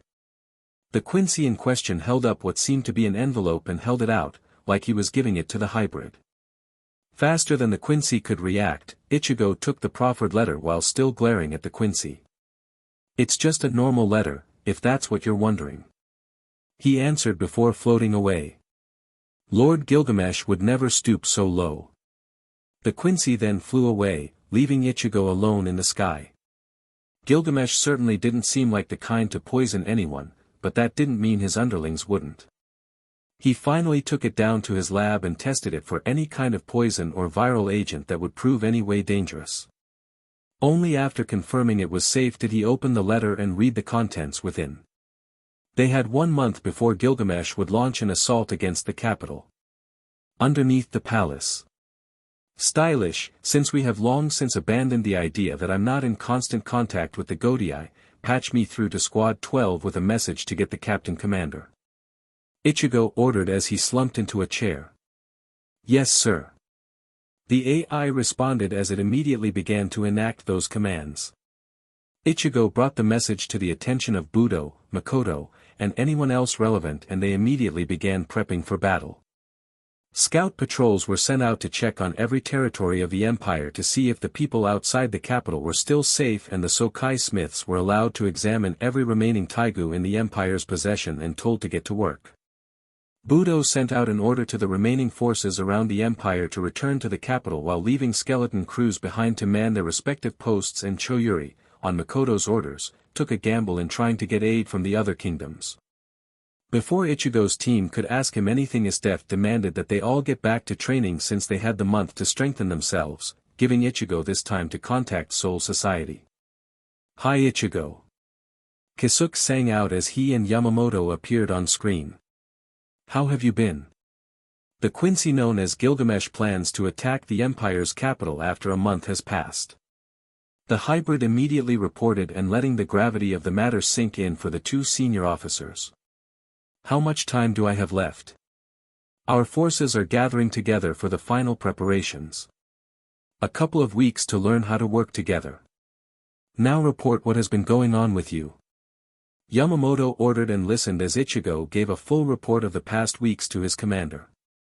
It was agreed that you'd be granted a measure of leniency in your test due to measures outside of your control. Ending up discovered on entry due to the unforeseen severity of change in the beginning, preventing war crimes being done in your name, the Quincy invasion, but it doesn't change this judgment, Ichigo. You failed your test, got too involved in the affairs of the world, and permanently altered their course in history due to your actions. Ichigo stayed his tongue, forcing back the part that wanted to argue that he did the right thing. But it was the right thing of a person, not a soul reaper. Shinigami had to be more detached from the world, otherwise they become direct tyrants, and that was something Soul Society was already struggling to fix. Still, I'm proud of you, my boy. The old dragon said with a smile. You still acted to save innocent lives and protect as many souls as you could. You failed your test, but failed in a way that any teacher could be proud of. Ichigo felt himself blush at the dragon's praise. We'll send in a team to aid you. I decline, sir. Ichigo interrupted, surprising Kisuke and making Yamamoto raise an eyebrow in question. This is my war, Gilgamesh wants me. I won't always be able to expect backup, and this is something I'm honor-bound to finish. There was a silence before the head captain nodded, giving Ichigo his consent. Thank you, sir. Now if you'll excuse me, Kyoka manifested behind Ichigo. I've got a Bankai to attain and Shinigami to train. Training, Round 1. For 2 days after that call, Ichigo dug out a large hole to fill with healing hot spring water for recovery. IchigoXEsdeathXAkame was the first to test its effectiveness with the Sokai teens due to her rough training practices. After they proved that it worked, Ichigo called the members of his team to the underground to begin their harsh training. Okay, here's what needs to happen, he started. Everyone needs to learn their Zanpakuto's name and gain the power of Shirkai. IchigoXEsdeathXAkame, Shield, Bullet, and Daidara have this power, and it's the easier of the Zanpakuto's powers to gain. Gaining this power requires harmonization of yourself and your blade, allowing you to hear the voice of your Zanpakuto spirit. Ichigo explained in greater detail the relationship of Shinigami and Zanpakuto to his team of fresh reapers. These aren't random blades, they aren't Taigu, they are your powers, and you must learn to treat them as a reflection of yourself. Some of the team looked to their swords, understanding Ichigo's advice and determined to earn their power, while others looked mainly confused at the concept. Everyone that already has their Shirkai, get into Jinzen and train with your spirit. Everyone else, Ichigo unsheathed his Kido blade, shatter, Kyoka Suigetsu. The sound of glass breaking echoed as Ichigo disappeared. Start running, they heard before Leon was sent flying. Suzuka and Mez jumped away. Wave rushed to aid his ally. Akim and Kurome immediately slashed at where Leon was attacked, thinking Ichigo was there. Their blades sliced through the air harmlessly, reminding the sisters of just how fast Ichigo was. Then Akim's every instinct screamed at her to run, and she jumped back while blocking and still felt the edge of a blade brush against her skin. Kurome vanished in that instant. How? I blocked. Kyoka Suigetsu's power is based in hypnosis. The assassin reminded herself. He can alter my perception, however she couldn't finish as Ichigo immediately appeared before her again. This time she felt her throat get slashed open, forcing her to drop to her knees. There was no cut, but now she understood just how terrifying that sword was. Aren't you supposed to be the top assassin? Ichigo was immediately behind her, blade to her throat. Your mind is in chaos, you've lost your focus. How disappoint. The hybrid disappeared as Mez and Suzuka attempted to free Akim by attacking from behind, and Ichigo appeared in front of Akim with his sword point hovering over Akim's heart. Too slow. He whispered before slamming his palm against her chest and sending all three flying. What's holding you back? Ichigo asked as she rolled to a stop. You were ready to do whatever it took to win the revolution, even kill your dash. He stopped, considering what he was about to say. Your most precious person. Akame glared at Ichigo before her eyes widened, seeing Kurome struggling with his hand around her throat. Kurome. The assassin cried out before charging again, focused on helping her sister. That's it, isn't it? Ichigo and Kurome vanished from her sight just as she was about to cut him, and Akame had to remind herself of the hypnosis again. You're worried about your sister again, scared you'll lose her just after getting her back. How like a proper older sibling. Ichigo reappeared again, Kurome turning blue in his grip and Akame struggling to focus on finding an opening. But I can't afford any weakness among my team, not for this battle. If she's holding you back, there was a loud crack and Kurome went limp in his hand, then I'll remove it. Now try to avenge her. Akame froze as she felt her world shatter, staring into her sister's lifeless eyes. It's just an illusion. It's just an illusion. She kept thinking, telling herself that Ichigo wouldn't be this cruel. It's just an illusion.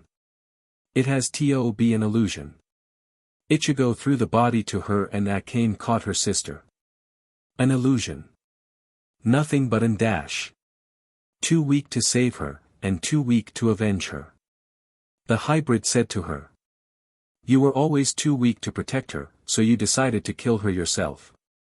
Akame felt her heart stop, being reminded of how she did give up on her most precious family member. I wonder if any other friend of yours will fail me too. Spare them the trouble of dying in the war. Consign them. She felt the words come to her as the image of a snake-like woman whispered to her, Chimetakina Kisu. The silver color on her katana evaporated and formed a thin black cloud around a red blade. Eliminate. She whispered before utilizing what little flash step skill she had to flash toward Ichigo, this time nearly cutting him. She was ignoring everything her senses were telling her and focused on her killer instinct, coming close to her target more and more, and Ichigo allowed it to happen. He had never seen a blade like Akame's and curiosity forced his hand, allowing a small cut on his palm before ripping his arm off at the elbow. Time to end this. Shatter, Kyoka Suijetsu. The sound of glass breaking rang out and Akame was immediately immobilized. Bakudo number 61, Rikujikoro. Congratulations Akame.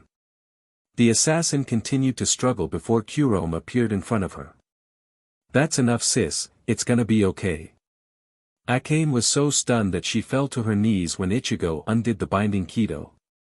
Kurome. But. I saw dash.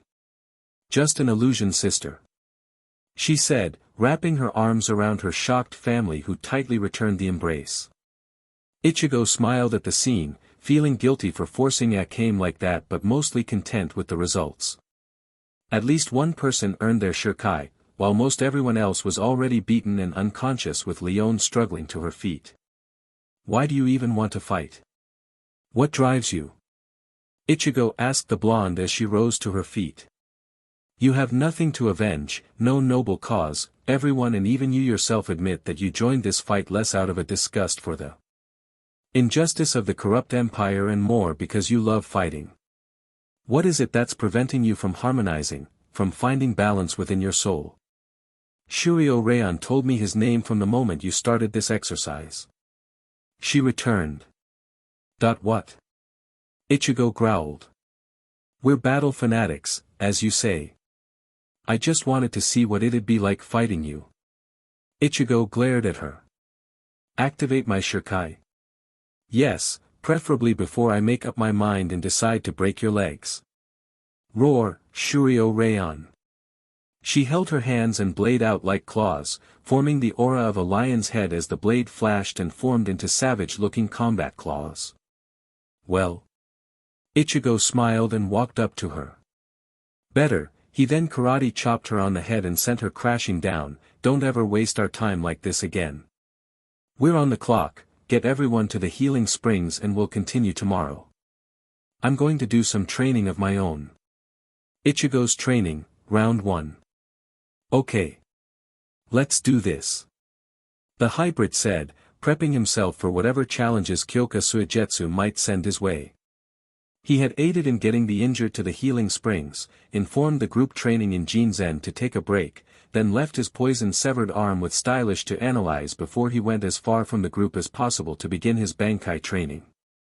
"Are you ready, Kyoka?" he asked as the female Zanpakuto spirit manifested. "Be ready she started before a baseball-sized hole appeared in her chest, shocking the both of them. As she fell, Ichigo reached out to her and felt an emptiness in his own chest with a burning pain, finding a smoking hole in his chest as well that was slowly healing. "What a shame, I actually missed."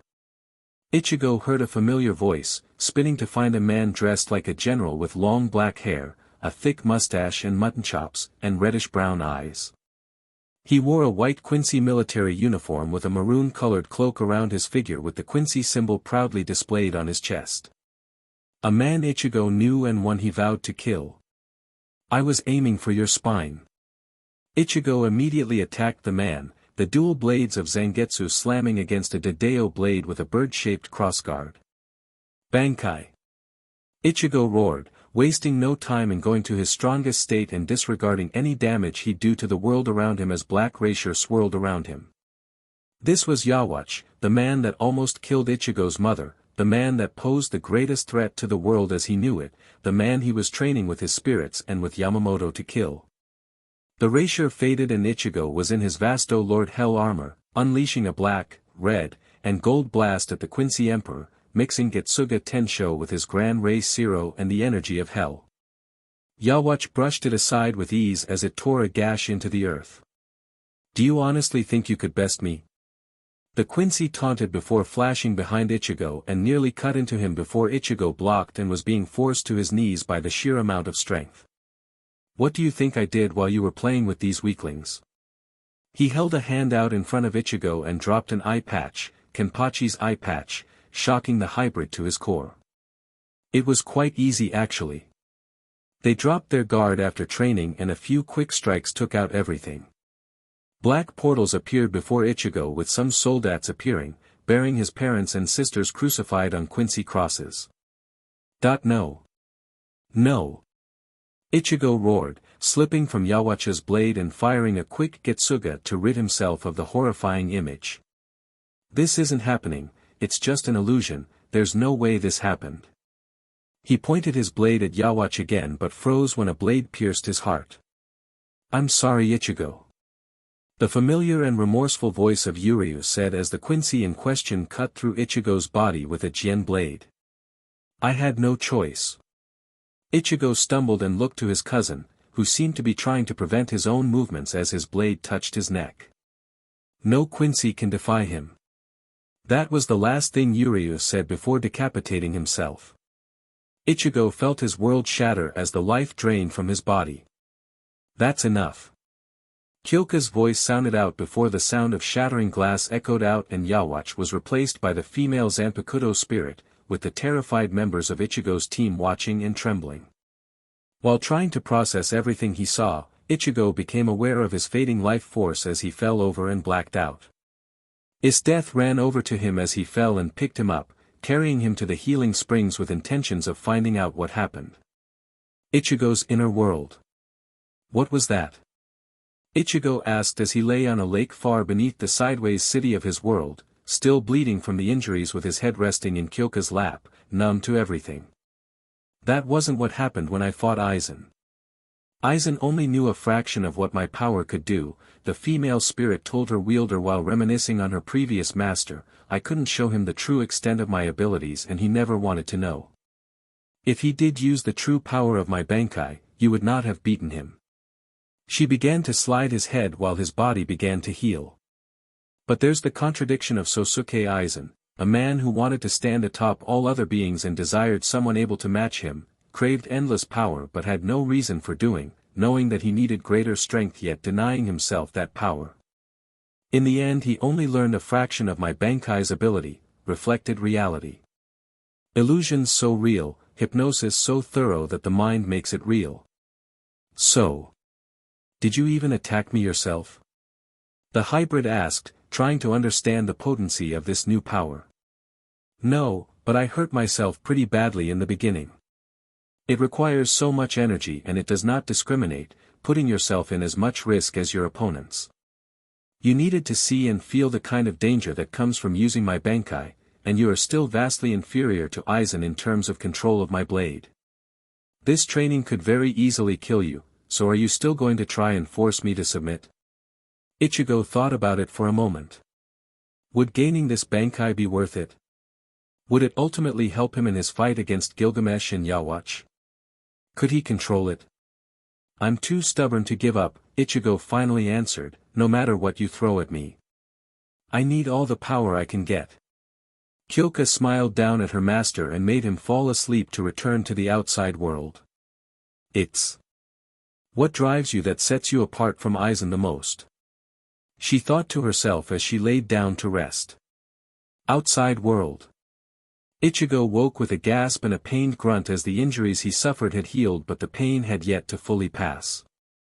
He was in one of the healing springs with both IchigoXEsdeathXAkame tending to him, one was washing him while the other injected him with a painkiller and soothing his aches. Around him was the rest of the members of his team, looking at him with fear, awe, and concern, unsure of what to really make of the raw power Ichigo had displayed. Or whether to tell him of the panicked topside that Makoto was trying to quell. Ichigo didn't even need to ask as he knew they were curious and this was the first time he ever brought up Bankai. Was that the power of Bankai? IchigoXEsdeath asked, making Ichigo look at her in surprise. Merrick said something about it back in Kairok. Told me to ask you about it but I never had the chance, we became too busy. Ichigo nodded before pulling himself to his feet. Shikai is the initial release, the transformation of the Zanpakuto to a new form with different abilities. Bankai is the full power of a Zanpakuto and far more dangerous. Shikai requires a measure of understanding oneself while Bankai requires you to make your power submit. If Bankai are really that powerful, then why aren't we training to get it? Shikai are rather simple to control and Bankai can be just as dangerous to you as your enemy IchigoXEsdeath. It takes 10 years of dedicated training at minimum to attain plus the time to master it. We don't have the time for you all to can that kind of power when we only have a month. There were mixed reactions among the group but Ichigo rose out of the water and started making his way to the staircase. Come on, let's get some food before continuing our training. Some of the team started to follow, eager to fill their bellies to prepare for the next round of training, but IchigoXEsdeath didn't move. Instead she looked to her blade and grinned, ready to tackle a new challenge before feeling something tugging at her soul. Don't even think about it IchigoXEsdeath, Ichigo's voice spoke out in her mind, we do not have the time. Focus on mastering your Shikai only. The pull on her was released and IchigoXEsdeath was harshly reminded of the leash Ichigo had on her. Bowl's restaurant, 3 weeks remaining. No. I'm done killing. The former incinerator told the military officers that came to his new place of business while he prepared ingredients. I quit after coming to terms with the corruption of the empire, I don't want any more blood on my hands. Sir, this is different than before, one of the officers said, we are running out of time and they will be invading the capital. This isn't a revolution or a civil uprising, this is the source of corruption that plagued the empire. The cover story Ichigo and the heads of state came up with while those that knew the truth kept quiet. We need all the Taiga users to stand with us in defense of our country and nobody paired with Rubicant like you did. The latest upgrade has made it particularly picky. I said that I'm. Latest upgrade? Bowles had heard about people coming from not only the east but all over the world as the Western Kingdom and Southern tribes also reported trouble with the Quincy, barely repelling the attacks that crippled their armies, and that they were the most learned scientists and craftsmen to come together to work on new Taigu, but he didn't expect to hear that his former Taigu would be part of that. One of the officers brought out a case and opened it up, revealing thinner tank and the original nozzle was switched out for a pair that seemed to be wrist-mounted with a series of cords and tubes that would go ahead the arm. Along with it was a new black gas mask that Bowles could tell was supposed to do more than shield from heat and smoke. According to the experts that worked on it, it's supposed to be able to control the burn. Meaning if you don't want to hurt something then it won't. The man said, causing Bowles to look skeptical but Taigu were able to do some weird things. So the former pyro user took up the new taigu. And he could swear that it felt warm, a happy kind of heat, as he put on the new apparatus. He activated the flamethrower and tested it on some meat, cooking a steak to perfection while the rest of the kitchen was miraculously untouched. He tried again on the officers, most flinching, but the man at the forefront withstood it and wasn't harmed. Bowles felt something inside and figured that he might have been using Racier to fuel the new Rubicant. "Please, sir. The Empire needs you. This is the last time," Bowles said after thinking and donning his new mask. "After this battle, I'm done with the military. Time to do something right," he thought as he bid his wife and daughter goodbye to train with his new weapon. School in the capital, same time. Run was grading worksheets for his new class, having joined the academy for if and when the final battle came. His answer finally came with two soldiers carrying a long case, undoubtedly holding his own improved Mastema. Everyone stayed quiet and patient as Run finished the last few papers of his class, setting them aside in a completed pile and clearing his desk for the case. The soldiers wordlessly set it upon the desk, opening it to reveal 8 discs with side openings. Run took one and lifted it, with 4 following it as if connected, and placed it on his back before repeating the action with the other 4 discs. Without saying anything he unfurled 8 pure white wings, each lined with razor-sharp feathers. After examining them for a bit they returned to plain discs and Run wrote one last this, a message to the headmaster of the school informing of his obligations to the military. "Deliver this," he ordered, giving the note to one of the soldiers who set out to his task.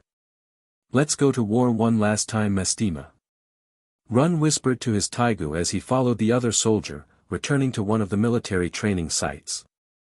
Royal Chambers, 2 weeks remaining. How are preparations? Makoto demanded of his council, consisting of Generals Budo and Negenda along with Prime Minister Choyuri. The former Rakshasa demons, Suzuka and Mez, that are now part of Ichigo's team made progress. Negenda reported. Suzuka has this sword whip blade called, Kinji Rorita Yorikobi, while Mez has a pair of claws called, Kikucho Tachi. The sword whip has this ability she called, Stuck Pain, and I just walked after hearing that and. Mez's claws shoot an incredible distance with tremendous piercing power. Also they both figured out how to manipulate their bodies like they were able to in life. Ichigo had a theory about subconscious belief that they lost that ability since they died. The other armies are gathering with the hopes that they'll flank the enemy once we've engaged the Quincy. Choyuri announced. The other kings will want proper compensation for their efforts, an equal share in the advancements our combined resources make. While we've been unable to make more taigu, we have improved what taigu we do have and have been mass-producing Meiho and Shingu. Budo continued with his side but seemed conflicted. There have been no new reports on where the Quincy are hiding. And a lord that makes my job a bit more difficult. I told you Budo, I'm not hiding away anymore. Makoto practically growled, irritated of having this argument again. I'm not going to hide in the palace like a coward while my people fight and die. I will be there with them when the fighting starts. The duty of the generals will be to protect me while providing tactical orders, but I will be standing with my soldiers. I have to be there and I am not budging on this. The reactions of the adults were mixed, pride and concern being the most prevalent. As you command, Your Highness, they reluctantly said before proceeding with the meeting. Training grounds, 1.5 weeks remaining. Again. Ichigo ordered the last pair of trainees, Wave and Kurome, as they continued their attempts to learn the names of their Zanpakuto. Kurome was panting from the effort of trying and failing to cut the hybrid, who always moved too fast for her to actually touch, while Wave was decorated in cuts and bruises from getting thrown around by Ichigo. Wave growled and charged at him again, trying to get behind the Soul Reaper before getting a foot buried in his gut and sending him flying once again. Kurome did manage to approach from his side, using all her assassin training to hide her presence, only for Ichigo to easily dodge her every strike with minimal effort. Are you even thinking, or do you just always charge and head first and hope you're strong enough? He taunted as he flashed behind Wave, who tried to slash at Ichigo again. The hybrid caught his, but Wave immediately moved to kick Ichigo with both feet and tried to use the sudden weight change to knock Ichigo off balance. It didn't work as Ichigo tossed him aside at the last moment. He doesn't really think, but he is adapting quickly. Ichigo thought as Kurome closed in again and he dodged her attacks again. Probably from all the sea creatures he battled while in the navy. Kurome was getting more and more frustrated with how Ichigo never seemed to acknowledge her presence beyond quick dodges, and he never once looked at her no matter what. Use your head, Wave. You're adapting, but what good is that if your opponent still outclasses you? No advice for me? Kurome complained while panting. Why have you been ignoring me? As she said this, she made for another swing and Ichigo didn't move, resulting in Kurome's hand starting to bleed and freezing her in shock. What should I tell you? The air became heavy as the hybrid let out more and more Ryatsu, slowly suffocating the girl. That you're weak? That you're slow? That you're inferior to your sister? You already know this. You used to dope yourself all the time just to keep up with the rest of the squad. Wave's too stupid to actually listen to his Zanpakuto, but at least he can fight on his own. Why should I bother with dead weight? Wave heard all this and froze, shocked by the harshness of the comment. Ichigo was always rough with their training, but this was the first time he made it seem like he was giving up on one of his team. The shock slowly gave way to anger and he was about to rush again, but then he tried to listen, remembering that that was the whole point of this training. He's right. Kurome thought to herself, feeling her will being crushed by Ichigo's Ryatsu. I was never good enough. Not for the Empire. Not for Sis. Not for anyone. You always relied on drags to keep up. She heard a voice say, dragging her away into a realm filled with strings, puppets, and bones, all moving to the whims of a massive cloaked figure with hundreds of thousands of strings leading back to it. So why not go back? A few strings went taut and a tray of cookies appeared before her, specifically the ones that were always laced with her drags. It's easier. After all, look at all that you killed while on them. The bones and puppets moved, hundreds of them, and only a few she recognized as people she killed and enslaved with Yatsufusa. You need them. Right? It was so tempting, to go back to being as strong as she used to be able to stand by her sister's side. To fight alongside Wave and not be a liability. She took a cookie and brought it to her mouth, stopping before she could bite down. No. She whispered, dropping the drugged confection. No. She took her sword and slashed the table. Never again. I'm not going back. She glared at the figure above her while the puppets slowly fell apart, one by one. I can't go back. I won't disappoint them like that. My sister or Wave. If I can't fight in this war, then I'll have to keep training until I can stand proudly by their sides. Without the drags, even if I have to do it without you, for Chita Yakusoku. She then froze, realizing she knew the figure's name and what it was before she was back in the training arena. Teitorunado. She looked to see Ichigo, looking confused as Wave was swinging around. Anchors. One looked like battle axe while the other was more like a hammer, both connected by a chain. Why am I not surprised? The hybrid sighed as the blade anchor came flying at him, only to get smacked aside by his bare hand. Well, now that you've got your Shirkai, shall you move on to the next part of your training? Not until you apologize to Kurome. Wave yelled back, pulling the blade anchor and charging at Ichigo with the hammer anchor. The Shinigami got ready to catch the Navy man when Kurome moved her blade forward, making it unravel like strings that wrapped around Ichigo's arm and surprising him. Not enough to be effective as he still punched Wave in the face, sending him flying back. Look at you, managing to earn your Shirkai after all. The hybrid said with a proud smirk. Good job, Kurome. The black-eyed girl smiled at the praise and at Wave, who once again tried to bludgeon Ichigo with his anchor, only for it to be caught once again. Seriously? She has her Shirkai, meaning my method worked. Can you focus on your training so I can focus on mine? Suddenly Akim appeared with her shuriken and tried to cut him, Ichigo flinching away from the blade that he learned had an ever-changing poison. I heard what you did to my sister, Akim said, glaring at her lover, and even I think you took it too far. Ichigo tossed Wave and Akim back as all three got ready to attack. So I don't get to focus on my training until I pay for this? The glares from all three followed by their coordinated assault was all the answer he got. I'll make it up to you after the war.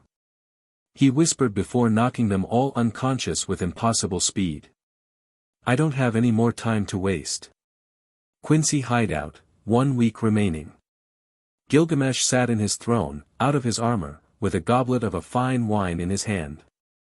He was being patient, knowing that the Empire was gathering its and the world's strength to battle him, but he doubted that he'd be part of that fight. That small skirmish with the hybrid gave him more than enough evidence that their fight would be far away from everyone else. He just hopes that the mongrel would provide enough entertainment. He took a sip from his cup and relished the intoxicating taste of his drink, wondering if he should be so generous as to let the hybrid enjoy a fine wine before killing him in battle. With Ichigo, 3 days remaining. Devastation. That was the only way to describe the aftermath of the training field. Ichigo insisted that everyone and everything be moved out of the underground base so he and Kyoka Suigetsu could go all out. It was chaos and Ichigo forced himself to weather it all. He drowned, he burned, he suffocated, he struggled through broken bones, severed limbs, earth-flattening explosions, the vacuum of space, and yet he still stayed standing. He was missing an arm and a leg, forced to stand on his sword like a cane because his remaining leg was shattered, blind from one eye popping with the other being cut open, half of his body was covered in gaping holes with the rest either frost-bitten or charred black, and he refused to fall. Because after all that did Kyoka, still pristine and beautiful, kneel before him in SBMSN. My power is yours. She said, returning to his inner world as Ichigo finally collapsed, being caught by Zangetsu and taken somewhere safe while he rebuilt the healing springs. Battle of Kings. Time remaining, hours. A dark air hung in the capital ever since morning, tense with the military preparations and grim with the expectation of battle. The armies of the Empire were ready to move the moment the call came. Almost all of the Shinigami were doing some light practice and testing new techniques with their Zanpakuto, Makoto sitting on his throne and waiting for the coming battle, Death and Budo doing some last-minute preparations with the Sokai children, and Ichigo sat atop the palace with Borick and Mera, watching and waiting for the whatever signal the Quincy would provide. You're doing very well. Death told Hinowa as they continued sparring in the training field among her army, the general coming to a conclusion on a decision during her time in Sokai. Hinowa, I've been thinking. Would you become my daughter? The sudden question shocked the girl and the whole army, freezing them in place and giving Death an opening to kick Hinowa's legs out from under her. Never lose focus or drop your guard. How many times have I said that? The ice user scolded before helping her protégé up. Too often, the foreigner admitted, but that was just so sudden. Why did you ask that?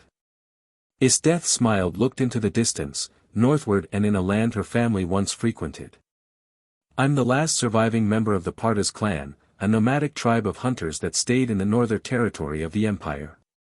She said, recalling the days of her family and the fires she found after one of her solo hunts. My father always taught me that the strong lived while the weak deserved to die, a philosophy I kept for most of my life. But they were attacked by another tribe and destroyed, leaving me as the sole survivor by mere chance. I once thought that I'd one day restore my clan, but I always sought out the next battle, so I adopted my soldiers as my family. She said, making her troops blush and smile with pride while her smile faded. But, I don't think I'll ever have a child of my own, and this may be my last chance. If I was to have a child, I'd be honored to have you as my successor and name you Hinowa Partas. That shocked her soldiers, with many refusing to believe while others remembered her fights with Ichigo, that there are some out there stronger than his death. This is a bit overwhelming. Hinowa said, disbelief and shock running through her system. Can I have some time to think about it? IchigoXEsdeath was about to smile before she felt something in the air change. I can't promise much. A spirit light streaked across the sky and was caught by Ichigo, causing a massive disturbance in the air. Troops. Get ready to move out. She ordered, her army scrambling to obey. Ichigo soon flashed away and IchigoXEsdeath knew it was time. The final battle was here. Calm before the battle. The promised day had come, the morning of battle and bloodshed. The sun began to rise as the military of the empire stood ready. IchigoXEsdeath took the ground forces and stood in the front like an immovable wall daring any to challenge. Najenda held the wall with the archers, riflemen, and artillery ready to fire, and Budo floated in the sky, ready to order the many soldiers and danger beast mounts of the air force to take flight in battle. Ichigo was with Makoto deep within a hidden section at the top of the palace, where the final weapon of the royal family lay dormant. The two reached the door and Ichigo activated the Kido Tentikura as Makoto continued toward the Taigu of the royal family, Imperial Guardian, Shikudazur. The room had an odd design, the walls being made of uneven blocks while the floor consisted of round platforms with a staircase leading to a monolith with a circular emblem in the center and a block in front with a keyhole, with the royal scepter being the key. Soldiers of the Empire, Makoto started, knowing that what he said was being transmitted by Ichigo's Kido as he stood before the block, brothers and sisters in arms. Today dawns not a peaceful day but a day of blood. Today we stand together to face a far greater danger than any the Empire has known. So I beseech you, I beg you, stand tall and fight. He stabbed the scepter into the keyhole, wind and energy now bursting from the monolith. Fight. Fight for your homes, for your families, for tomorrow, for the new golden age of the Empire. A massive armored head appeared from the ground, dark and gold with a design of the imperial crown on its head. Together. Push back and banish this evil. The armor continued to rise, revealing more of the black and gold armor and a high-collared cloak. Go now Shinigami. I have no more words. He softly spoke as a sphere engulfed him and went inside the Taigu as it continued to rise. You've come a long way Makoto. Ichigo said with a smile before flashing to the head of the Taigu, standing among the clouds before sighting a flash of gold beyond the Imperial army. Understanding who it was, Ichigo flashed above the gate and saw his enemy, sitting smugly upon his throne on Vienna with the same hooded figure from earlier. Wordlessly, Gilgamesh summoned 100 different weapons and shot them at Ichigo who proceeded to knock them all aside with ease. The golden-armored Sternritter smiled in response. Zaros, take command of my forces, he ordered the figure who jumped off the vessel. Follow me.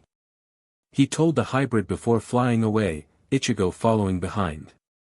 Zaros watched his lord fly off before looking at his death before raising his hand and causing the enemy army to reveal its many hundreds of thousands of soldiers, danger beasts, and a horribly misshapen abomination with 100 limbs and 50 faces. A barrage of spirit arrows began to fire, forcing IchigoXEsdeath to create a massive wall of ice. The last battle I'll use my Taigu. It's been fun, Demon's Extract.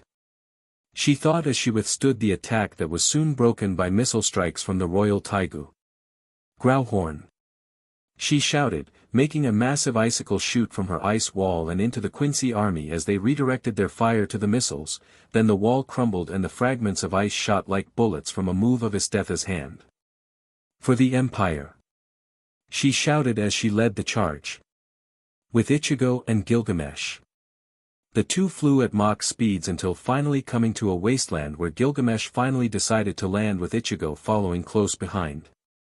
The hybrid cracked his neck and was about ready to draw Zangetsu when the golden Quincy created a portal and brought out 2 golden goblets and a gold pitcher. The Quincy tossed one of the goblets to Ichigo and poured himself a drink of rich red wine before setting the pitcher on the ground and looked at Ichigo expectantly. The Soul Reaper got the message and took the offer, pouring himself a glass. Normally I'd refuse due to being underage back home, he started as he filled his cup with a maroon-colored wine and took an experimental sip, but if this is to be our last meeting then I will accept the generosity. He smiled at the flavor he tasted, smooth and rich from the fruits that made it, before returning his attention to Gilgamesh. Speaking of, why the generosity in the first place? I expected us to just start trying to kill each other. The Quincy actually smiled with a quick laugh at that before holding his cup out with Ichigo refilling it. Our fight will come soon, I promise you. He took a steady drink, enjoying his wine with a smug smile. However, it is not often I am faced with a strong opponent. Now that you're more man than beast, I have to show courtesy due to that strength. Beating you will be a worthy feat to my tail. Is that why you came to this world? Ichigo asked after taking another drink. To increase your notoriety? Is it truly worth the effort to come all the way here for Yawatch? That mongrel that fancies himself a god is but a stepping stone in my quest to take what is rightfully mine, dominion of all things as their king. But in partaking of Yawatch's spirit and blood, you've sentenced yourself to death at his leisure. The seated Quincy gave a pointed look to Ichigo, waiting for an explanation. Oswallen, the ability to claim back whatever fragment of one's soul that was placed in another. Every Quincy under Yawatch's command has some of his soul, with the Sternritters having drunk his blood. The moment you kill me could be the moment you die. Gilgamesh looked into his cup and took another sip. Not an issue at the moment. The golden Quincy finished his wine and rose to his feet. I'll deal with that pretender eventually, but for now, my pride demands that I take your head. Even if you swore fealty to me in exchange for aiding you in killing that false king. I see. Ichigo acknowledged as he finished his drink. It appears that the two of us could never be allies, no matter the circumstance. You just irritate me. The two, at the same time, threw their glasses into the air and began walking away to make a respectable distance to the other. So, shall we do a quick warm-up before we really cut loose? The hybrid asked as he activated Zangetsu. I don't see why not. Gilgamesh returned, hundreds of portals appearing behind him. Begin. He said before firing the first salvo of blades at Ichigo before the many others following the Soul Reaper as he moved around the field at great speeds. The hybrid was closing the distance before jumping away as chains and spears erupted from around Gilgamesh, creating a strong barrier between them as more and more portals appeared. My arsenal is endless, mongrel. I have any number of weapons with which to end you. Ichigo was back where he started and analyzed his chances. Very well, time to stop playing. The hybrid stabbed Zangetsu into the ground and unsheathed Kyoka Suigetsu. I haven't mastered this yet, but I don't really have a choice. Bankai, the sword evaporated into mist as the air rippled like water, Kagami no Bunya de no Tsukiakari no Nishoku. The area around them was now riddled with an endless number of blades of all kinds. Welcome, to my Moonlight Armory. My counter to your endless arsenal. Battlefield. The air was choked with smoke and fire, filled with bullets, arrows, stones, and missiles, and ringing with the cries of rage and violence and the dying. The many barely trained soldats of the Quincy army falling rather quickly to the more experienced members of the Imperial Army and certain Taigu Uswers, but the sight of seeing many of their allies suddenly falling dead to the unseen spirit arrows was a harsh blow to many a soldier's mind. Is death on the front lines, battling like a war. God or a devil from hell, kept Moral up as she cut through many enemies.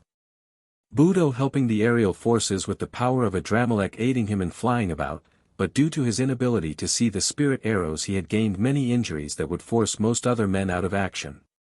The original cover that came from the Shikudazer's artillery fire was ended as the monster with the many limbs attacked Makoto, releasing an inhuman shriek that seemed almost furious with either the Taigu or the one inside.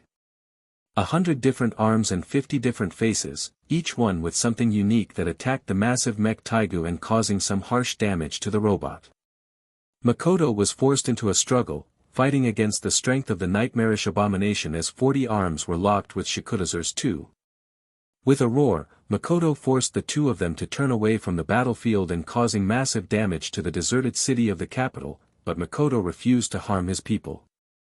The center of the chest piece of Shikudazer flashed as an energy beam struck the monster at point-blank range, disintegrating much of its body. Believing he won, Makoto was about to throw the massive carcass aside when it started regenerating. Makoto! The thing roared as a recognizable face appeared, startling Makoto. "Why am at me this? You ruined everything, you useless puppet." Honest's disgusting face became more dominant over the rest of the mismatched mass of flesh. "My ultimate failing was not seeing you for the monster you were." The Emperor growled, coming to his senses. "But no one could possibly make that mistake now. For my parents, you disgusting freak." Shikuda's headbutt the monster, stunning it so Makoto could rip an arm free to punch Honest in the face again. "And I'll kill you as many times as I have to free this world from your evil." Gate wall. Most everything froze for certain people when they saw the monster was Honest, shocking many of the more in-the-know members of the Imperial forces, Negenda being one of them. She wanted nothing more than to help blast the disgusting freak back to oblivion, but a sudden shot got her shoulder, forcing her to turn back to the battlefield as many Quincy were attempting to get up the wall. Her robotic eye scanned the enemy and identified over a dozen that were getting too close to their anti-siege weapons. She held out her new arm and it split apart until it resembled a beam rifle, and she took aim, shooting each Quincy through the eye to avoid the possibility of the blood venin. Still a bit rusty, she complained as she felt the drain on her being, should have got them all faster. A Quincy appeared before her, ready to shoot, before her arm shifted into a shotgun and blew a hole through the unfortunate archer. "Keep up the pressure. Fire." The catapults and ballistae fired again into the army, striking some groups and most of the danger beasts while the archers and riflemen reloaded. Negenda continued to scan the battlefield, finding IchigoXEsdeath cutting through the enemy and driving a wedge before she suddenly stopped with a robed figure walking toward her. Negenda fired a shot at the hooded Quincy, but he deflected it before looking directly at her, and she was brought to her knees by an ear-piercing screech. "With IchigoXEsdeath. What was that?" The general asked herself as she regained her focus after a sudden sound, overwhelming the clash of the battle around her, stopped, and she was freed from the daze she found herself in and looking at a Quincy in a ragged coat and hood with his face hidden behind teal-colored hair exposing only the left side of his face with a single golden eye. He held out a hand and a large double-bladed scythe manifested in his hand, spinning it around with amazing dexterity to display his mastery in a single motion. "And you are Zaro's Blackthorn, Sternritter N. Now die." The short Quincy introduced before suddenly vanishing in a burst of speed, prompting IchigoXEsdeath to immediately erect a massive wall of ice around herself. She then heard the sound of ice being cut, causing her to jump as a blade sliced through the ice with no effort. She found Zaro's holding up black and gold arrow guns that looked like spiked diamonds with a B pattern, aimed right at her. Weiss Schnabel. IchigoXEsdeath summoned thousands of icicles and shot them at Zaro's. Instead of firing any arrows, there was a loud screech that pulsed from the Quincy and shattered all the ice. IchigoXEsdeath barely managed to shield herself with another ice barrier that cracked the moment the pulse touched it, along with an arrow barrage that was tearing it apart. Conquer the frozen hells, Tsundora Akuma. She summoned her Zanpakuto and immediately fired her Kateki at the Quincy, the cold energy freezing everything it touched. Zaro's didn't even flinch as he easily dodged the attack, aiming his arrows at the general once again. Need to dodge, she thought as she analyzed the hundreds of arrows, trying to think of a way to avoid getting shot by all the bolts. She didn't have enough racier control to stand in the air, nor was she proficient in Shuunpa. Running out of time and options, she used her taiga to cover her wrists and ankles in ice to move her body in the air, somehow dodging most of the arrows. I'm surprised that actually worked. Let's see what else I can manage, she thought as Zaro's created another pulse, this one killing everyone around them in a 20-meter radius with blood pouring from their heads. IchigoXEsdeath barely managed to shield herself with ice, giving her a chance to finally recognize what he was using. He's fighting with sound. Heavy pressure used ultrasonic waves to break bones, but he makes that taiga seem absolutely tame. She couldn't help the savage grin as a white mist formed around Tsundora Akuma's blade. Wonderful. A proper challenge. Elsewhere on the battlefield. Keep moving, Akim called out, leading the special team of taiga users and those with Soul Reaper powers. Their job was to find any and all Quincy that seemed like officers or stronger than the normal soldat. Bulat, Daidara, and Leon started competing over who could score the most kills, pulling Wave into their game while the rest of the Shinigami focused on doing their jobs. Kurome and Wave stayed close together while Akim kept an eye out for the more dangerous targets. She looked over to his death, seeing the general suddenly paralyzed with another Quincy with wavy blue hair appearing literally out of nowhere and taking aim at his death. She may not like his death, but they were still comrades and she was compelled to aid her, dashing forward to cut the Quincy only for him to vanish. What the? The assassin Akim, the chosen successor of Kurosaki as the leader of the Shinigami in this world. She heard him say, causing her eyes to widen in shock. Only herself and Ichigo knew of that talk as they were in private. Yes, I know many things, young lady. I know what is precious to you, but this isn't the way. Akim scanned her surroundings, trying to find the source of the voice. The Shinigami are tyrants, they command the world from the afterlife and we Quincy seek to save this world from them. Sounds like trading one tyrant for another, Akim called out, if Ichigo was that kind of person. He saved me and my sister from trying to kill each other and has kept his word on every promise he's made. That's more than enough reason for me to stay on his side. She felt an attack coming from behind and dodged, the arrow cutting through her shirt and side and cutting across her ribs. A pity. She saw him with another arrow ready to fire and covered the distance instantly before the Quincy disappeared again, with Akim almost cutting Shiel's head off. Another shot stabbed into her thigh, the man disappearing again before she could find him. My name is Mikiri Zul'jin, the Hidden. Goodbye, Akim.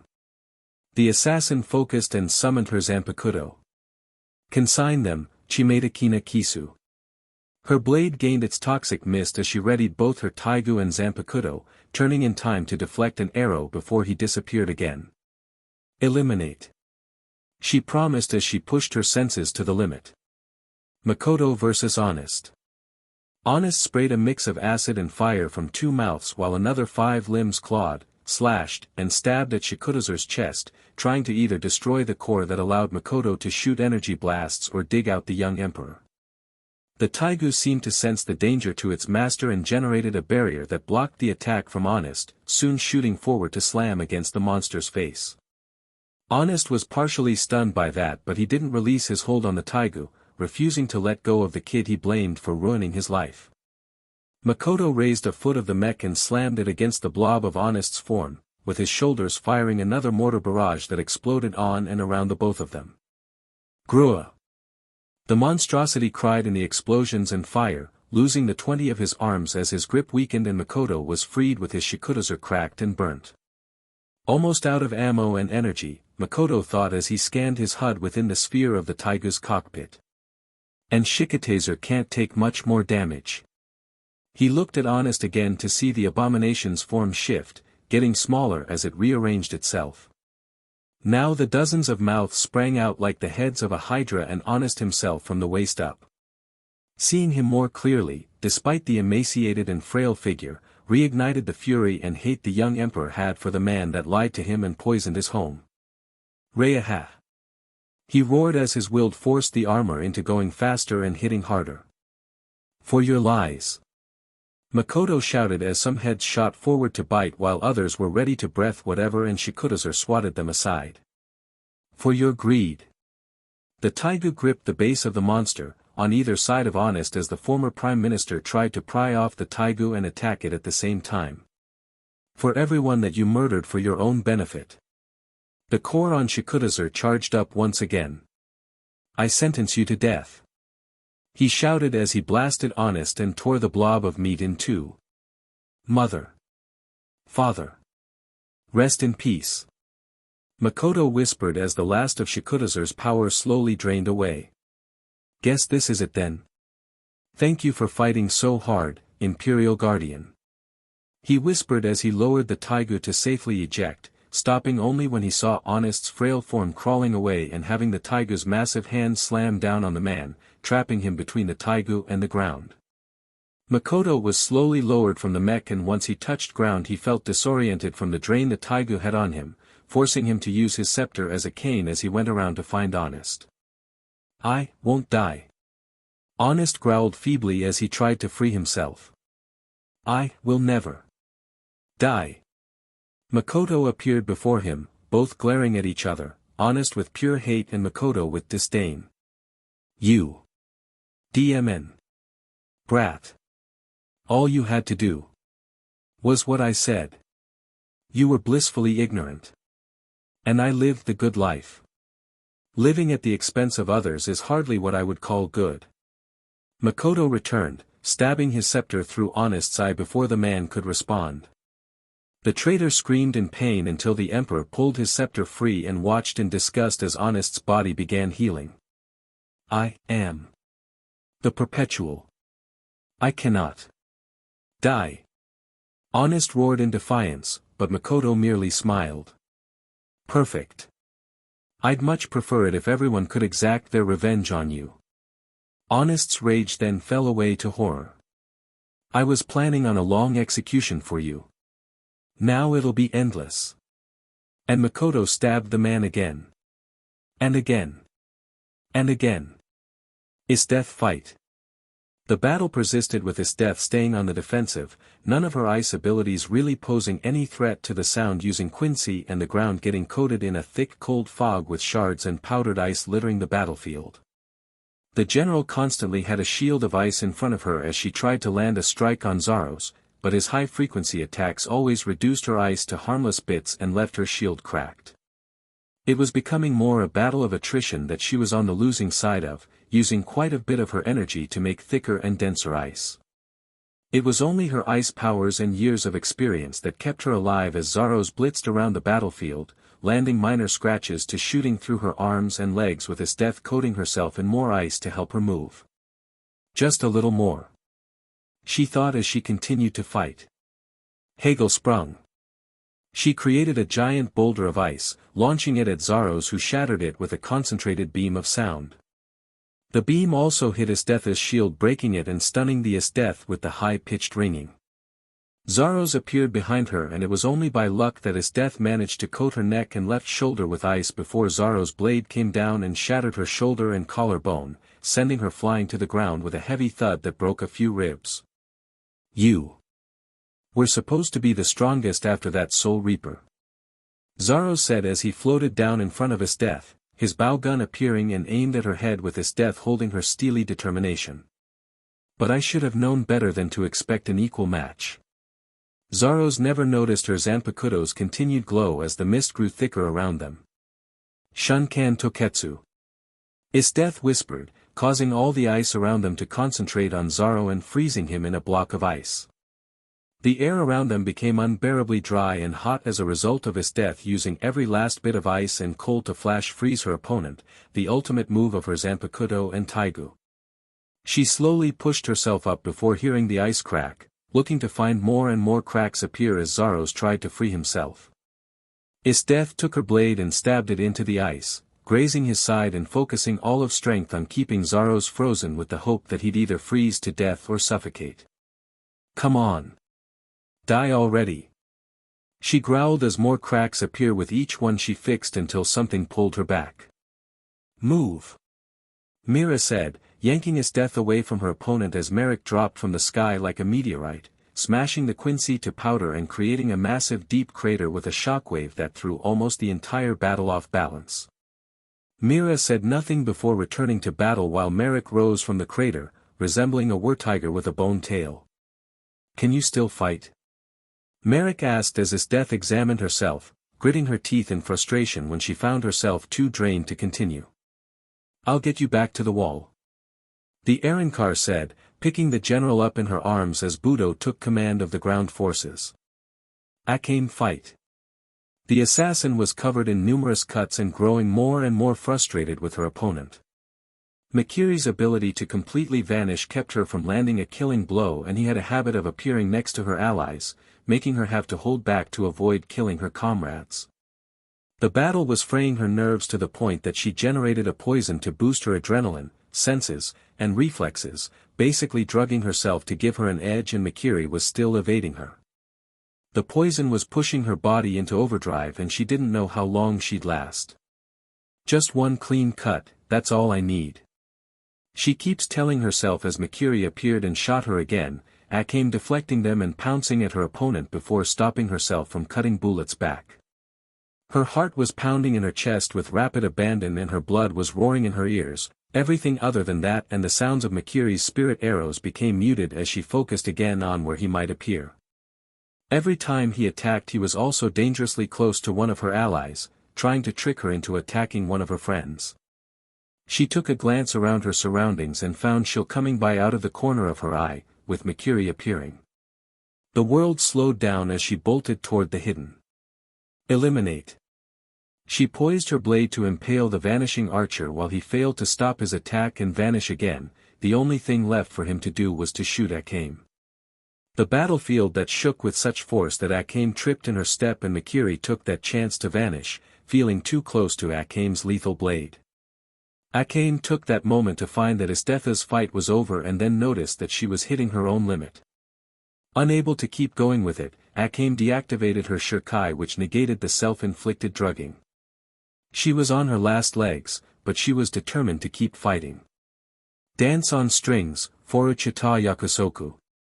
She heard her sister call out followed by a shout of pain.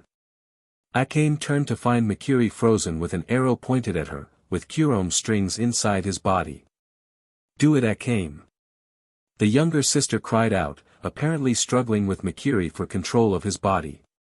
Akim forced herself up, reactivated her Chimetakina Kisu, and stabbed Mikiri in the chest with a poison that would quickly liquefy his insides, keeping the blade there as his body turned red from the internal hemorrhaging. The two sisters ripped their Zanpakuto free as his body fell to pieces, Akim slumping over from exhaustion only to be caught by her sister. Don't worry, Akim. This time, I've got you. She promised as Wave and Daidara came by to help them. Ichigo vs. Gilgamesh. Hundreds of shattered weapons and craters littered the battlefield, the golden Quincy launching his many weapons at the lone Soul Reaper who either dodged or deflected the attacks. In Ichigo's hands were a physical copy of Kaiten Kayakatsu's scimitars that he found earlier.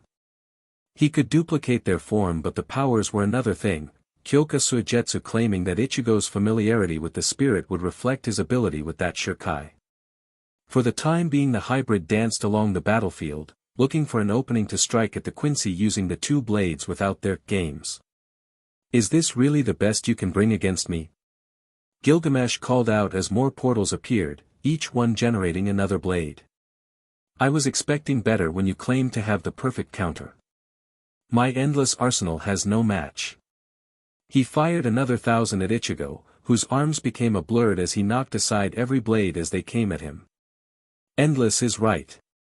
The hybrid thought as he flashed away, dodging another and flying around chains that erupted from the ground. No matter how many I break it doesn't seem like he runs out. And he just shoots that at me with those portals. Does he even know how to wield anything? Ichigo puzzled as he continued flashing around the battleground, spying a familiar axe resting on its tasseled head. Maybe I'll try the Zaraki approach. Just hope I can maintain this. He reached his hand out and focused his rapier, pushing out and shaping it into an extension of himself. He soon felt his hand wrap around the long hilt of the Nozarashi axe and a smile on his lips, looking to find a large version of his hand grasping the axe hilt. Interesting ability. Sometimes I forget you are also of Quincy blood. Though that doesn't seem like a true Quincy ability. No matter, Gilgamesh said before creating thousands of portals to completely surround Ichigo, nothing changes. He unleashed the latest and watched the explosions engulf the hybrid, frowning when he noticed blades of wind flying about as well. What the? He thought before seeing a blade come at him. He summoned a shield to stop the attack, eyes going wide in shock as the blade cut through the defensive plate. The speed of the cut left the Quincy with little time to summon another shield, so he twisted to dodge, earning a nick in his armor and skin. This is the blade of the one titled Kenpachi. Ichigo explained as the smoke blew away, revealing only slight burns that quickly healed. He once claimed that there was nothing that he couldn't cut. Gilgamesh glared at the hybrid as he prepared for his next attack before starting to laugh. Truly, this shall be a battle worthy of kings and heroes. Gilgamesh claimed before unleashing hundreds of thousands of his weapons at the hybrid. The Nozarashi copy burned with Ichigo's black rapier as he donned his golden hell armor, swinging the blade and unleashing a massive Getsuga Tensho that vaporized the Quincy's attack and slammed against a wall of shields. Gilgamesh moved himself out of the way and shifted the shields to deflect the attack away from him. Bankai. The king's eyes widened as the field of blades disappeared and Ichigo appeared behind him. Tensa Zengetsu. Gilgamesh summoned a chain to wrap around his legs and pulled himself away from the hybrid as Ichigo swung his blade and cut a chasm into the earth.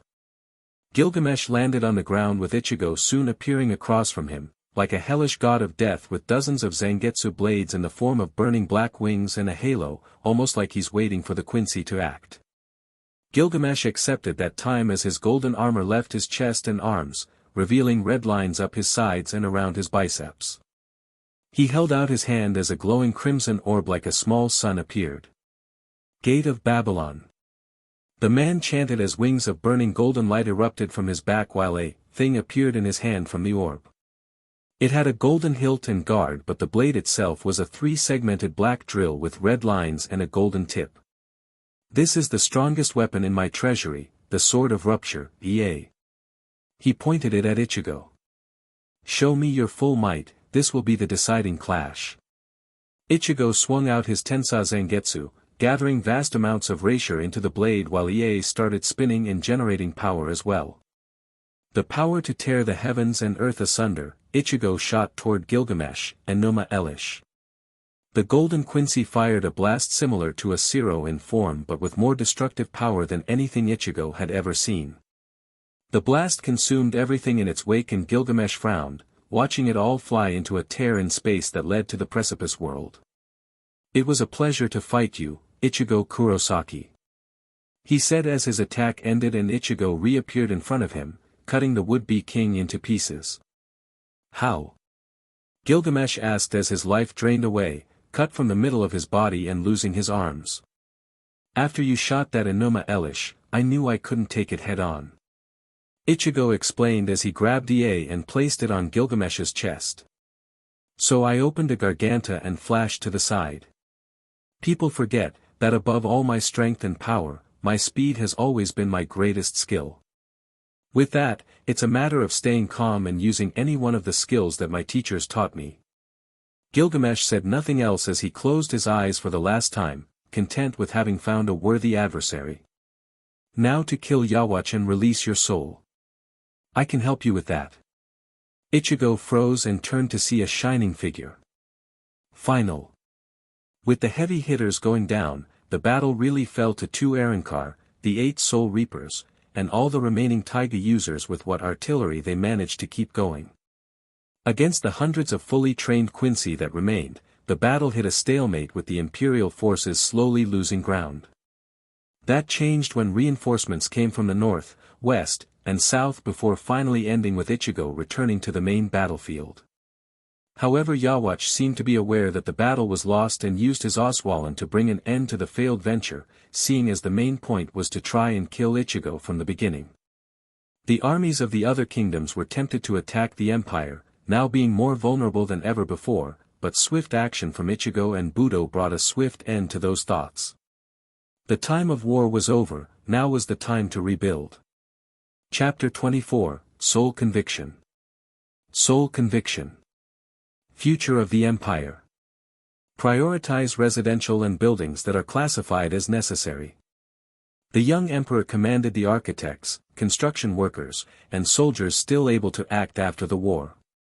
Things like temples and my palace can wait. The well-being of the people come first. It was 2 days after the battle and many were still in critical condition, but many copies of the glove Taiga Perfector in the hands of capable surgeons assured that most would make a recovery. All spiritually aware beings bathed in the healing springs and his death was back in fighting shape after a few hours. Yes, Your Highness. The group answered as they went about completing their assigned tasks, leaving Makoto with the assembled kings, ministers, and generals. Now, shall we get to this? The young emperor said with a smile. From there Makoto negotiated a pact with the other kingdoms, an alliance for the betterment of all people of the world instead of just one kingdom.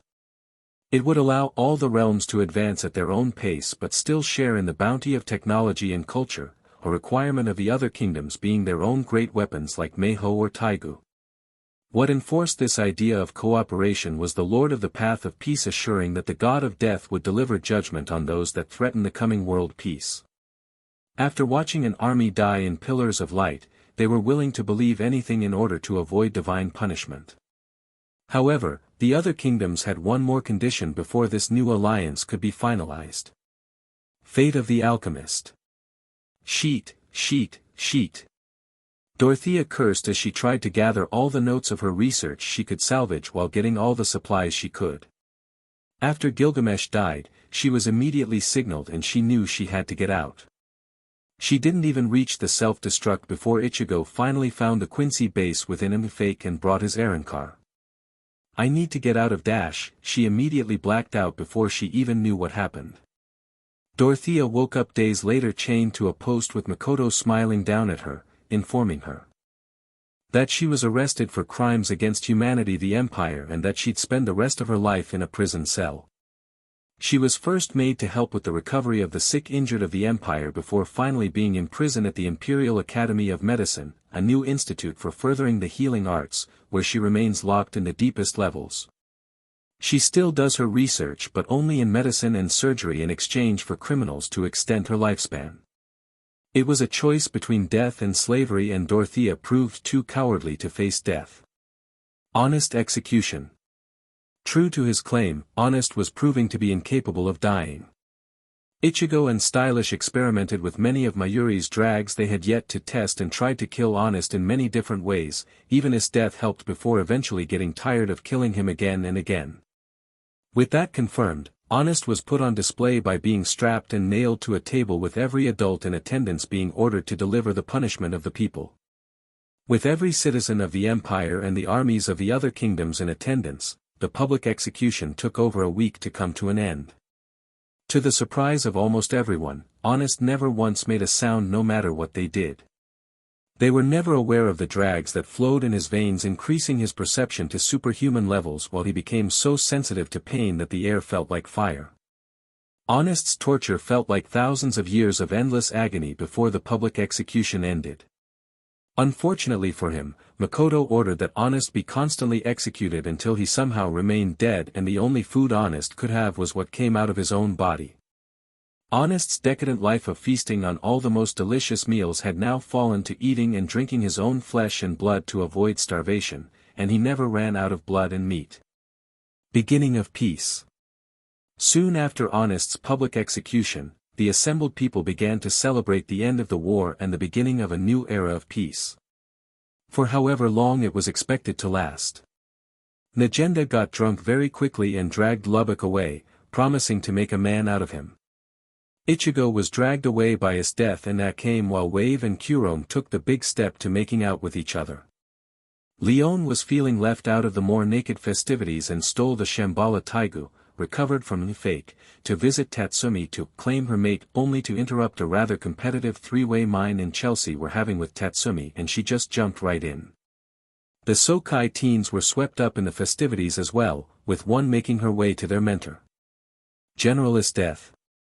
Hinoa started, gaining the general's attention. You've done so much for me and my friends and I'd love to pay you back for it. But, I still have a goal. My dream to bring peace to my home dash. Who said you can't do that? Is death interrupted, surprising the young teen. The Empire will be lending aid to Sokai, so whether as a soldier of Sokai or the Empire you could still aim for your dream. I don't want to replace your mother, just to ensure that my clan's legacy lives on. Besides, my army would do anything for their little sister. Right men? She yelled out to her soldiers as they danced and drank. Yes. General's death. They answered, ganging up on Hinoa with head pats and hugs. If she says it, then you're as good as family kid. A voice yelled out before releasing her. Well, if that's the case. Then I accept the Parta's name. Hinowa Partas said, causing the army to cheer. To our new family member. IchigoXEsdeath loudly called out as they partied even harder, pulling their new sister and her friends along. The high of the celebration was matched only by the low of the later news of IchigoXEsdeath's arrest. End of the Empire's strongest. After the party ended, IchigoXEsdeath secured a large territory in the northern region of the Empire where his army built a new home for the general and any vassals she'd gain.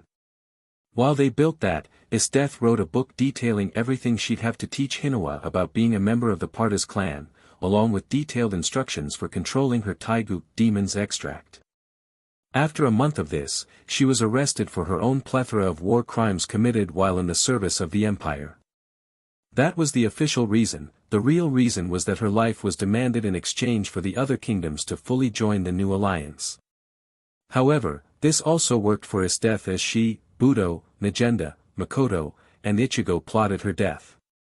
IchigoXEsdeath made it clear that after the Quincy War, she'd fully devote herself to joining Ichigo in the spirit world, and everything about this arrest and execution was just to satisfy the other members of the alliance. IchigoXEsdeath was found guilty, despite the protests of her army and new daughter, and sentenced to be executed by being drained of her blood. IchigoXEsdeath's soul was ejected before the first needle ever touched her skin, and she watched as her body turned into a husk of its former self. Before any fighting could break out over what to do with the demon's extract, IchigoXEsdeath will surface stating that her army and daughter would gain all of IchigoXEsdeath's possessions, with Hinowa specifically inheriting the Taigu. Departing. Stylish, am I missing anything? The hybrid asked the AI as he continued to pack. The capital was still undergoing repairs, but to the less essential buildings for cultural and aesthetic appeal. One of which being the memorial representing all those that died in the Quincy War and IchigoXEsdeath's statue, portraying her as the warrior and monster she was. Akim was left with 100 Aswachi that Ichigo could spare, as he appointed her as his replacement as leader of the Shinigami in this world. I believe you have everything, and I sent backup copies of all the reports made back to Squad 12. The virtual doctor answered as Robot Arms loaded his central CPU to the teleporter to send him back to Urahara's squad. See you on the other side, stylish Reaper. The AI said before disappearing, with Ichigo breaking down his lab and heading out of the training grounds to the throne room where everyone agreed to gather for the last goodbyes. Along the way, Ichigo looked at the golden chains wrapped around his left forearm. The heavenly chains, a gift from the original Gilgamesh, caster Gilgamesh, I'm feeling lazy, that appeared after the fight for Ichigo to use against Yawach, but for only one time. The spirit of the ancient king then took the sword EA and disappeared before Ichigo's eyes. Everyone said their goodbyes. Ichigo asked his group of 9 new allies. IchigoXEsdeath spent the last few hours before her execution saying her goodbyes and to console her army and students. Hinowa in particular was upset at losing another mother so soon after accepting becoming her daughter. Bullet and she'll spent a few hours getting some last laughs and tearful hugs with their friends from Night Raid. Leon managed to get Mine and Tatsumi back from Sokai in time to see their friends off, while Chelsea remained in the eastern continent to continue serving as ambassador. Daidara, Aizu, Suzuka, Mez, Merrick, and Mera had no further connection to the world, so they didn't care. We'll miss you, Ichigo. Akim said, now wearing a white vest over her uniform to show her authority over the Soul Reapers in the world, before pulling Ichigo in for a kiss. I hope we'll be reunited. Ichigo smiled back to the girl. Maybe someday, he said before facing away from the group and opening a garganta. Stay close and keep up. We've got a long journey ahead of us. Makoto, stay strong and protect the peace. With that, Ichigo led his group into the endless abyss of the precipice world on the long journey home, and hoping his influence didn't have any really negative effects in the long run. Akane Ga Kill Epilogue. After training for months with the Partas army, Hinowa Partas would take the plunge and drink the demon's extract. She was losing against the insanity caused by the blood, but some lingering bit of IchigoXEsdeath's own spirit that remained protected her daughter, permanently killing the other voices and granting Hinowa the powers of ice. During this time of training and recovery she grew close to Emperor Makoto and gained his permission to bring her extended family to Wakoku to help end that war. Makoto agreed on the condition that when Hinowa is victorious she would return to become his bride, mainly to keep the demon's extract in the Empire's control but also because he grew fond of her. She agreed, and with a fleet of ships and a few new taigu with her fellow teens from Wakoku, Hinowa returned to her homeland in Sokai with an army. The Sokai nation slowly went from being on the defensive to the offensive with the backing of the Empire, soon besting their enemies until they and Tenru were the two main powers on Wakoku. To congratulate the teens, King Sotetsu offered most of them high-ranking positions in his army with his aim getting his wish in marrying the king's daughter, Princess Rinzu, while Hinowa gained monetary thanks due to being more a citizen of the empire than of Sokai. She did, however, also achieved her own dream of making the name Hinowa known throughout Wakoku while reigniting the terror of the ice devil of Sokai, though Hinowa was far less brutal than his death. Sotetsu eventually became drunk on greed and arrogance, believing himself invincible thanks to the backing of the empire, leading Chelsea to assassinate him in a way to incriminate Wanaba, who was planning to betray his people to Tenru after losing the chance to marry Rinzu. His aim would eventually take the throne and lead Sokai to victory and end the war in Wakoku. Hinowa would keep her word and return to the Grand Empire to become the wife of Makoto, who was leading a new golden age of the empire. Death was eventually deified as a war goddess, showing the nobility of a warrior and the savagery of a monster that death managed to tame and wed. Peace could only truly be maintained with strength, and the soldiers followed the example of no greater friend and no worst enemy that Death somehow embodied. Many suspected a massive bias, but the Lord of the Path of Peace denied any of that, always exemplifying Death's monstrous actions before the god of death claimed her as his bride. Najenda and Lubbock finally got married, so did Wave and Kurome. Tatsumi married Mine, Chelsea, and Leon after getting all three PRGNNT. Tatsumi was also adopted by General Budo to eventually become his successor. Bowles finally retired from military service and his restaurant became one of the biggest and best in the empire, serving anyone that would come through his doors and often serving as a reunion site from the still surviving members of the Spirit Team as they were called. Run also retired and returned to teaching while also being appointed as the head of the Imperial Academy of Higher Learning, where students went to push the boundaries of impossible within ethical standards where the only thing that mattered was one's intellect. The Five Kingdoms would eventually become the Grand Alliance and further spread until the entire world operated under a single united banner. There were still battles and conflicts with terrorists, but they were swiftly dealt with by Akime's Shinigami as they followed only two laws. Keep the happy peace, and always aid the lost souls. Akame knew she was breaking a vital rule of the Shinigami, but she would be dead before losing the peace so many sacrificed so much for.